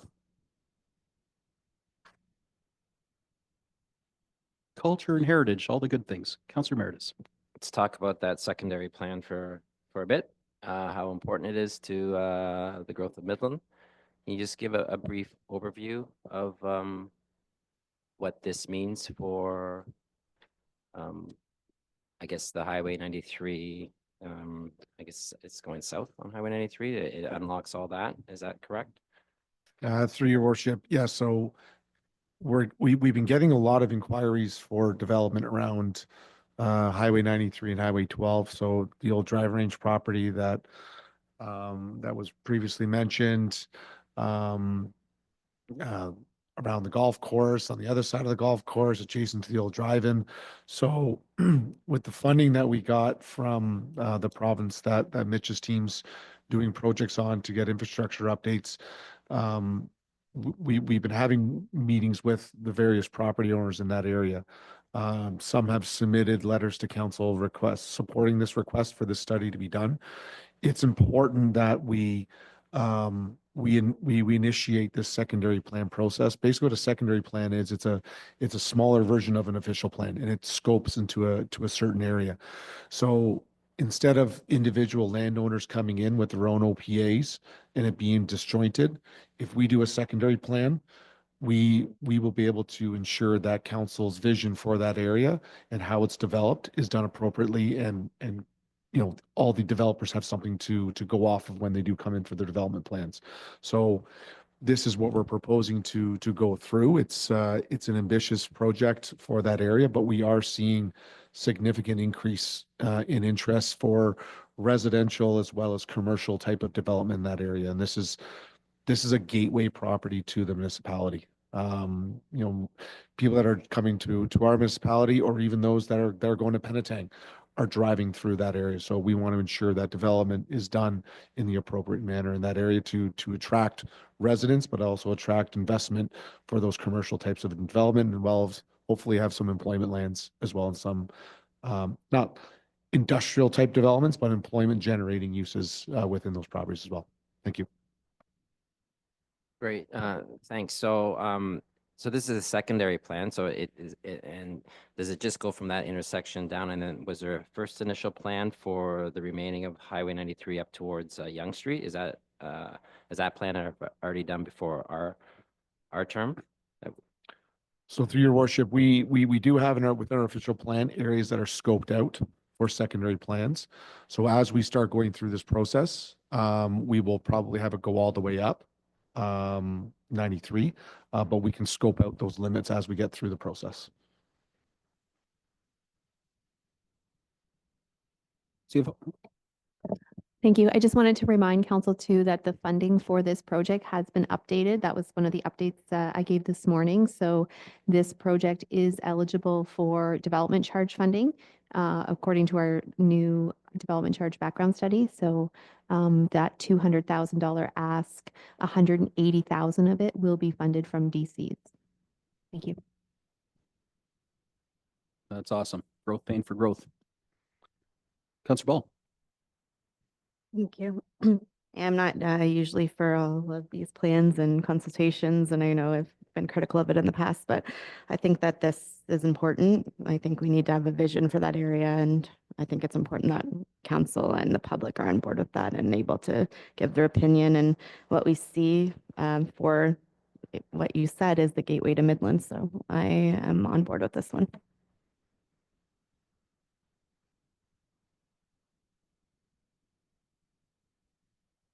Okay. Oh, Councillor McDonald. Thank you. I'd like to go back to the culture heritage $30,000 evaluation. Unless somebody isn't finished with the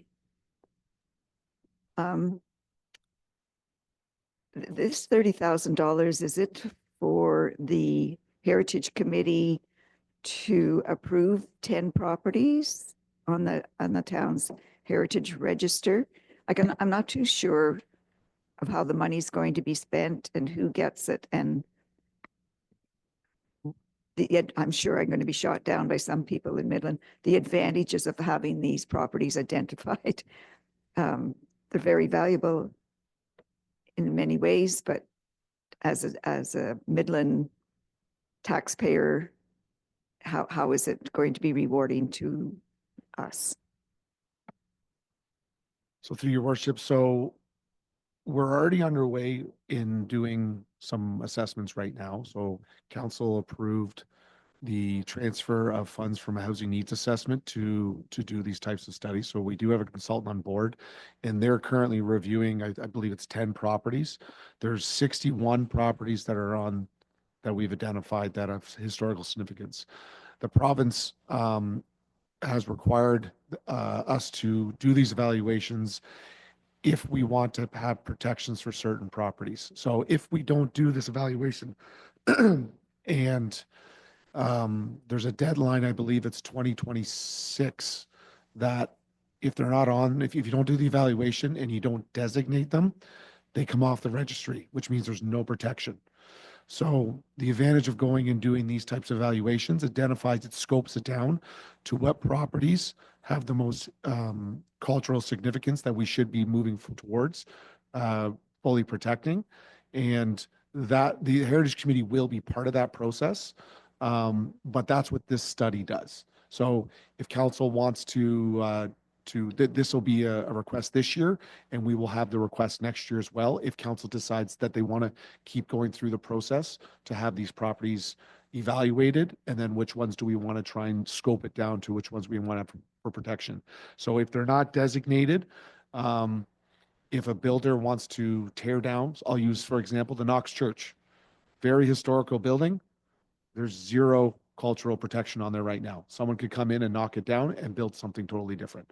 So these types of studies identify historical properties, cultural significant properties, so that we can then identify them and then get them designated if there's protection. So there is advantages in terms of protecting the cultural significance of Midland, because there's a lot of properties that are historical and have significance to the municipality, but right now they have zero protection. Thank you. Thank you. I'll have to educate myself more on the historical properties of Midland. You'll be happy to know, Councillor, it includes mature tree canopy protection as well. Well, I am happy to know that. Thank you. Sir Major, and then to Councillor Meredith. So when you do your study and the homeowners don't, because I think I forget how many years ago, they went up from Young Street, both sides of King Street, up to the Cenotaph, and no one wanted to, not one house wanted to belong to the Heritage. So like you're going around doing this, and what if the homeowner doesn't? Because sometimes it gets that the homeowner can't even fix his house until he gets certain criteria. So if they don't want to do it, then it's just a house. Yeah, through your worship. So what this study will do, it'll identify which properties should be designated, and then we would then start that process, and we would be having discussions with the owner. You are correct. Some owners don't want that designation on their property because let's just say that it's the outside of the building and the door is part of the cultural significance of that building. They've got to replace that door. It's got to be a certain, pane or, stained glass. So there are some instances where, yes, where homeowners will not want to go through that process. But this process is to identify which properties we should be scoping down to start those discussions. That's a mandate by the province. That's, you have to do that because you're taking staff time to do that, aren't you? Through your worship. So the province is basically told municipalities, you have until I believe it's 2027 to get your properties that are on the registry, get them designated. Otherwise, they have to come off and they can't go back on for, I believe it's 2 years. So zero protection within that time frame. You can't put them back on once they're off. So yes, staff time, this will assist staff in narrowing down the properties that we need to put our attention to go through that designation process. Councilor Meredith? Thank you, Mayor Gordon. And questions along the same lines of Councilor Major. So when they designate properties and you talk to the homeowner or is it their decision whether they want to go forward, or does the committee say, no, you're designated and therefore the homeowner has no say, or the property owner? So through your worship, this will not designate the properties. This is just identifying which ones that we should be looking at designating. The owner does have a say. The owner can say, no, I don't want to be. The legislation previously, basically municipalities could just designate a building without the owner having really any say. That has now changed. The owner can tell the municipality no. And as part of this review, if we have a property and we discuss with the owner has no interest in it, we'll move along to the next one. Because realistically, to designate, 5 properties in 1 year is actually really good for a municipality. This is identifying, kind of scoping it down to 10, say, in 1 year. So it is quite a lengthy process to get a property fully designated and protected. So if we don't have the homeowner on board, we don't want to waste staff time and resources, as Councilor Major said. So. As the key is we be doing this with the homeowner, not to the homeowner, right? Which is a good thing. And the province is basically challenging all municipalities. They're telling us that we got to clean up our list. You got to just leave these people in limbo. Either they are or they aren't, right? Don't leave them in nowhere land. Yeah, through your worship, just on that, the province is looking at historical homes like this or properties as barriers to affordable housing. That's what sparked it. They're trying to find every way they can to try and increase the affordable housing. So they're looking at this as, okay, if a property isn't going to be designated, then perhaps it can be redeveloped for affordable housing. And I should add too that this process, in my mind, is exactly how natural heritage should have been applied, where the research is done up front to justify why somebody's property is deserving of a natural heritage preservation and all the development killing rules that are applied, as opposed to just literally saying, oh, you've got an old looking house, your house is old, your house is old too. We want our whole community to look like old houses. Wave the wand and you're all deemed heritage. Now you're euchred, and you got to keep the gingerbread up and everything has to be all exactly how it was. So this is exactly what I believe. This is just my personal opinion, and I've been harping about our misapplication, as they call it, of natural heritage, which is why we're in the middle of trying to fix that. This is exactly how it should have happened. So I'm really happy to see this, and the fact that we're not handcuffing homeowners, even if they happen to be the owner of arguably a heritage building. We want to work with them, and whatever covenants we can do or whatever wheels and deals we can make to maybe somehow classify them as heritage, but give them some exemptions so they can put some extra rooms in the basement or a secondary suite. So I'm really happy that the province has kind of forced our municipalities' hands to look at these things, but also to clean up our limbo list and to work with homeowners and not just impose rules on them that, you know, are crippling to their ability to extract revenue or value out of their homes or property. So, and as I said, this includes the big old trees that are on the property too. So there's a lot of good things to this, and it's heavy lifting by our Heritage Committee, which is volunteers, right? They're, and Renee Hackstetter, who's, you know, very outspoken when it comes to some of these things. He'll be, and his team will be playing a big part in doing this. And he's very passionate about it. So we also benefit from the fact that we have passionate Midlanders who are helping with this project with staff.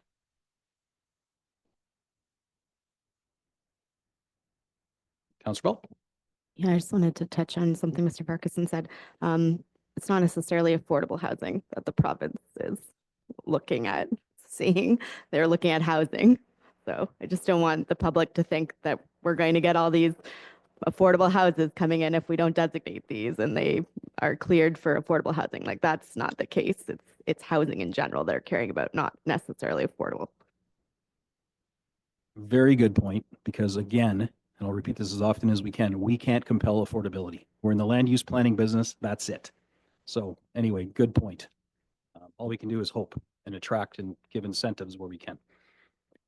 All right, so these are two lines. One's a big one. And while they both are big for our community, any other further concerns, or we move along? All right, moving along.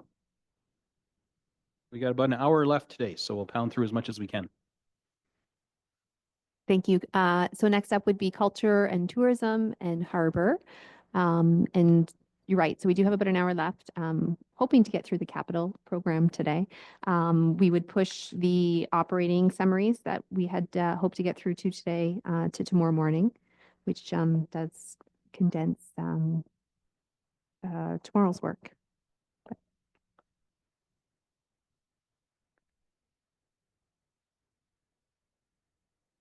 And so culture and tourism would be first, and that would start on page 130.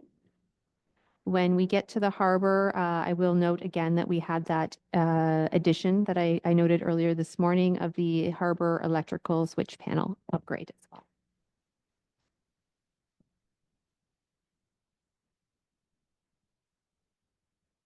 All right, so we've got line 131, public art, commissioning of new work, and it's grant contingent. So it's not, unless you're fundamentally against public art, it's grant contingent, so let her happen. I'll throw my plug in there. I'd love to have some of that kind of, what do you call the art that moves? Kinetic art. Yes, I think it's just so mesmerizing. It'd be so cool to have that down where we get the windy spots. Anyway, that's not direction. That's just me talking out loud. So unless there's anything to talk about, 131, 132, public art conservation. That's our mural restoration. We're a town of murals. We've lost a few already because we don't own the buildings they're on, and they got to be maintained. So we've got 30K there from tax supported reserves. Any comments, questions, Councillor Ball? Yeah, I just wanted clarification if this is an ongoing amount, because I thought that we had put some money aside for this for the Midland Mural Festival. We were storing some of these for that. Did that get done? Is this just ones that were missed? Is this an ongoing maintenance? Just a little clarification, please. Through Mayor Gordon to Councillor Ball. When we had the murals assessed, the downtown murals assessed about in 2021, it was going to cost about $250,000 to restore them all or replace them. So yes, it's an ongoing project. What I've done with the funding that we had received last year and some of the money from the Mural Festival, I leveraged that and secured a Rural Economic Development Program fund grant for $19,600. So we'll be carrying that forward, but this extra $30,000 would still be for more restoration work. Additional murals. So far, we've completed about 7 in this past year. Our goal with the grant is at least 12. So we've got another 5 to go this summer. We haven't identified which ones they are yet. We haven't signed agreements with property owners yet, but that's all in the works. And so we are hoping to do additional ones.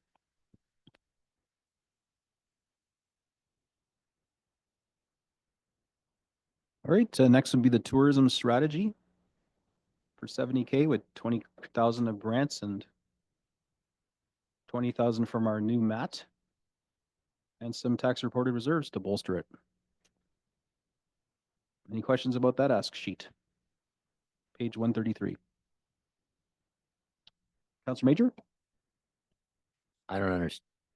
Know what tour's strategy? It's because we don't have one yet. But we're gonna have one. Karen, do you want to talk about what we're working on with MAT funds and our tourism strategy and stay and play, et cetera? Because honestly, council hasn't really, it hasn't percolated to council yet, so. So through Mayor Gordon to council, can you hear me all right? Okay. Is that better? Okay. Wasn't sure how far I should lean forward to speak into this. So last year we implemented the municipal accommodation tax. The Tourism Industry Association of Ontario is recommending that before you implement the MAT, you have a tourism strategy in place, and that will align with how you spend the MAT funds. So with stay and play packages, tourism spending, tourism marketing. So this strategy, think of it almost as a master plan that would guide us for the next 5 years with tourism and how we would develop tourism as an economic driver in our municipality.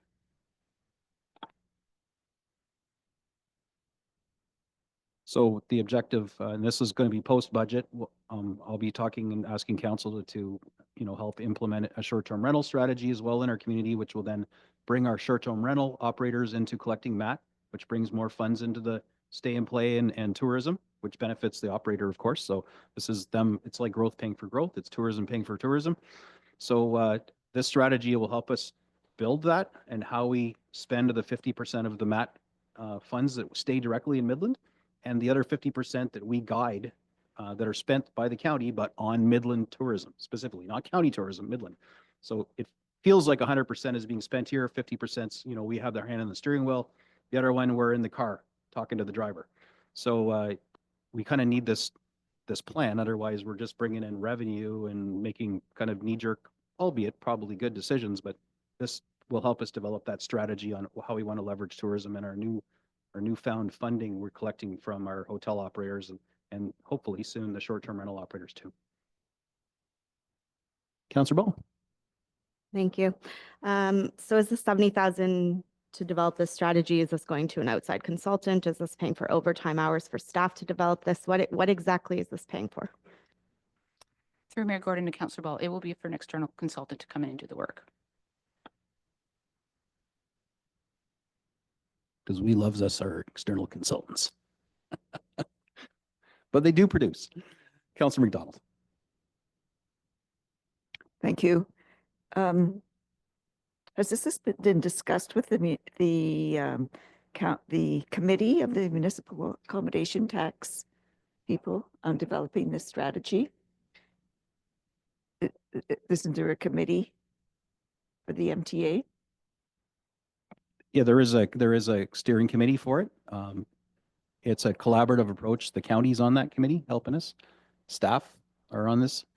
The strategy and the consultants will undoubtedly be liaising with that committee, and the output of that will have to come to council, right? Because it's a council town initiative.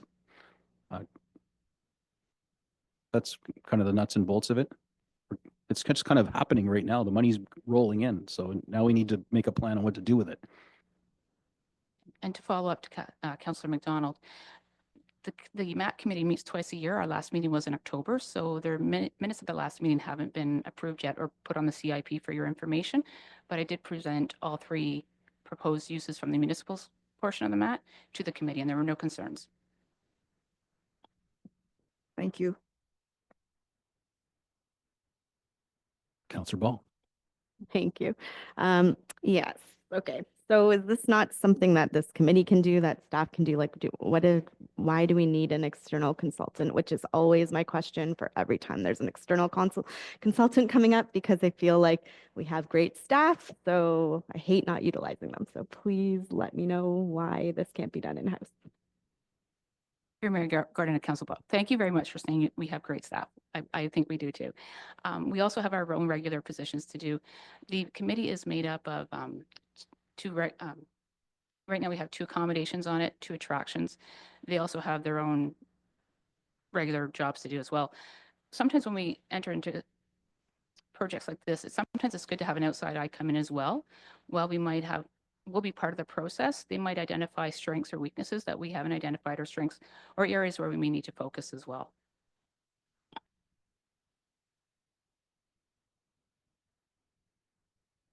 Councilor Meredith. Thank you, Mayor Gordon. Will this tourism strategy focus on, will the mainly focus on Little Lake Park, and what we can do that as possibly making that into a tourist attraction to maybe create some revenue off the park, something like I believe Springwater has a festival of lights or during Christmas, something to make Little Lake Park shine. Right now, we don't have any in our boundaries of Midland. We don't have a tourist attraction, other than I think the tall ship when it comes in. But that's not a tourist attraction, right? So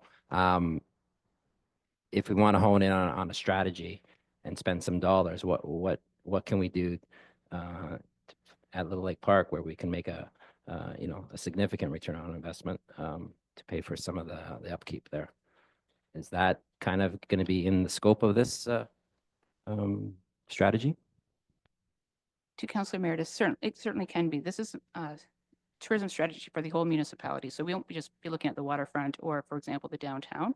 So when there's community consultations, if that's what the community is looking for, as well as developing activities or tourism destinations as Little Lake Park, that can certainly be included.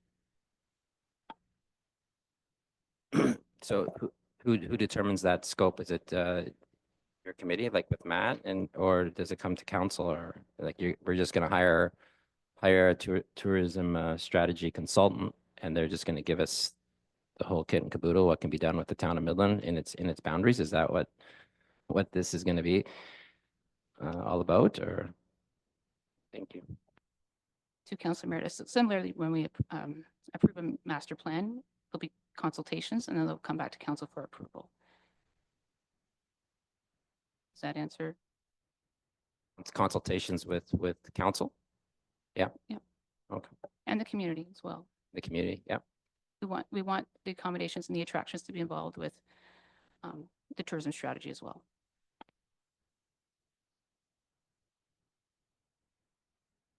Mr. Parkinson. Yeah, thank you, Your Worship. So just additional what Karen was saying. So we've had meetings with RTO 7 as well, and they've said that they'll provide some guidance to us as we go through it, even developing our RFP when we do go out to get a consultant, if council so chooses to support this project. It dovetails with the other projects we're working on as well. So the Waterfront Master Plan, Midland Bay Landing. So those projects will be a little bit further ahead, which will be nice, because this one will be a little bit behind, and it can kind of gather that information and that feedback. And the wonderful thing is that all these projects are public engagement. So this is the public's document. So the public will provide that input to us as part of the process. We feed it back to council, and then council makes the decision on the direction they want to go on all these studies. So this is an important strategy to have for us. And it's going to look at the entire municipality, as Karen said, and not just scoping down like the Waterfront Master Plan, which is just scoping down the Waterfront Master Plan, and Midland Bay Landing, looking at that property. So this is going to look at it as a whole, because we've got a lot of good assets within the municipality that, we want to show off to try and attract tourism. Well, that's great to hear. The one concern I have is with these plans that we have, sometimes they're updated, and then we have to, because we get the plan, nothing gets done with them. 15 years later, we're back at it again with a new plan, spending $100,000, so forth. So the reality is, whatever comes back, is it in reality within 10 years of doing that type of plan, whatever is suggested? We'd love to, to do it all, but the funds dictate it, grants, so forth, staff. So that's kind of my concern, not only in this category, in tourism strategy, but in all these kind of consultants coming in with the recommendations. So, and even like the fire hall, like in 10 years, are we going to have the capacity to actually build it? Like, we don't know, right? So we're planning on it, but when time comes, it might be delayed another 5 years. Who knows? I don't know. But That's the concerns I have with all these types of plans. Thank you. Councillor Ball? Thank you. Yes, so we are talking about Midland Bay Landing. We're talking about the waterfront. We're talking about what you just mentioned, Mayor Gordon, about short-term rentals, being inclined to contribute to this. So this is, to me, is a step. It's not a bad step to take, but it's one that we don't really have all the answers to what we're even promoting tourism-wise. Like Midland Bay Landing, the waterfront, like you want to include a tourism plan in those major tourist attractions, like Midland Bay Landing and the waterfront could be. And if you're developing a strategy before we even know what's going to be there, what are we even developing? So I don't think this is a bad idea. I just don't think it's necessary this year. I think it's, but you know, putting the horse before the cart, or whatever this saying is. Councillor Patel? Yeah, cart before the horse. We knew what you meant. Thank you, Your Worship. So with the implementation of MAT, we're receiving additional revenue, and we need to figure out a modern plan how to promote our tourism, and we need a strategy in order to modernize our plan. We never had a plan. We were just kind of going with, you know, our best intuitions. So with the MAT money, we need to be careful how we're going to be spending it, how we're going to be using the funds to better promote our tourism, and I guess figure out the weaknesses. And this is where this 70,000 ask, which not all of it is coming from tax dollars, it's just partly. There's a grant in there as well.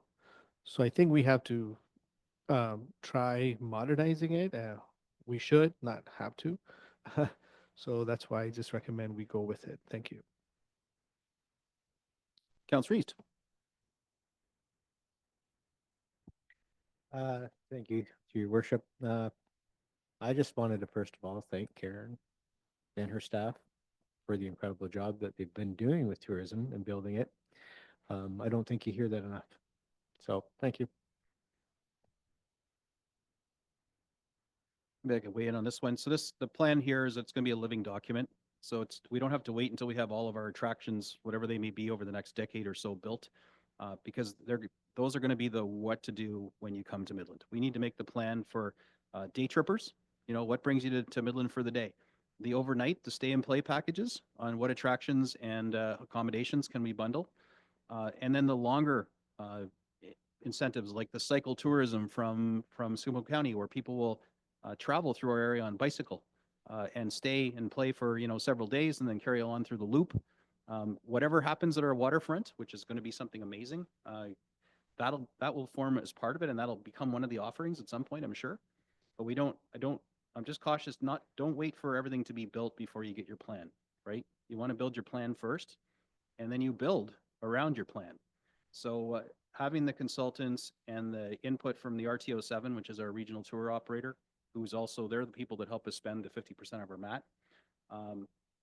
Having them provide input, having input from council on what we'd like to see with our tourism, having input from our operators, our events operators and attraction operators, our hotel operators, just our residents in general, what they'd like to see all feeding into this plan gives us it's a living document that we can keep appending to term after term.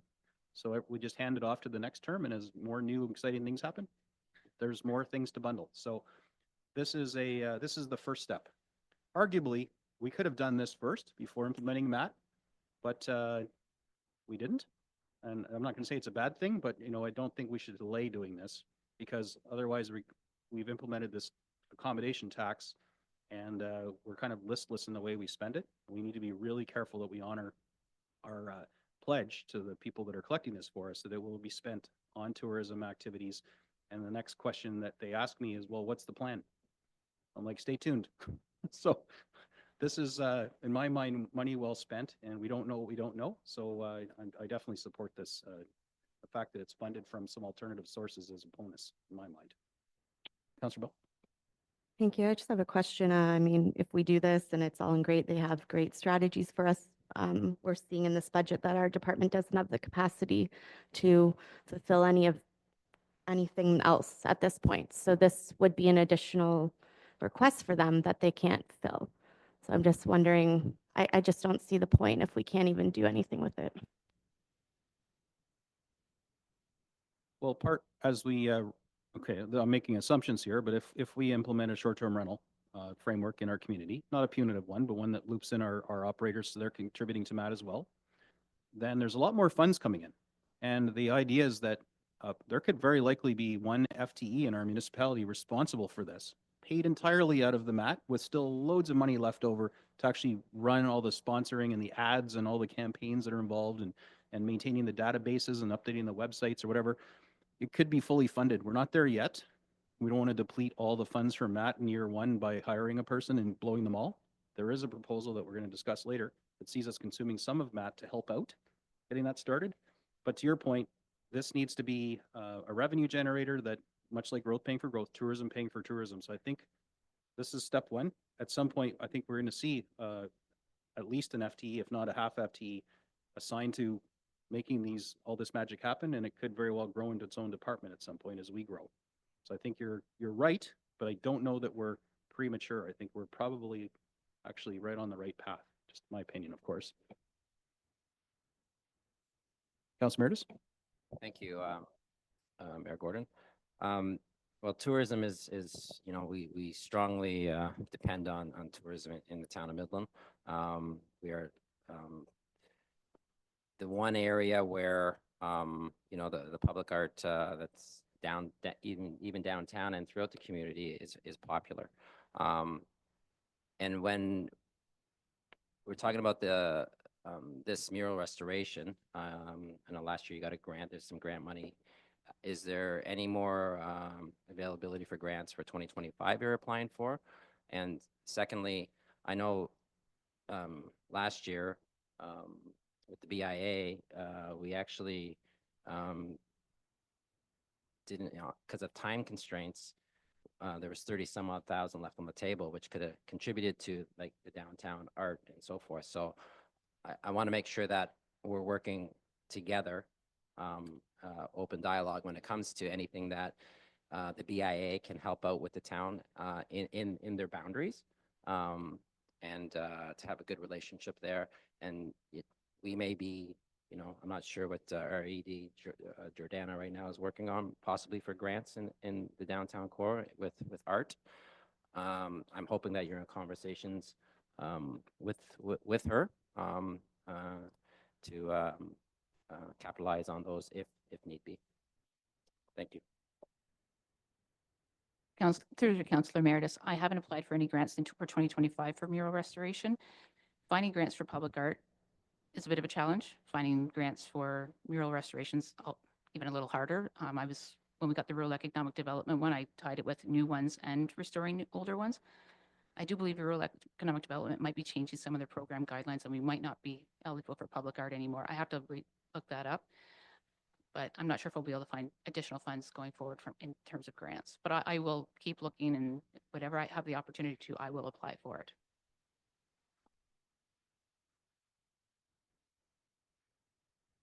Councillor Bald.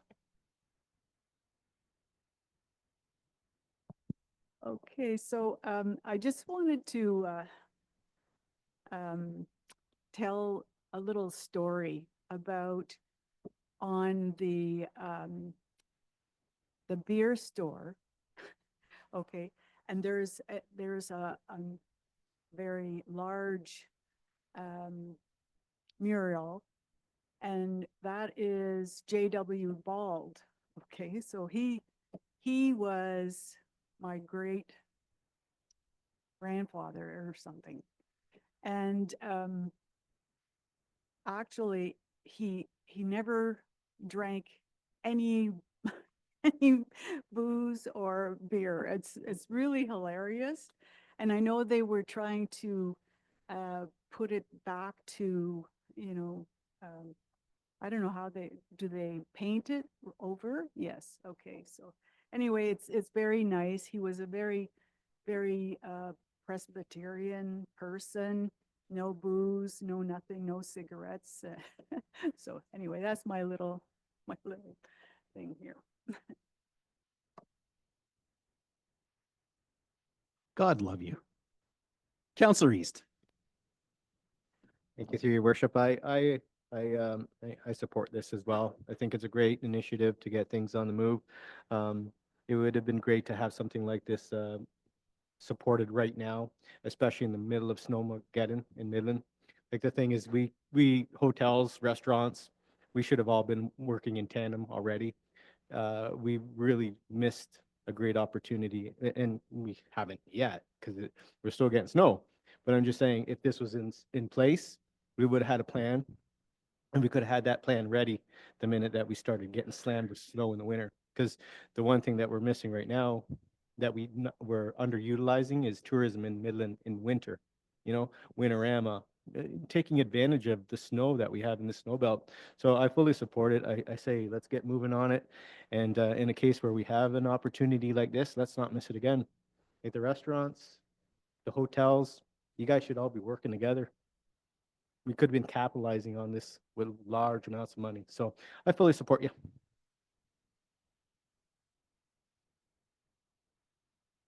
All right, sounds like there's an appetite to keep that in. So we talking harbor. Another one of our wonderful natural assets.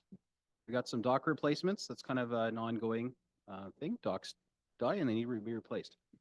And we have our washroom and shower renovations. Those things take a real beating all summer. The rub rail, which is, I imagine that's the one that the big cruise ships bump up against. Yeah. And we have the boat launch dock replacements, which I know the folks that avail themselves of a boat launch are always happy to hear. Nothing like getting a soaker when you're getting in and out of your boat. Any questions about these capital asks? Councilor Meredith. Thank you, Mayor Gordon. Diving into the rub rail replacement, I think this is the third year that, is this the final year for the, okay. Just keeps on coming up. I'm like, how long is this dock? Like, it's not that long. So, but anyways, it just keeps on going on and on. So the dock replacement at the boat launch, which I think we approved it last year in the budget. I don't believe the work has been done yet, if I'm correct. We said when we were, is the boat launch fees kind of paying the funds raised from the boat launch? Is it funding the dock replacement here, or is it in this pool? Because we did say that when we initiated fees down there, that the revenues, if any, I think there were some in 2024, and I'm hoping for stronger revenues in 2025. Is this in that category of, or is the whole harbor still all included as one, or is this not even coming out of those funds? Like, just trying to track the investment that we do down there, and then the boaters paying for that service down there, that the funds stay in that area. I can take that one. So the boat launch fees that we implemented, I think in 2023, we have a $35,000 budget. That budget is consistent with 2024's budget. And so that actually flows through our operating budget, right? So again, this is a capital request, which is funded by reserves, right? The operating budget includes $35,000 in revenue for boat launch parking fees. But we also, in that same operating budget, have a transfer to reserve, right? And so, you certainly could say that those funds are being put towards operations and capital, which is what they should be for.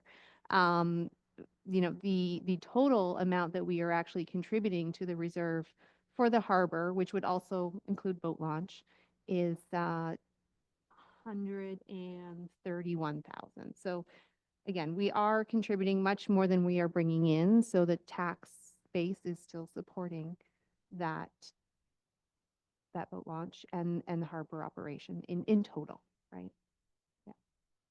Noting that there are still public spaces down there, Peterson washroom, the washroom facilities at the harbor that are used by visitors to the community. So it is difficult to delineate sort of where that line starts and stops for harbor and boat launch. But yes, you could say generally speaking, those funds are being used to offset the amount that we're spending on operations and capital.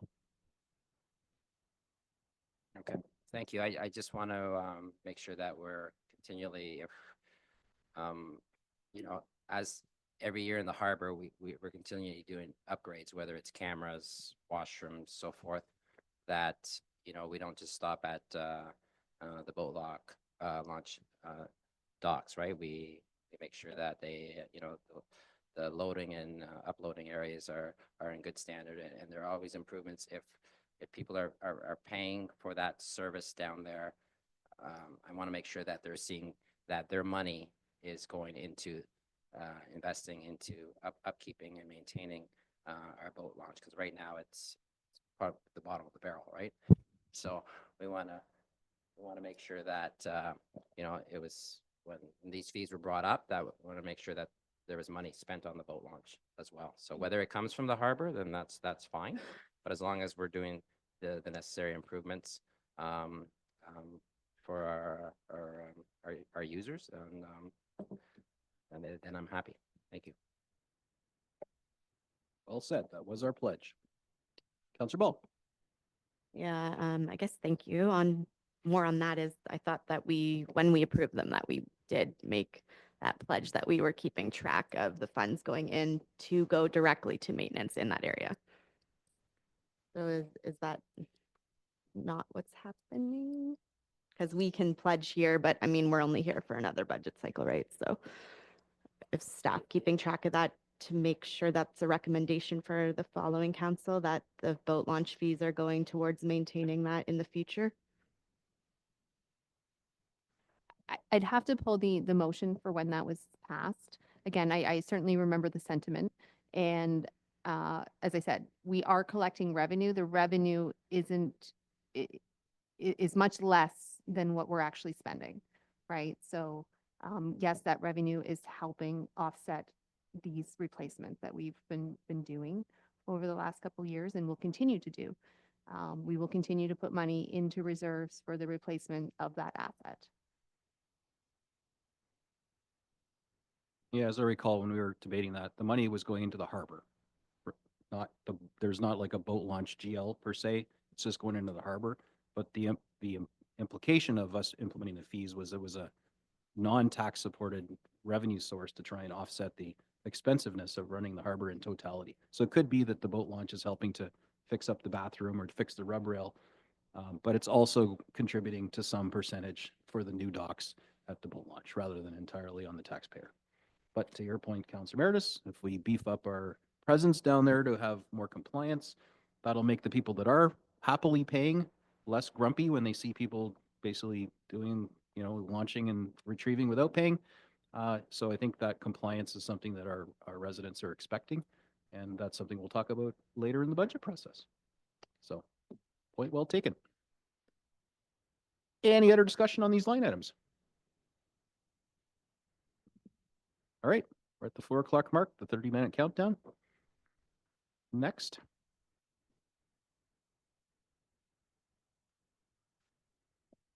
Just wanted to make sure council didn't want to discuss that addition of the harbor electrical switch panel upgrade. It is on your updated list here today, but again, it's not in your binders. So I just wanted to make sure council was aware of that project and comfortable with moving forward. Thank you. No problem. Yep. Thank you, and thanks for that reminder, CFO. Yeah, so I was reading along. So in order to, we discovered, and I believe it's because we want to increase from a 30 amp to a 50 amp, and now to go to the 50 amp, the panel now needs to get upgraded. Is that how I'm reading the notes in the budget? Through to Councillor Meredith, regardless of if we go to 50 amp, we should be replacing the panel. The technology or the electrical wiring is 40 years old. The lifespan is about 30. So regardless of if we decide to go with a couple 50 amp, we should replace that panel. Because if for some reason there was an issue, finding replacement parts will be quite difficult for us. It's 40 years old. For the breakers or the Yeah. pan, oh yeah, the few. Well, my house was built in the 70s, so I still have the original. So, but anyways, the question was, do we have to upgrade it because we're going to 50? Or if we upgrade it to 50, is the panel, aside from it being, will the 250 amp additions to the request, would that panel still be suffice to hold, no matter if it was 20 years old or 50 years old? That's kind of the question. To Councilor Meredith, I'm not an electrical engineer. But the recommendation from the electrical safety inspector is that we upgrade the panel, same from our staff electrician, regardless of if we do the 50 amps. So if we wanted to do the 50 amps, there's a possibility that it won't be able to sustain it. Sorry, can I help a bit? It's not just a breaker panel, it's the switch gear. It's not a 200 amp service like we could have at home. It's huge. It also supplies the part of the Coast Guard box, all the piers. So it's the whole switch gear. It forms part of that panel. So it's not just a breaker panel like you have at home. It's actual switch gear. And if it fails and explodes, it could cause severe injury and damage. Okay, well, thank you for that, because that's the kind of information I need. I don't know anybody else, but because when I'm reading here, and I gathered from my notes is it's because we're going to a 50 amp. So if we need to replace that, I'd say, okay, we're not going to go to 50. I'm not going to, my own opinion is we're going to stay at 30 because we're, currently we're losing boats versus attracting boats down at the launch. So why are we spending 70 when we can't retain what we have right now? So my thought process is just leave it at 30, leave the panel the way it is, done deal, let's move on. But what you're explaining to me, it's more, it's more serious than that, right? And so that's why I need that kind of information. And if you didn't have that information, then I can't make that decision. Yeah, So- absolutely. So it's similar to at home when your breaker gets loose and over time you just replace that one part. Just consider it's about that big. So it's just due for replacement regardless if we do the 50 amp upgrade or not.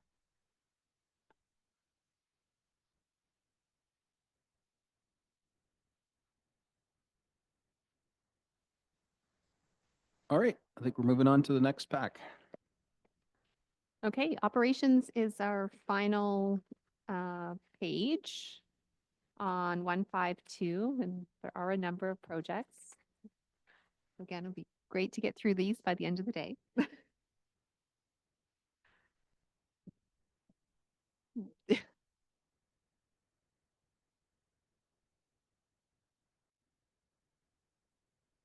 So when we get to these big ones, we don't usually go line by line through them. A lot of this stuff has been on our capital replacement plan. It appears sort of automatically.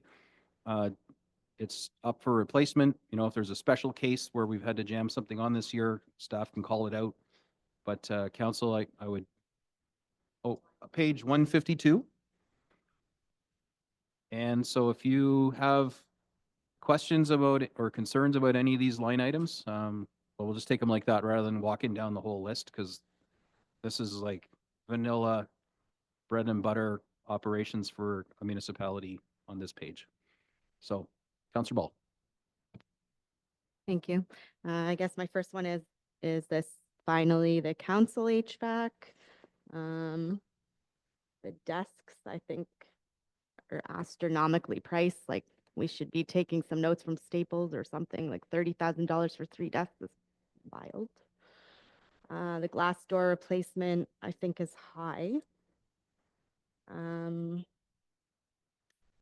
Contingency funds for town hall. Do we know what that exactly that is for? What exactly we're putting that towards?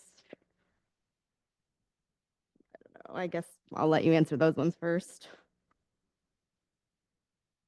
Okay, so which one do you want to start with? These are always this is always the biggest sort of slide when it comes to the operations and the budget for capital. Okay, well, I'm not for the So council chamber HVAC renovation. replacement?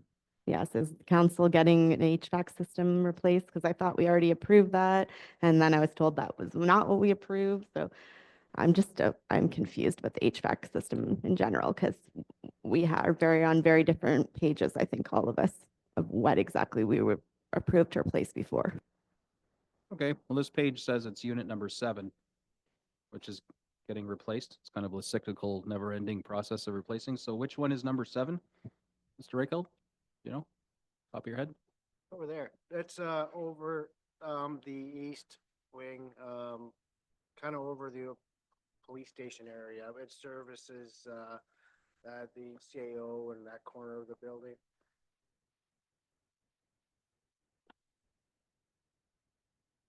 Okay, so, oh, Mitch? Yeah, through you, Mayor Gordon. Just wanted to add to your comment about the council HVAC. I don't know if anybody's noticed today, but you probably haven't heard it kick on once today. So we've made some internal changes with our staff, and we've got it running much more efficiently. And we're at the point now where we believe we're not going to have to do any modifications or replacement to it. So that's And a good example of getting the right people in place for the right job to make efficient use of our time. So I really appreciate that. And I'm sure that all the people I've been annoying for nonstop are really happy to hear that too. And we produced a lot of hot air today, so. Me.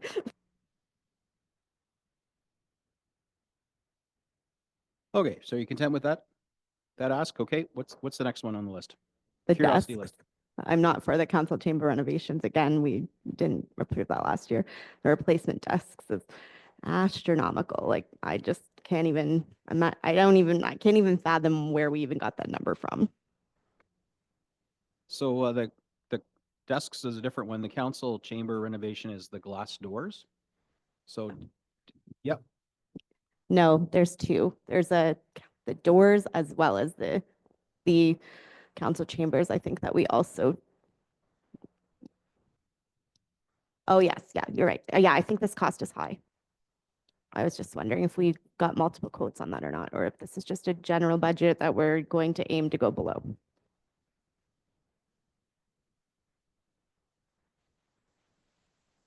okay, so the glass doors is what's on the screen right now.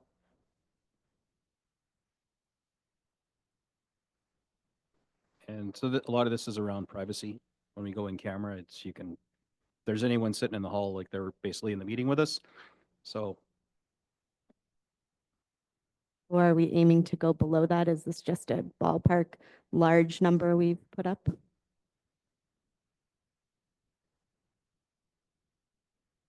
Yeah, through your worship. So it is a ballpark figure. I don't believe we've got quotes right now on it. Again, if we didn't use it all, we wouldn't spend it. But yes, there is the sound, but also being able to lock the doors quite easily as well. So.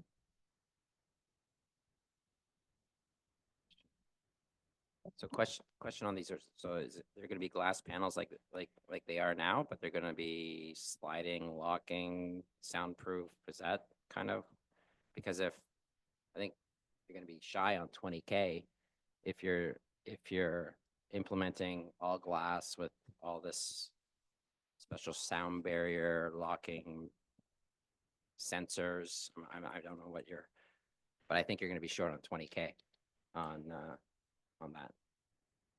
Just Yeah, through your worship. So yeah, so I mean, we do need it to be locking. We are going to be having the voters in here, so we do have to make sure that we actually can lock the chambers for that reason. There is that security from a sound perspective, but we have not actually priced out. I'm just looking at Mr. Reichelt, but I don't believe we have actually done a price out on the doors as of yet.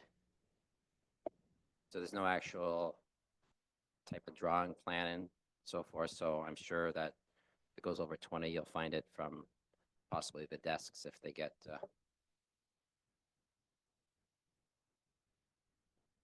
Yes, through your worship, it would come from contingency. Yes. Councilor Major. Replace truck 7707. $75,000 is a little much. Sorry, what page are you referring to? Which page?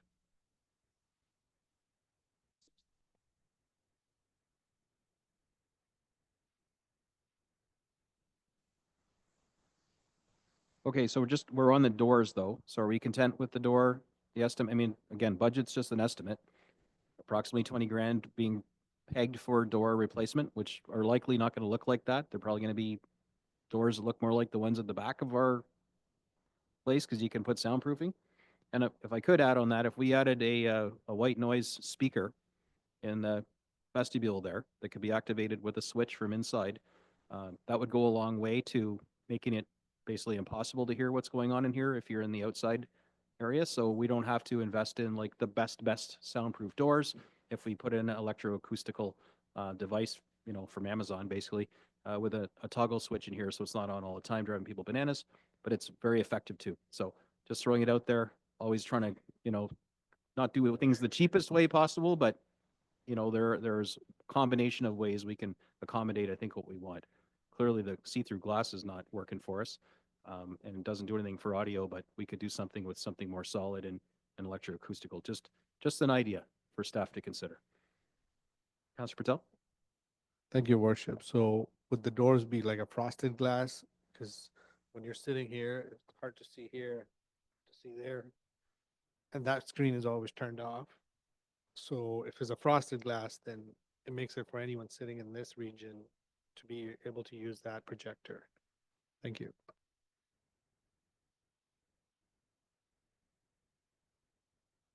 Okay, so are we good with leaving in the glass door or the replacement doors? Whatever, probably not going to be glass. Okay, the next one that we wanted to yank out was the desks. Replacement desks and office setup for 30K. Pull that one up on the screen. There it is. I think we kiboshed desks last budget, didn't we? Was that for the fire department or was it for us? Or both? I just want to know where this figure's coming from. Like $10,000 a desk. Like, are they made in gold? What are we, where are we getting this number from? It just seems like we can't get a desk from Staples. Like, I'm just wondering what the $30,000 is for. Like, am I missing something about these desks? Please clarify. Through you, Mr. Mayor, to Councillor Ball. Yes, the price does seem high, but however, we are legally required to meet certain ergonomic standards, and those standards reduce the number of claims we have and accommodations for staff because we have supplied proper ergonomic equipment. So it reduces workplace injuries. We have this year, we actually found a new supplier, so the cost has come down. They're actually a Canadian supplier. But we do run out of money every year. It's not only desks, it's chairs, it's proper footstools, depending on a person's height and ability. Chairs are, I can't buy a standard chair for somebody who's 5'2" and somebody 6'2". So we actually had an ergonomist come in under the Health and Safety Act, and they assessed everything, and we used their recommendations. We are trying to find more cost-effective suppliers, but we do have to meet those requirements or our WSIB claims, and accommodation claims are probably going to go through the roof, and that's going to cost you a lot more money. Okay, yeah, I'm just thinking about myself at work. I'm literally sitting on a chair that has a tape on it that says broken arm, so. We do have desks right now that still need to be replaced. I could actually take you upstairs and show you desks that we have put together with 2x4s that are literally falling apart. They're unsafe. We're almost at the end of replacing those in Town Hall. I would just love to see what we're buying, I guess. I just can't fathom it. So I appreciate that it's more than just the desk that this is displayed and that it's a whole system, but It's actually reduced the number of complaints that have come in for staff. When I first started here, we were seeing a significant number of claims for accommodations and additional equipment. So now if we do have a claim, we are fully covered and can go back and say, We have supplied them with absolutely everything from an ergonomics perspective to provide them a safe and healthy workspace. So it's a layer of protection for us as well. Joys of commercial office outfitting. It's not the same as going to IKEA for home. Anybody else on desks, or are we going to move on to something else? Councilor Meredith? Okay. Who else do we want to, what else do we want to pull out here? Councilor Patel? The skylight, roof and skylight repairs, please. Sorry. Through you, your worship, that's for the library roof. It's where the old section of the library meets a new section. Discovered an issue where there's water infiltration. That's to redo the flashing around that skylight area to stop the leaks. So we can't get rid of it. We have to keep it. Like we have to keep the skylight, or we can't just cover it up. Oh, So no, future, then the it doesn't. skylight's structural. Wait. It's massive, yeah. Oh, okay. It's not, Yeah. it's not a skylight, it's 60 feet long. Okay, perfect. Thank you.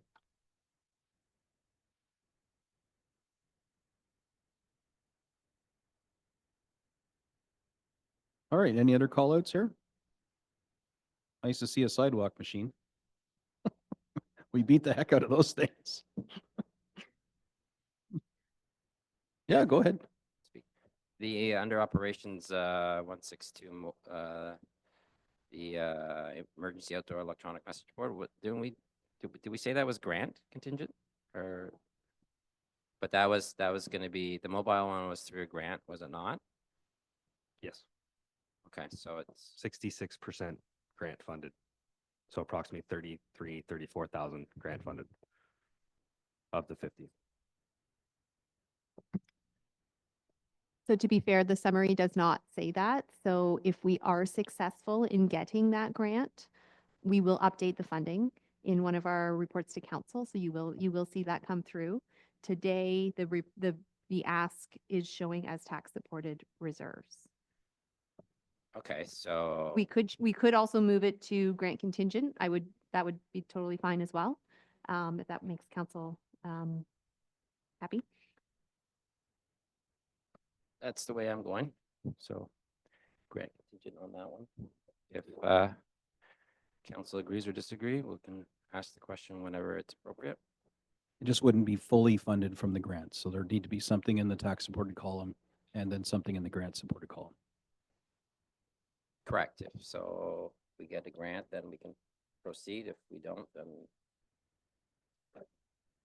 take it out of the desk budget. Thank you.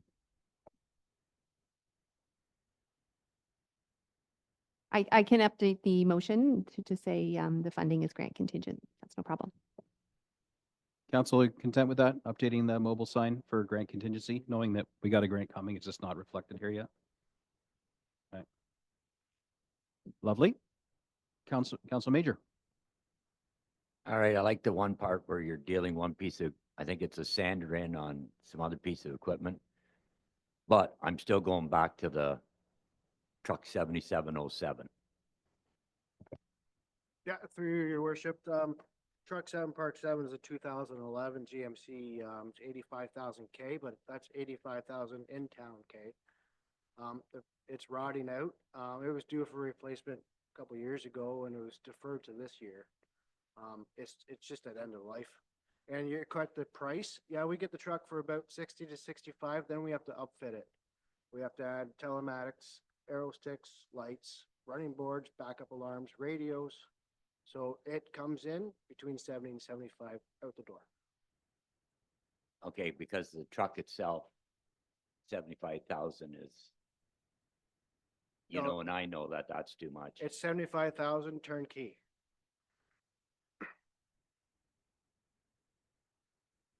You clear on that, Councilor Major? That's the all in. That's not the price of the truck. So That's the price of everything once you put all the stuff on it.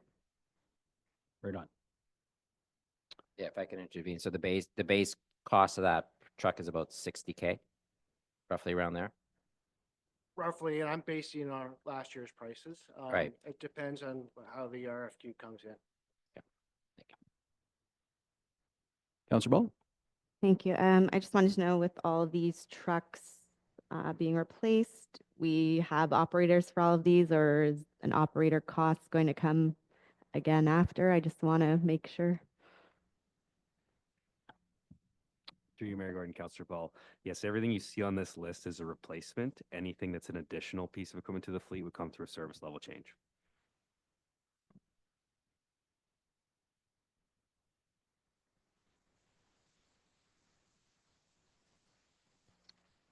Anything else on this monster list? Yeah, I have more. The garden beds, I think we need to fundraise for those. I don't want those at all. Same with the bleachers. I think that these all should have some sort of fundraising concepts to them before we put it on the tax base. And yeah, also, So you're talking about the bleacher replacement for 25K? yes, and the $10,000. Or the for community garden upgrade? That's on the screen now. We can deal I'm with talking for both of them. I believe we should explore fundraising opportunities for people using those. And I think that there might be some opportunities there before we put it on the tax rate.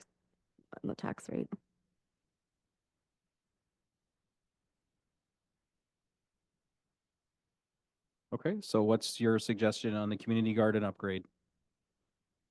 Which is fencing with an entrance gate and additional raised garden beds and accessible walkways and 2 material cribs. Yeah, I guess I'm wondering if we have approached any of the people actually using these to see if there are fundraising opportunities for the people that are using the gardens as well as the baseball diamonds. And I know for baseball, a lot of the time people are bringing their own chairs anyway, so I don't know if $25,000 cost, if that's something we necessarily need. I might get baseballs thrown at me for saying that, but I often sit on the ground when I'm at baseball, so. Mitch? Sure, through you, Mayor Gordon, Councillor Ball. I'll speak to community garden project first. This is a continuation of project that was ongoing last year. So this is taken to the next step with the fencing and the cribs and whatnot that is mentioned in there. I will say historically, our community garden has been something that's been a challenge for this town, underutilized, maintenance by the community groups and whatnot, and the buy-in has been a challenge. So I think, you know, whether that's a good thing that we could strive to get to. However, I don't know if it would be successful to build that program off the backs of those donations. It's almost the, you know, build it and they will come type of situation. So this allows us to finish off that and give it an honest effort to try and grow that program. And then from there, we could look for donations to kind of grow it and continue it on. I know we had discussions previously as well about moving the community garden entirely out of Little Lake Park to another park. So I'm kind of hesitant about this one. I don't know if it's the right move. Councillor East? Thank you, Your Worship. So these gardens in the bleacher replacement, are we talking about Little Lake Park? So the thing is, we just got approved for an accessibility grant for Little Lake Park.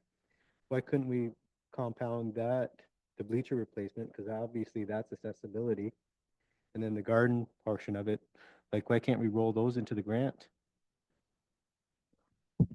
Through you, Mayor Gordon.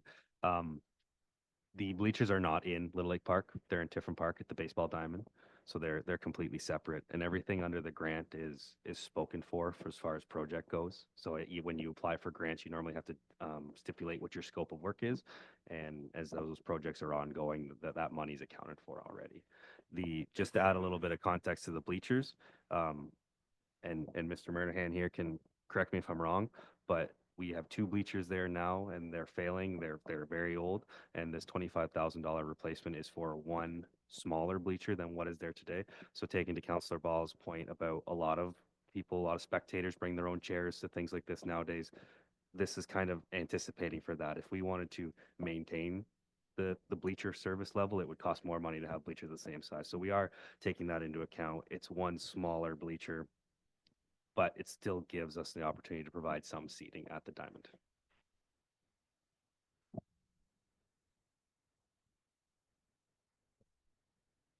Thank you, Mayor Gordon. Got the nod. On the bleachers, I know, I believe last year we, another request for Tiffin Park was the warning track. Was that not correct? And that was approved?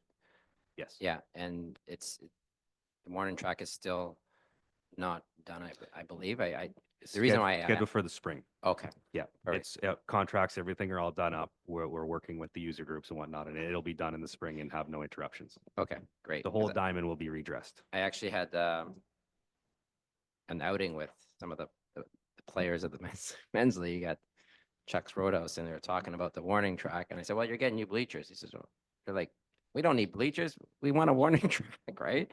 Because no one's ever in the bleachers for our games. So, but then I thought afterwards, I thought if we approved that warning track. So if we hadn't, I was going to say, okay, no bleachers. I'm for the warning track. Yeah. Player safety. And then we'll revisit this, but I'm good now. Thank you. Councilor McDonald. Thank you. I just have a comment in regards to the community garden. The people that volunteer there love it.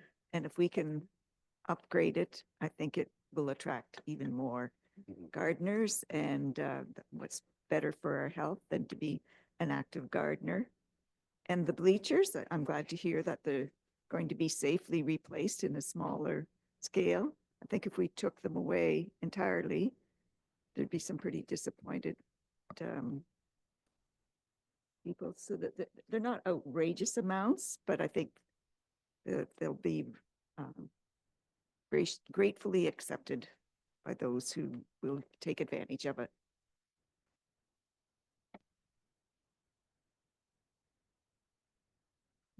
All right, so I got one on here. The 3 sidewalks. My suggestion is we don't do any new sidewalks right now. And we just stick to repair only. So I don't know how much of this is the repair budget versus new, but I just know that we're struggling keeping up with our sidewalks, the repair cycle, and clearing them in the winter, especially if we're going to have more winters like this. Holy moly. I just might want to pump the brakes on laying any new sidewalks right now, which I get, people don't want to walk in the street, but there's a lot of money here and we're struggling with the upkeep of our existing sidewalks. So maybe Mitch, you could explain how much is maintenance versus new, just to make me feel a bit better about this. For sure. These are all maintenance. None of these are new. If they were new, we would propose them to council through a service level change. That's what I thought. So yeah, this is maintenance and we don't have a choice. Yeah, we don't have a choice. I mean, not that we would ever have a choice, but it's safety. But as people walk around, you see the shifted and split concrete and all the orange paint. These are expensive things, but if you have sidewalks, you got to invest in them. And we have our minimum maintenance standard requirements. So I just wanted to call that out, let people know these are expensive assets we need to maintain. And we'll be speaking to another even more expensive asset that's taken a beating because of snow clearing later in the budget cycle. Yeah, Councilor Meredith? Yeah, thank you, Mayor Gordon. So when you talk about maintenance, are you talking about, let's say Hugel to Young 165? Can I wrap my head around this? Like, is there a section that's kind of caved in? Do we jack it out, re-pour? Or is it like, the guy going around with the spray paint and then someone else comes and carves it down? Like, what kind of maintenance typically would be in these type of sidewalks, especially for 100, almost 200K? Thank you. Through Mayor Gordon, Councilor Meredith, in these scenarios, these are full replacements of, we'll tear it all out and we'll do new sidewalk all the way from Hugel to Young. We do carry some money typically for spot repairs, like you mentioned. However, we have some carryover from 24, so we've not proposed that in 25 budget, which we can use for some spot repairs. So it's not shown up in this budget, but typically we have that. We also have some operating budget to deal with some things that come up throughout the year. But the 3 that you should see here are, well, actually, you can actually see the 6th Street one, Vinden to Ottawa. It has spot repairs written in it. So that's $40,000. So that's doing probably, 20, 30 feet here, 20, 30 feet there, versus the other 2 are full replacements, which is why they're more money. Okay, thank you. I thought you told Mayor Gordon Gordon, there was just maintenance stuff. That's why I got confused. We consider them maintenance because they're an existing sidewalk, so we have an obligation to keep them to an acceptable standard. It's not an addition to our sidewalk network. Councillor McDonald. Some of these streets have sidewalks on both sides, so are we fixing both sides? No, so First Street, for example, we've already done the east side. So this will be the west side. Same with Midland Ave, the opposite case. We've already done the east side. We're going to do the west side.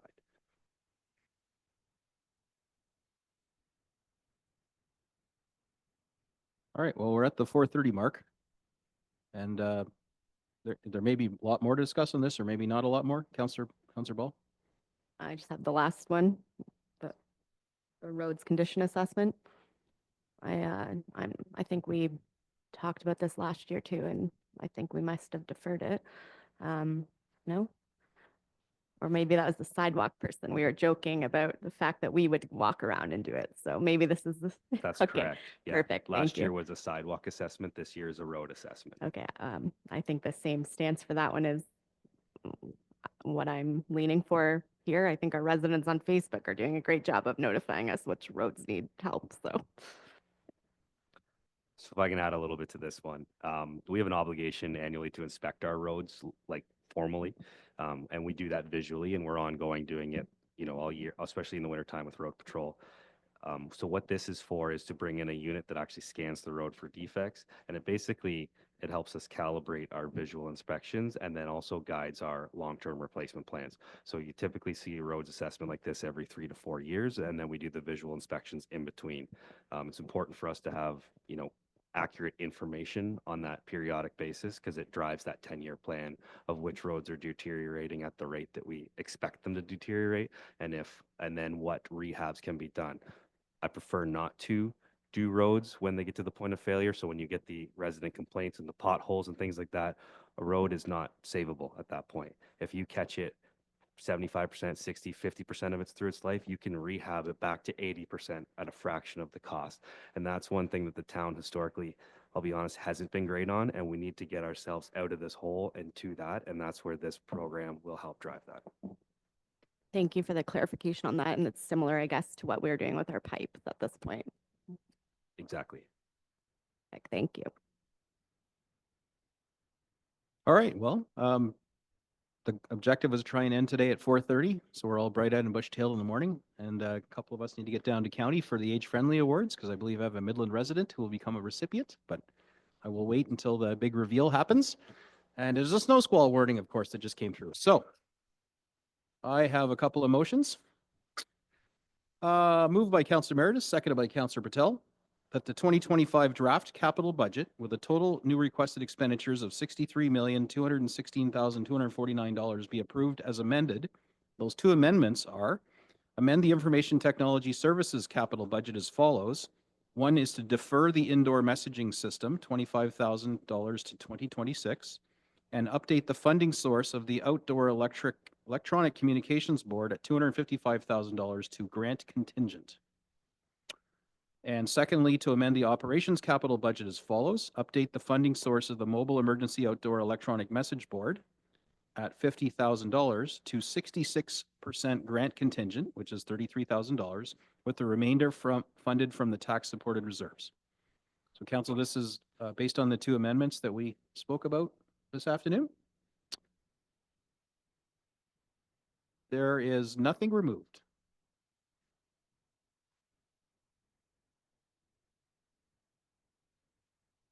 Is there, okay, so is there, like, we didn't talk about removing anything. I mean, you had questions about it, but we got this motion on the floor, so we can either, put it this way, you got motions to remove things, because we'll need to get, the straw poll through to get to remove it, or we can go this way. I mean, I wanted to remove a lot of things, but if I'm the only one who wants to remove them, then go ahead and go forward. There's no appetite to remove anything, then it's just me that I can speak for. Okay, well, so there's not, I mean, technically we had discussion on the motions on the floor. So right now the two amendments are the deferral and the updated funding source, or the two updated funding sources. So All right, I'll call the question. All those in favor? Any opposed? That is carried. All right, next move by Councillor Major, seconded by Councillor Patel, that this special meeting of council with closed session regarding the 2025 budget held on January 28th, 2024, recess at 4:37 PM and resume tomorrow, January 29th at 9 AM. All those in favor? Perfect. We'll see you tomorrow morning. Yes.